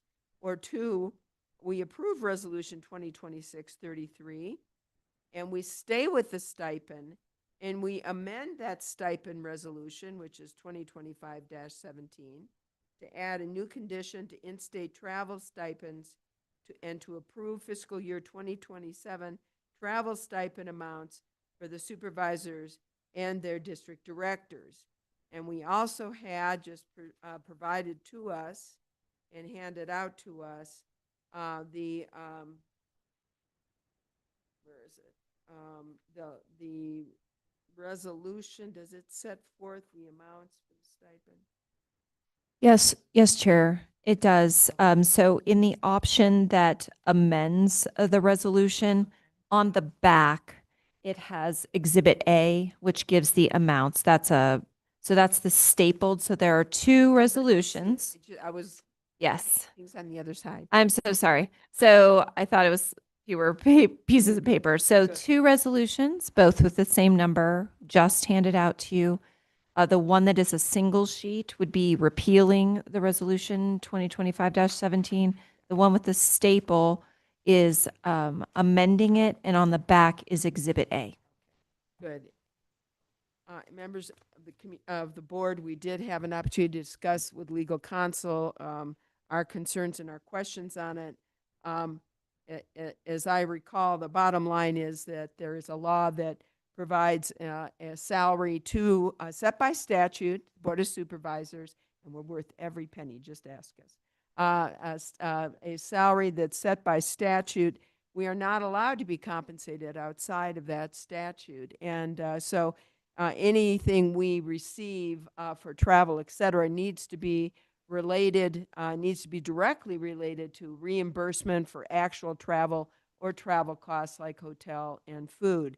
So when we did the stipend, and we received from Siri last year when we decided to do that, we received a estimate on what she saw as travel and then what the reimbursements for mileage would be, what the reimbursements for hotel and meals would be based on an average use of past years for supervisors. That would be for those supervisors that have Tuba City as their duty station, or those that have Flagstaff for their duty station. Is that correct? And this was most recently updated by our county manager, who basically formulated it more stringently and based on meetings, with the understanding that many of us attend many meetings outside of just attending our board meetings. So the intent and purpose of the stipend last year, the intent and purpose of the stipend if we go forward this year, is to adequately reimburse supervisors for actual travel, including travel here to our Flagstaff office for board meetings, and that we all acknowledge that there are times through medical emergencies, travel, business, other things that require us to appear via the internet. This stipend is also based on approximately 80% attendance in person here in Flagstaff. Is that correct?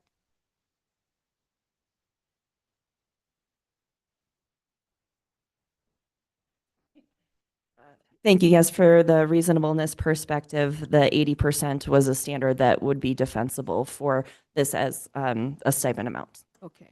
All right. And also, as I understand it, that, you know, if, for example, we were audited, this is for legal, if, for example, we were audited, we would have to be able to show that our stipend amount was reflected of the actual reimbursement for us. And the best way to do that would be to keep track of our in-state travel. Is that correct? Yes, Chair.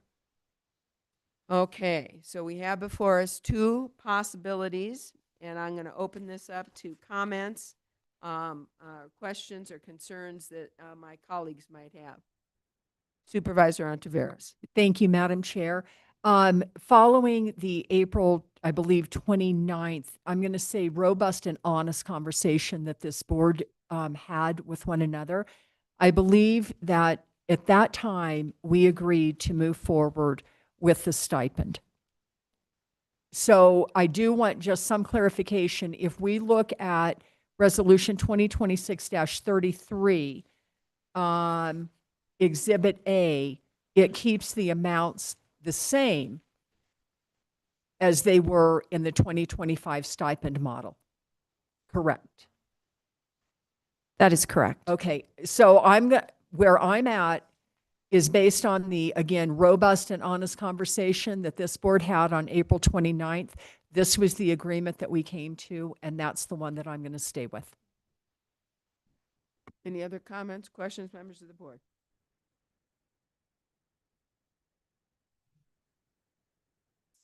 I'll make some comments. I was willing to go with the stipend because I was trying to help my colleagues that are outside of Flagstaff and Tuba City as their station. In light of some of the further discussions that we've had, and in light of the fact that there's a question as to whether it's encouraging or not encouraging attendance at our in-person attendance here in Flagstaff, which was the purpose of that, I then need to ask myself what's fair and what's reasonable. And what I think is fair to everyone, acknowledging what Supervisor Fowler very accurately said, all of our districts are different. Some of our districts are bigger than others. What the needs of the districts also vary from time to time, and how we service the needs of our district also vary.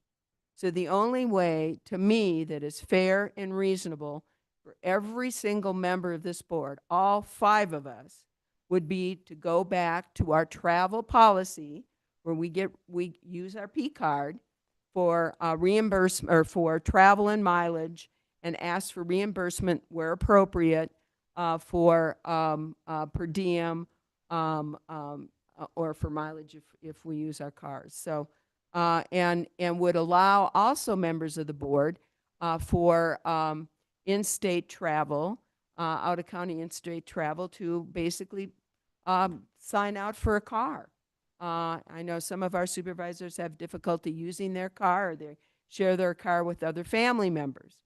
So to me, there's only one fair and reasonable way to do it, which, by the way, would be defensible for any type of audit, any kind of tax audit for any one of the 5 of us, where I think with that stipend, unless we were keeping good notes and good track of our in-state travel, it may or may not be defensible. So I've changed my mind, and I'm in support of going back to the travel policy, which every other employee here at Coconino County is also under. So any other comments or questions, members of the board? Supervisor Begay. I agree with my colleague here, Tammy, Supervisor Ontiveros.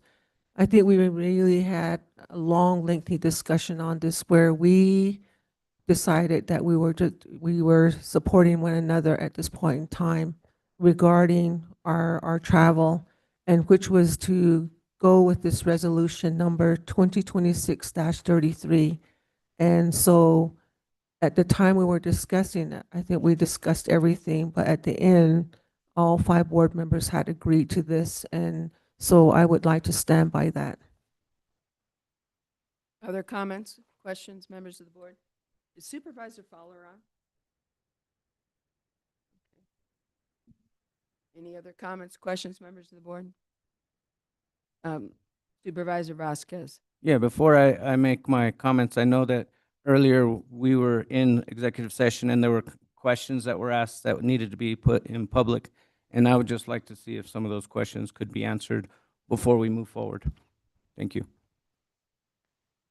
Thank you, Chair and members of the board. I think there is one important piece that for discussion today as we consider the two options. And one of the concerns and one of the things that led us to proposing the stipend model initially was just questions on what the approval process looks like for travel. So if I can, I'd like to spend a few minutes just talking about what the travel policy says in terms of approval and how expenses are covered for supervisors, both from a P card and a reimbursement perspective. In terms of the timeline, the most important thing, and this is for all of our county travelers, is that any travel obtains pre-authorization. The signature on board-to-board travel is the board chair or the vice chair in the case of the board's travel. So the timing on that really is amongst the board to come up with what is the reasonable amount of time for turnaround in terms of submitting a travel pre-authorization and having that pre-authorization obtained. Once that pre-authorization is obtained, that is what we consider the green light to proceed with making travel arrangements. Maybe that is airfare, it might be lodging, it may be securing a motor pool vehicle through the county public works department if a motor pool vehicle is necessary. So in terms of the timeline on that, that would be amongst the board. But in order to streamline that, what we have suggested in the past and done in the past is that there are times where what's called a blanket form may be most appropriate for the year, meaning we do one form for the year that covers the budget hearing period. And so the form is done once, it's consistent, it marks the anticipated travel days, anticipated travel expenses, it's approved at the start of the year. When the budget meetings come up, that blanket form can be used for that purpose. Another one would be regular night meetings where you could establish a blanket approval that if a supervisor is traveling and staying overnight because the meeting began at 6 p.m. or 5 p.m. or whatever time standard you wanted to put in that blanket, every time there is a meeting that starts at 4 p.m., that supervisor could have the authorization to travel without doing a new pre-authorization. So those are just a few examples of how to streamline that pre-approval process.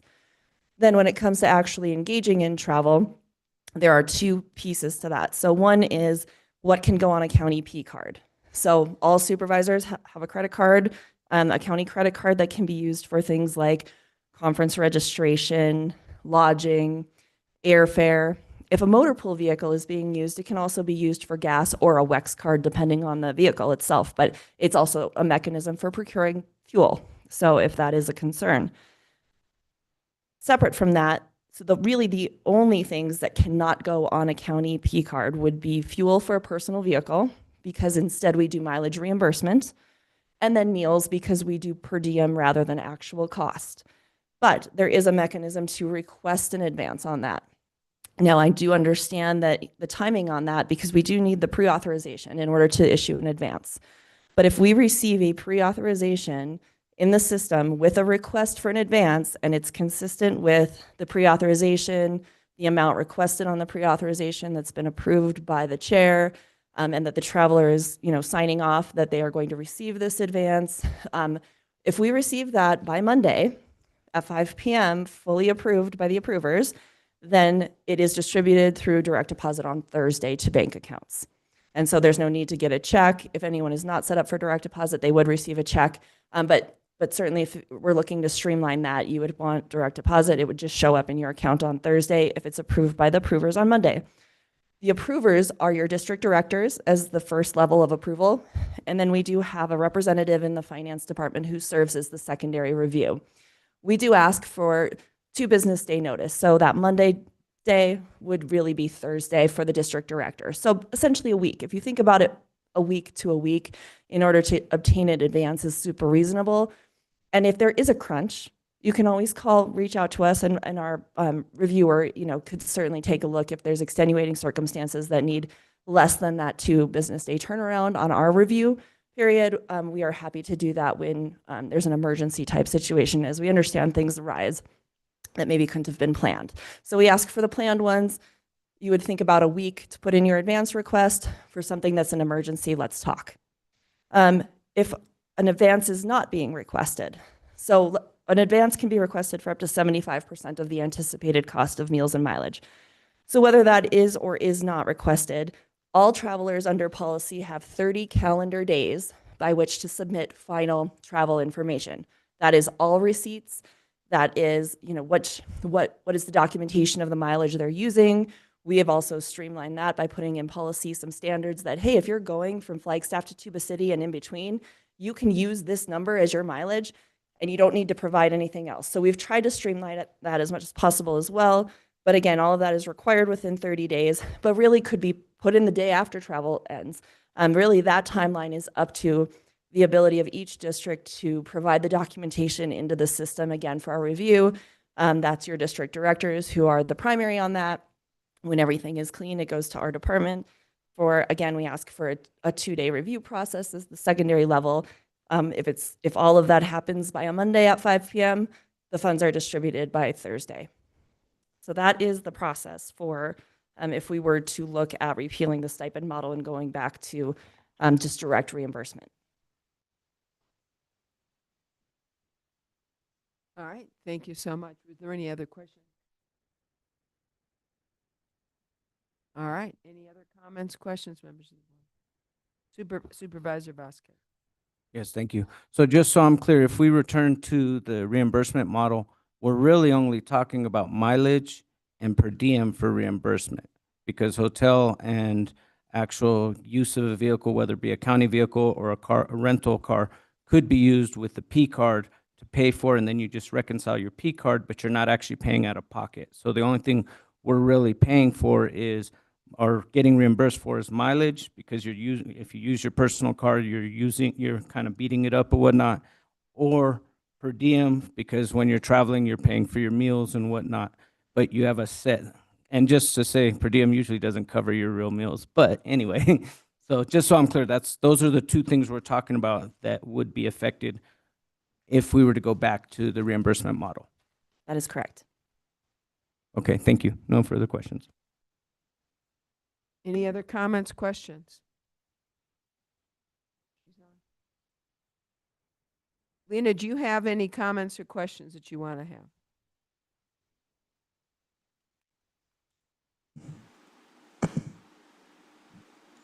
Thank you. My questions were just answered with the Siri that asked that question, so I think that cleared it up. But I'm good. Thank you. Thank you. Other comments, questions? All right, at this time, we have two options before us. So I'm going to ask if there is anyone who wants to make a motion. Madam Chair, I'll go ahead and make a motion that we approve resolution number 2026-33. Second. Oh, wait a minute. Was that the right one? So the resolutions have the same number, Oh, but the titles are different. oh. Because at the end of the day, it'll be one resolution. Yeah, so we just need to read the resolution title. So, Okay. Erin, do you want to do that, or do you want me to do that? Okay, great, thank you. Okay. The first option, a resolution of the Board of Supervisors of Coconino County, Arizona, amending Resolution 2025-17, approving a travel stipend for travel within the state of Arizona for the elected and appointed supervisors of Coconino County and their district attorney. So that's option number 1. That was the one that I made the motion for. Okay. Yes, that's the one that includes Exhibit A. Yes. That is the one amending the previous resolution. Mhm. That includes Exhibit A. And keeping the stipend. Exactly. And that's the one that I made the motion for. Okay. It has the two cards. And it has the two carve-outs for the CSA Summit, annual summit, and the beyond 85-mile retreat distance. An implicit in.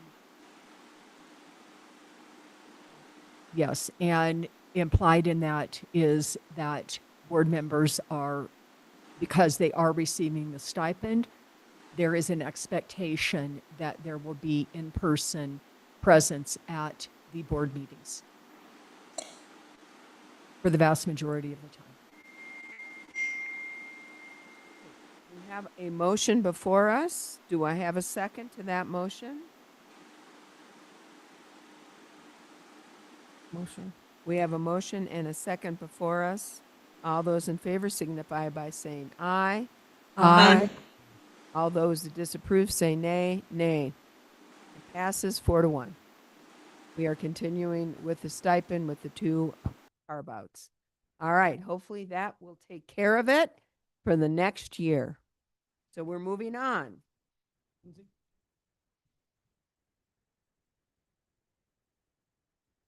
Members of the board, we have before us a public hearing. A little late, but we'll hopefully get ourselves moving forward. Item number 52 is a public hearing, consideration of possible action to approve ordinance numbers 2026-03, 2026-04, 2026-05, adopting the 2024 ICC Suite of Codes with amendments, the fee table, and the Alternative Methods and Materials Program. And we have with us our Community Development Director, Jay Chrisman, who's going to present and take us through this here this evening. Madam So, Chair. Jay. I'm going to actually start for Jay just real quickly and give you a brief update. First, I want to thank Community Development, our Building and Safety Advisory Code, the Planning and Zoning Commission, all the staff that did help with this process, and the members of the public. It's been a remarkably wonderful building code process to go through. As I've talked to Jay, there's been public involvement, but for great satisfaction, I think we could say, with the direction that we were intending to head and where our items came out to be. I did want to highlight, as we go through this presentation today, we're having them printed right now. There are 2 more slides that we're going to add. There were 2 just small Scrivener error omissions that we, in pulling together all the different ordinances, forgot to add. So there'll be an amended motion, which when we get to motion time, I would ask that we have Attorney Anding read the motion to ensure it incorporates, that she received in her email from the other attorneys, so that we have incorporated the correct amendments into the ordinances that we wish to be adopted. So, and for the clerks, I'll get you a copy of those as well. So, but with that, I'll turn it to Jay, but I just again wanted to thank you. I think you're working on your PowerPoint? It's loading. It's loading, okay, all right. So the computer went down for a moment, but the PowerPoint's loading, but I think we can move forward if Jay can talk about this in his sleep, so. This might be the best building code process we've ever seen in terms of the ease of getting it done. I hope so. Only if he talks in his sleep. Is that what you're saying? Eric, thank you for that. Madam Chair, Supervisors, Jay Christman, Community Development. While this is loading, I have some introductions that I'd like to make. So I do have members of the Building Safety Advisory Board, Carrie Gunther, as well as my Building Safety, or excuse me, my Community Development Advisory Group. We've got Brian Eberson, owns Eberson Construction, and Amber's works in his office. I've got Guy Eklund, and I guess that's it for right now. And Jess is here. I think we're just about loaded up. So yes, to carry on with what Eric was saying, this was a very collaborative process. We had a lot of input from members of the building community. Thank you guys all for your help. Attended the statutorily required open house where we received very little comment. Like Eric said, tremendous support for this code adoption. And this, I think, is the 4th time I've been in front of you now regarding it. So this is a brief presentation. We could do it in our sleep too now. I bet you could. Some of the slides are duplicitous, so we'll get through them very quickly, but there's only a handful of slides.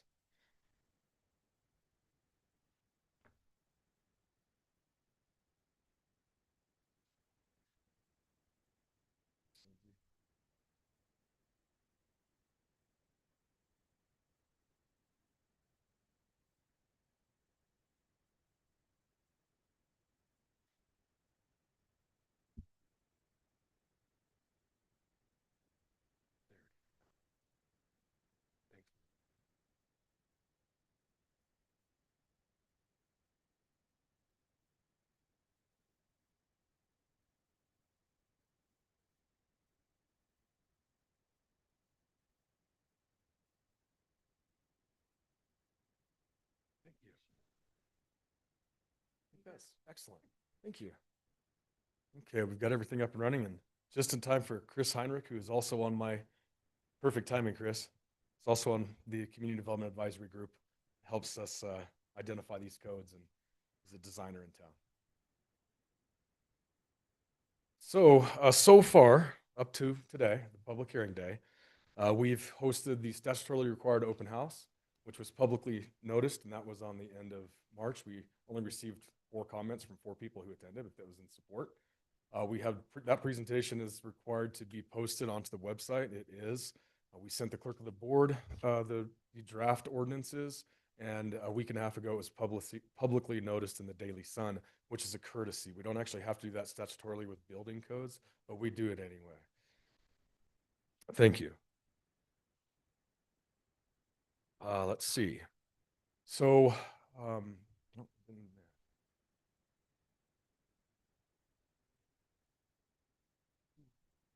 thank you.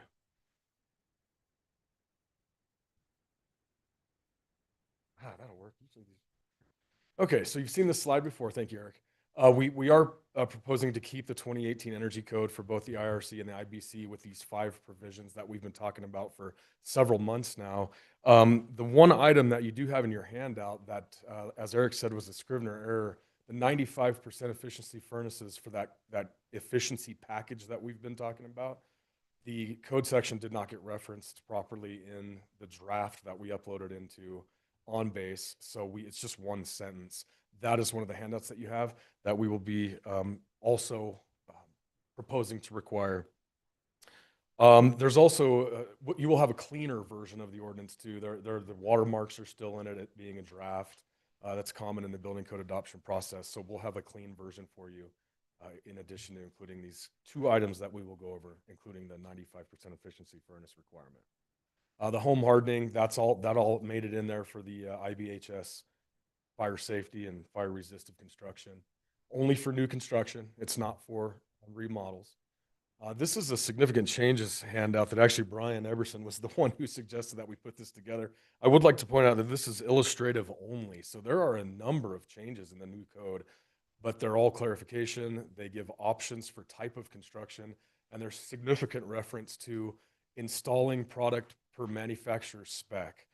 That has not been in a code cycle before. It hasn't been codified. It's very refreshing to see that the Code Council put that in there because it tells a jurisdiction if this product or if this assembly meets the, if it's installed per the manufacturer's spec, it meets code. That keeps things so much simpler for staff and our building community. And I put a bunch of these out there in the kiosk the last time I was here, and they were all gone. So people actually took them. Yeah, and we have a bunch at the counter too that we've given away. So it's nice to see that people are actually reading them. So I do realize that I have an error in the spelling here. I was thinking of the Roten family, Long family in Flagstaff, instead of Rodent Crater, which is actively under construction right now. So this is the only comment that we've received since the last work session. In 1997, the board and community development adopted an ordinance for a special land art classification that doesn't exist. And at the time, the UBC, the Universal Building Code, was what most jurisdictions were operating under. It wasn't until the early to mid 2000s that the International Code Council sort of overtook the UBC. And there wasn't, I guess, creative provisions in the UBC to allow for the construction of something so unique as Roden Crater. That has changed. Under the current suite of International Code Council codes, there's plenty of avenues for flexibility and creativity for the unique installation that is. In addition, the request was by the architect of Roden Crater to move forward with that land art classification, which we haven't adopted in years because under the International Building Code, it's not legal. So that quelled that argument, and that was the end of the comments that we've received since the last work session. It's been a very pleasant, that's why I have these little pictures up there of celebration. But so final steps, the adoption hopefully is today with the conclusion of this presentation. We have been coordinating quite closely with the City of Flagstaff, their building division. They have also been asked to come back to the table with more of a blended approach regarding the energy code and trying to keep new construction costs down. So they've delayed a little bit, but it's nice to see that we're likely going to be aligned in several ways. I did talk with Neil Chapman, Wildland Fire I don't know what his title is actually, battalion chief or something. And he provided what the urban interface, what the city's looking at for the 2024. It's very similar to what our IBHS home hardening provisions that we've discussed. Very similar approach to the new construction. So that's nice to see. With that, there are 3 ordinances, as the chair mentioned, to adopt today. There's one for the actual code adoption, and there's one for the fee adoption that's required statutorily. And then the third is for the alternative methods and materials program. That exists in code right now. It's just embedded in the building code, and it shouldn't be. That was something that we did mistakenly many years ago. So it is being taken out of the actual building code as a standalone program. And of course, that is a completely voluntary program. It's not a requirement. And Eric, if you wouldn't mind. Yeah.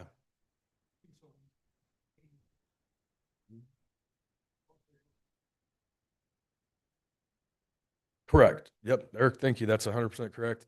It's a standalone ordinance now and not located within the building codes. Do you want me to stop sharing here?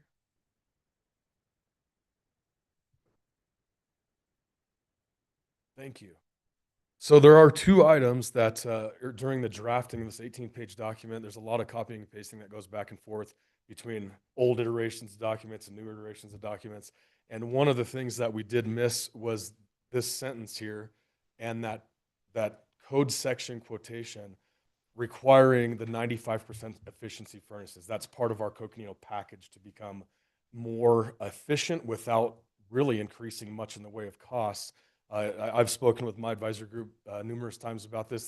This is what people install anyways, 95% efficiency furnaces. You can still get 80% efficiency furnaces, but the condensing types are reliable now. In 2018, when these first came into the code, they were not very reliable. That's changed.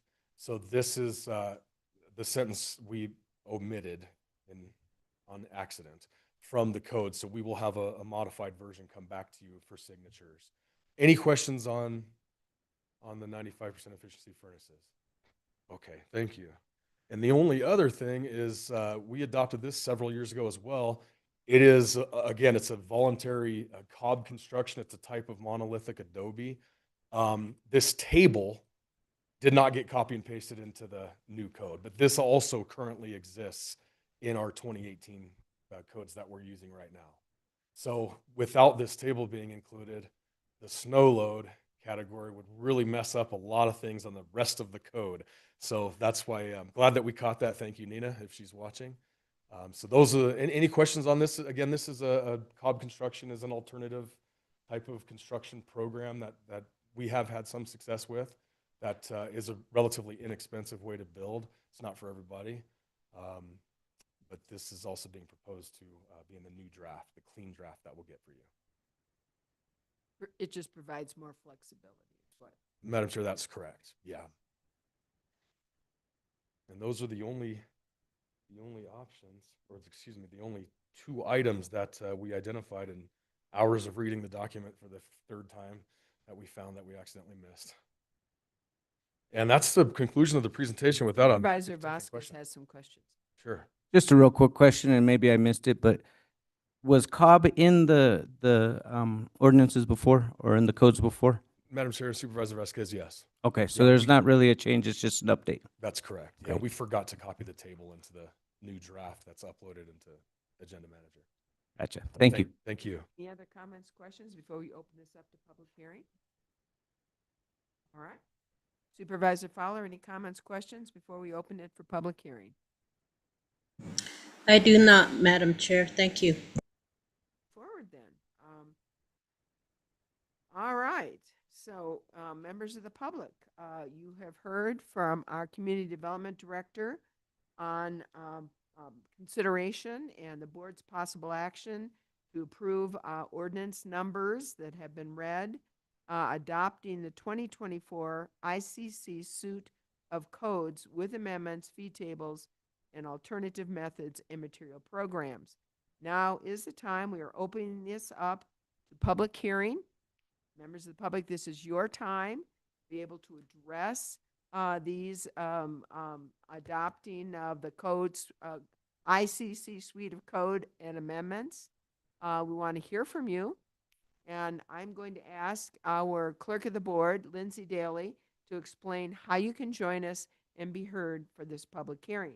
So Lindsay, please. Thank you, Chair Horseman. At this time, if there's anyone here that would like to provide comment on this public hearing item, since we don't have a whole lot of people in the audience, you can make your way on up to the podium and we will provide you 3 minutes to speak if you can just state your name for our minutes. If you've joined or if you're watching the meeting on our YouTube stream, you can email your comment to boardcomments@coconino.az.gov.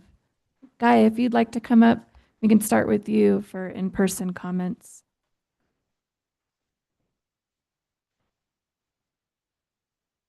Just Chairperson Horseman and County Board of Supervisors, Guy Eklund, 14 East Dale, Flagstaff, Arizona. I'm a legal paraprofessional member of the State Bar and paralegal with the Law Office of Tony Cullum. I just wanted to show up and thank Jay and the advisory group for working so hard and trying to strike the right balance between cost affordability and at the same time trying to adopt all the items from the energy code that it can, and making a very strong effort to meet the intent of the energy code. All of the items that Jay's been talking about, the efficiency furnaces, the increased vertical fenestration, increased foundation and slab bar values in the higher climate zones, duct system leakage test to be required, additional caulking around windows and doors, attic knee wall insulation.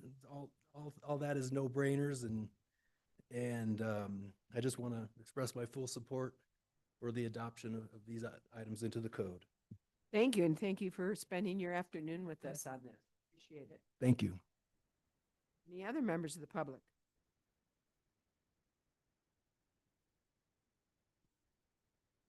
Hi, I'm Chris Heinrich, Slate Design. I'm a residential draftsman in primarily Northern Arizona. And like Guy, I'm on an advisory group that Jay put together, and I'm just in full support as well. As a draftsman, when you see that a code adoption is coming, that can be scary. Just trying to figure out what is going to change on the plans. And I have the unique opportunity of working with the homeowner, and when they hear code adoption, they think my build just got super expensive, right? And I think that Jay and his counterparts and us on the advisory group all really were impressed with, the necessary amendments put in place, that this isn't going to drive construction costs through the roof. There was fire-wise things also that were included, which I know is a big deal in our community. So yeah, just totally in support, and grateful that Jay's also spent the time to work with his counterparts at the city. As a draftsman and builder like Brian, you're dealing with the city of Flagstaff and the county, just depending on the project and where it's located. So it's nice that we don't have to learn a code adoption and amendments with the county and a totally different one with the city. They've done a really good job at working together to make our life easy. So yeah, just wanted to be here in total support of this code adoption, and thank Jay for all the hard work he's done. So. Well, thank you for being with us and for your support and assistance on this. Appreciate it. Any other members of the public?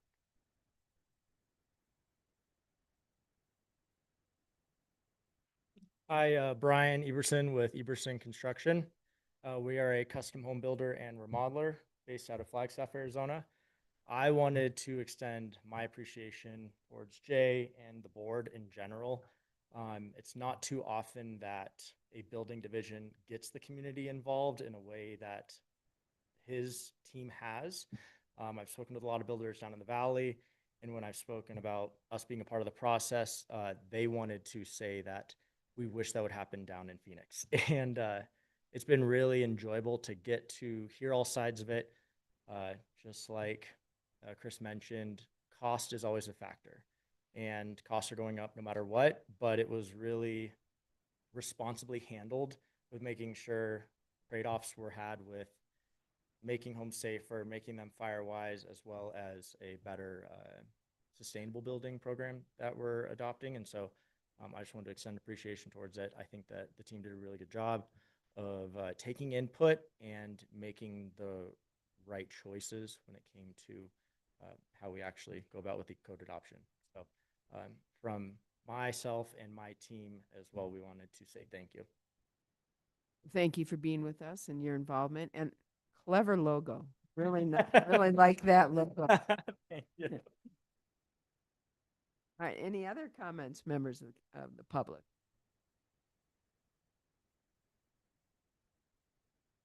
Chair Horseman, we do not have any comment cards and we do not have any comments in our inbox at this time. Right, so this is the last opportunity for our public hearing. We're here to adopt the 2024 ICC Suite of Codes with amendments, the fee table, and alternative methods and material programs. So one more opportunity, members of the public, please, if you have any comments, please share them with us. This time, if there's anyone here, you can make your way on up to the podium and just state your name for our minutes, and we'll set the clock for 3 minutes for you to speak. Stephanie Trissler, I'm a local insurance agent here, and I'm a little concerned about the building per square foot continues to go up. I feel like a lot of my insurers are underinsured, and costs are rising, and that's why I'm here a little concerned about what our future looks like and for my clients and our homeowners.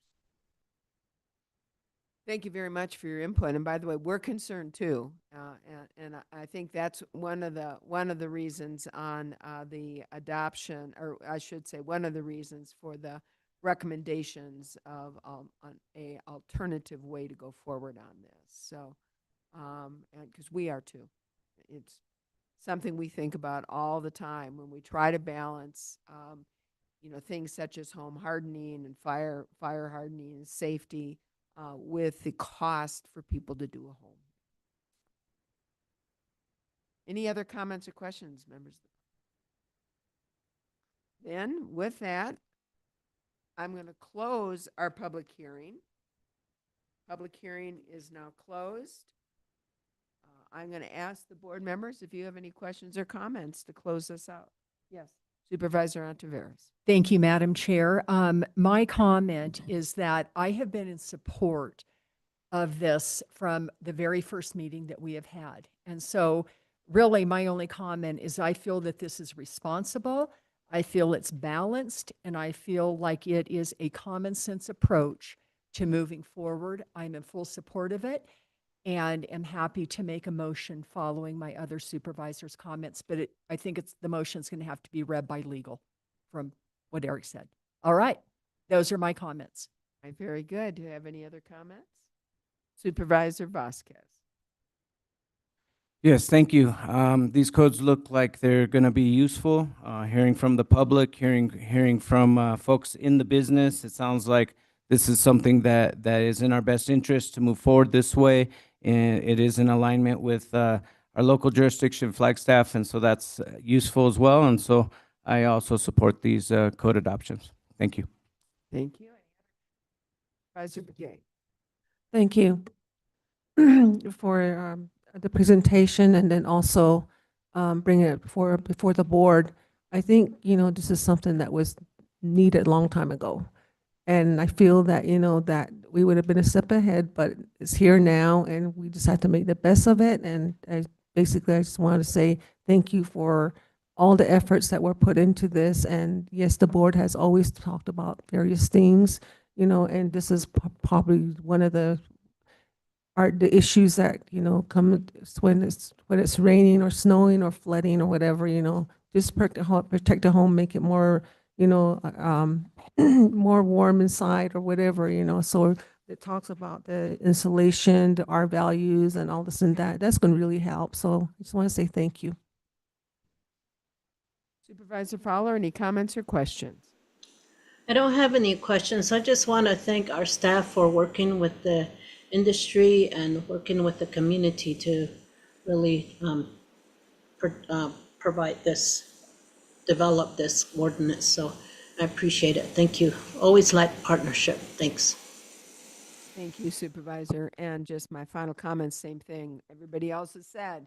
Send a great thanks and appreciation, not only to community development, but for your team and for those that assisted on this very thorough review. I think trying to thread that balance, find that, thread that needle, find that balance for appropriate building codes for the health and safety and welfare of our community, and yet cognizant of the cost and cognizant that we do want people to be able to come here and afford to be able to build a home. So I do think that this ICC suite of codes that you're recommending is an attempt to do just that. I think it does just that. So I appreciate all of your involvement in it, and extend our great thanks on that. And with that, I know Supervisor Ontiveros wants to make the motion. So legal's going to read that motion. Thank you, Madam Chair. The amended motion is move to approve and adopt ordinances 2026-03, 2026-04, and 2026-05, adopting the 2024 ICC suite of codes with amendments, the fee table, and the alternative methods and materials program, subject to the changes to the 2018 IECC Section N1103.7 and IRC Appendix BL as presented by staff. A motion that was made by Supervisor Ontiveros, read by our legal counsel. Do I have a second? Second. We have a motion and a second. All those in favor of the motion as read, please signify by saying aye. Aye. Aye. Aye. It is unanimous. So again, thank you so much. Thanks for being with us. Okay.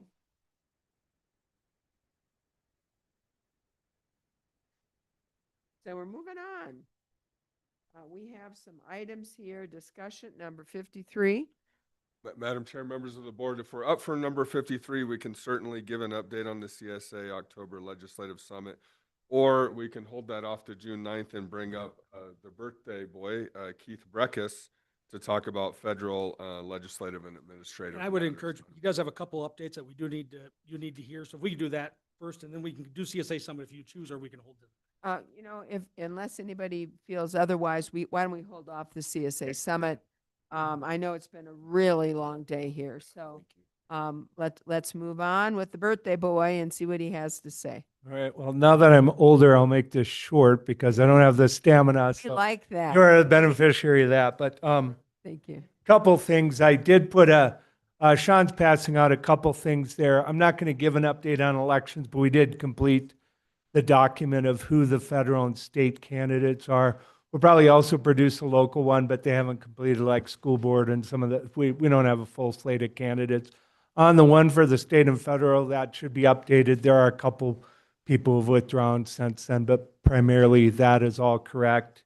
And so that's just for your reference. You can have that. We will update that probably again before the primary one more time once we're sure there's, you know, any other candidates withdrawn or anything like that.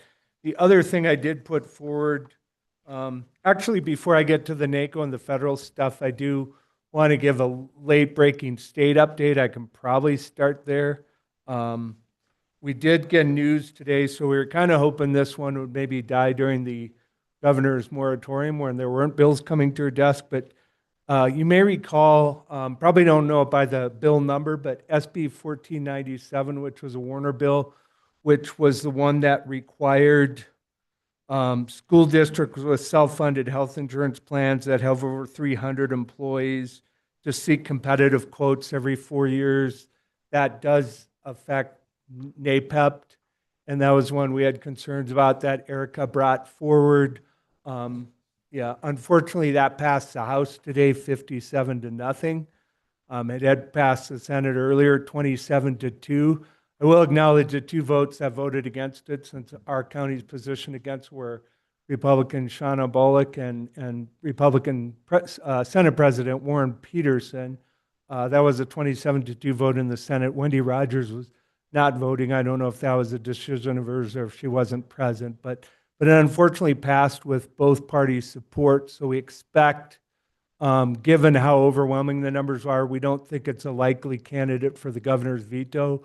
We have continued to express through Karen and through ourselves our opposition to the bills and our concerns with it as to how it affects the NAPEP us, but I think what we're finding from the lawmakers that maybe our arguments haven't been very persuasive. They think it fixes a different problem, or they think it just deals with transparency, and they don't think it's a big deal to have people come forward every 4 years to get competitive bids. But we do think it's a challenge we're very happy with NAPEP, and we think it'll increase administrative costs and things that they have to do. So we're not happy about this, but we should be prepared that it probably stands a fairly high likelihood of being signed by the governor, and then we'll have to deal with what we have to do to address that, or how they'll manage that.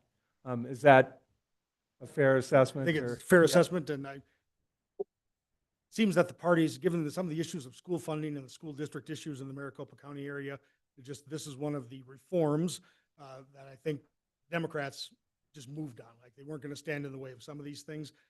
For many places, it will not be a big problem. Of course, we are tangentially brought in, and this the need for providing this claim data is going to be the overwhelming administrative burden. But that includes now, as a member of the trust, all of our employee claim data into the process of the bidding now for the insurance companies here. So it's not just about having to go out to bid every 4 years. It's about the claim data has to be brought in, and that is not information that is at the time used in all those RFPs that are created by the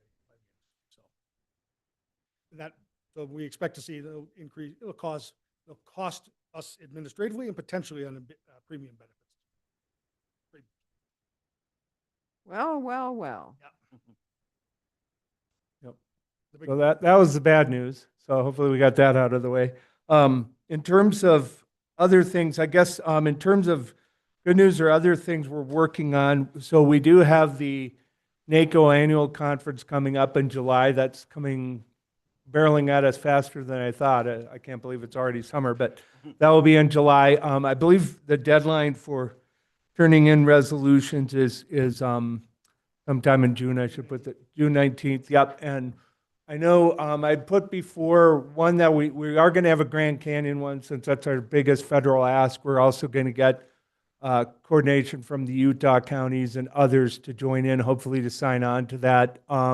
That probably isn't the final language there. Eric did make a good point in the background information.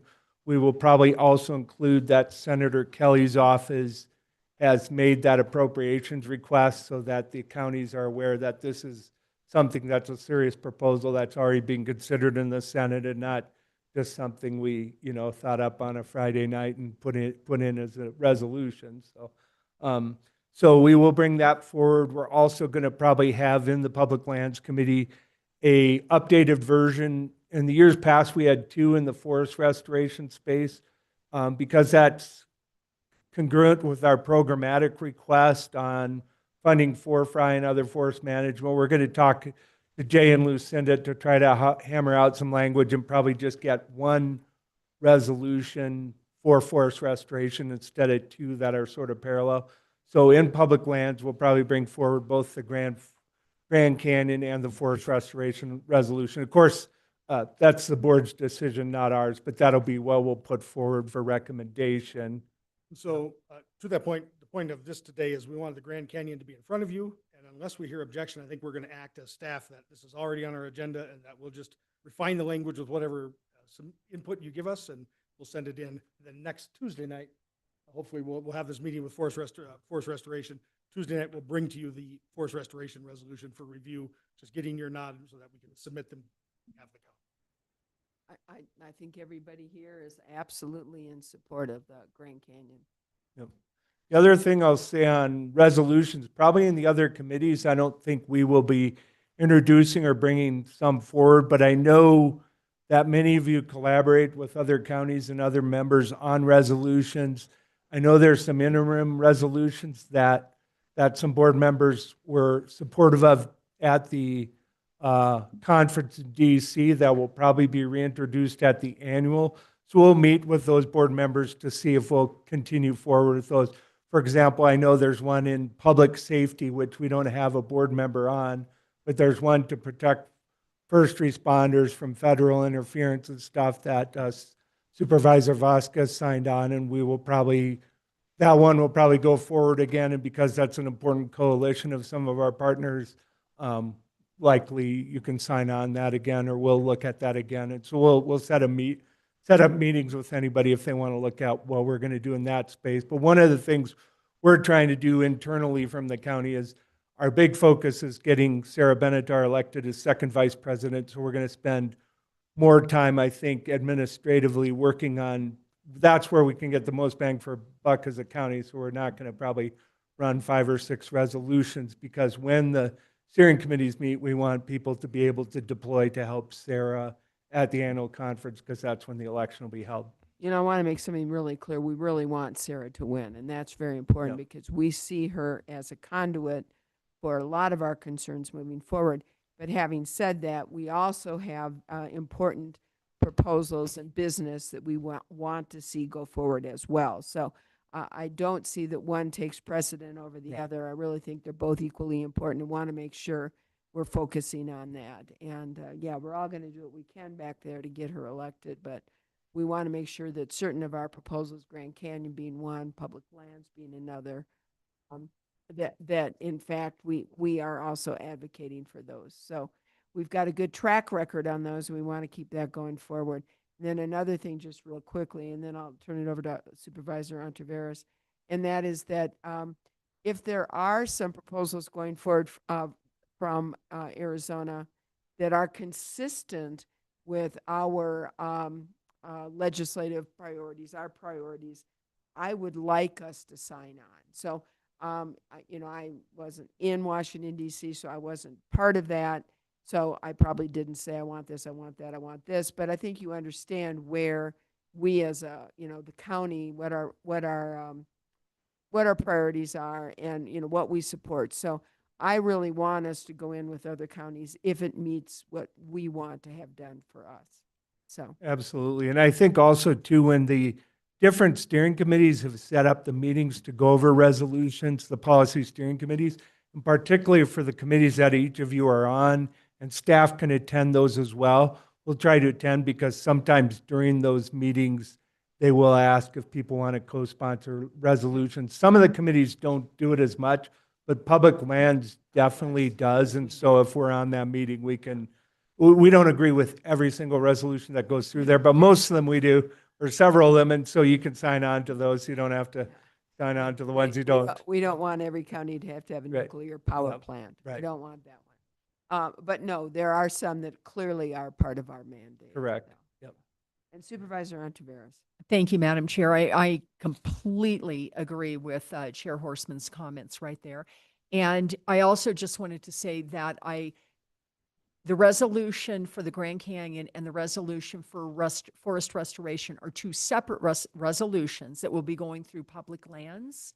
Correct. Okay. And I do support streamlining one resolution after consultation with both Jay and Lucinda, just to keep it simple. So I'm supportive of that as well. Great. Any other comments, questions?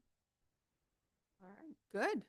Then going beyond NACO, the other thing we're going to do, and I should get it out this week, I was actually planning to do it today, but it won't be today, but it'll be this week, is we will send out to all the elected officials, to the board members, and to the departments. We're trying to get ahead of the game for the CSA Legislative Summit to get people's ideas. We're going to give them a form basically of what a CSA proposal should look like kind of the outline, and send it to the departments for their suggestions on things they'd like to bring to us before CSA. And if we get a whole bunch of responses, that doesn't mean we have to run them all through CSA. What we'll do is we'll bring them to the board, and then if there's 3, 4, 5, however many you want to prioritize, a reasonable number, you can kind of, which ones best fit not only the board's priorities, but also best things to run through CSA. Sometimes we may get a proposal from an elected official in the department, which is a good proposal that we want to advocate for. But if it's very specific to our county, sometimes maybe it's best just to advocate as a county. If it's something that would benefit a number of our fellow counties in CSA, then it's a great thing to bring before CSA, like the resolutions that we brought last year, like wildfire insurance reform, as 15 counties have concerns about that. So that's a really good candidate for a CSA resolution. Same with short-term rentals, things like that. Well, go ahead. So I think the point is the deadline will probably be mid-July. I think it is. Yeah, July 14th, July I think 14th. we'll ask to have everything Your by. ideas as well. So this is for the entire agenda as well, the state and federal agenda. So we'll peel off things that go for CSA. Have a conversation with you about CSA submissions because that's first. But this will be also the intake from departments, all of our elected officials, staff members that may, be submitting that. So providing that input on what do they need to see changed. Changes you heard of in the budget, things like that as well. So I would also think we should point out, we have an election coming up in November. So please don't think of the current constraints of the current legislature, sort of the area we operate in. Give it a wide view because we don't know who's going to be in charge next year in the legislative session. So I think really we'll help you facilitate that winnowing and sifting and winnowing process, but we should think about things that may not pass this legislature, but may pass a different legislature.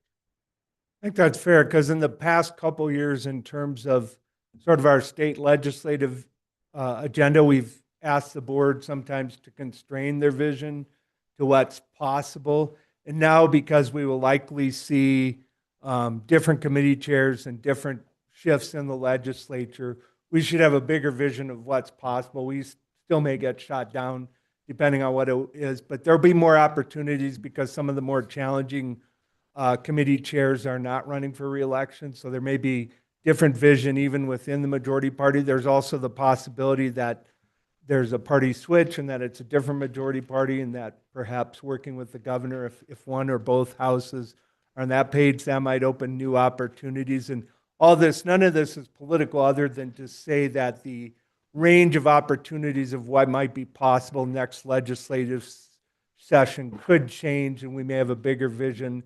So if there's ideas that you've had before that you thought, well, this will never go, maybe not this coming year is the time to bring it up because we will have probably a changing political environment and that will create new challenges perhaps, but also new opportunities. So things that maybe weren't possible this legislative session, state and federal, might be possible next one. We don't know yet, but we should be prepared. We should be prepared for multiple outcomes and put ourselves in the best position to succeed no matter what the results of the elections are. The other thing I'll do when I send out this notice is also reach out to the departments for them to at least get an initial idea if they're already thinking of stuff to consider for congressionally directed spending in the next cycle.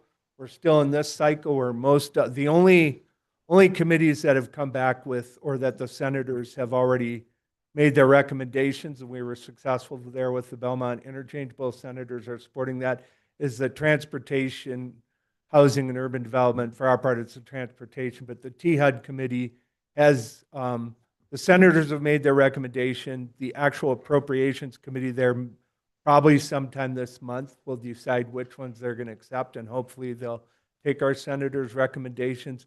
And then we're still waiting on all the other CDS projects because those committees, neither the senators haven't made any recommendations yet, and the committees aren't meeting yet. THUD is moving the fastest, but hopefully if we're lucky, we'll get another one or two in there. And if not, we're happy with one, but we're going to try to get as many as we can. So, otherwise, I don't think I have anything else unless people have questions or comments.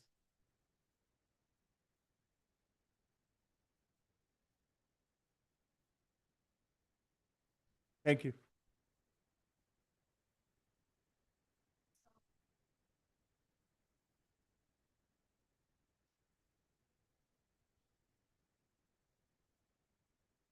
Madam Chair, members of the board, I do not believe so. We will be prepared to discuss currently item number 52, the County Supervisors Association October Legislative Summit on June 9th, if that suits you.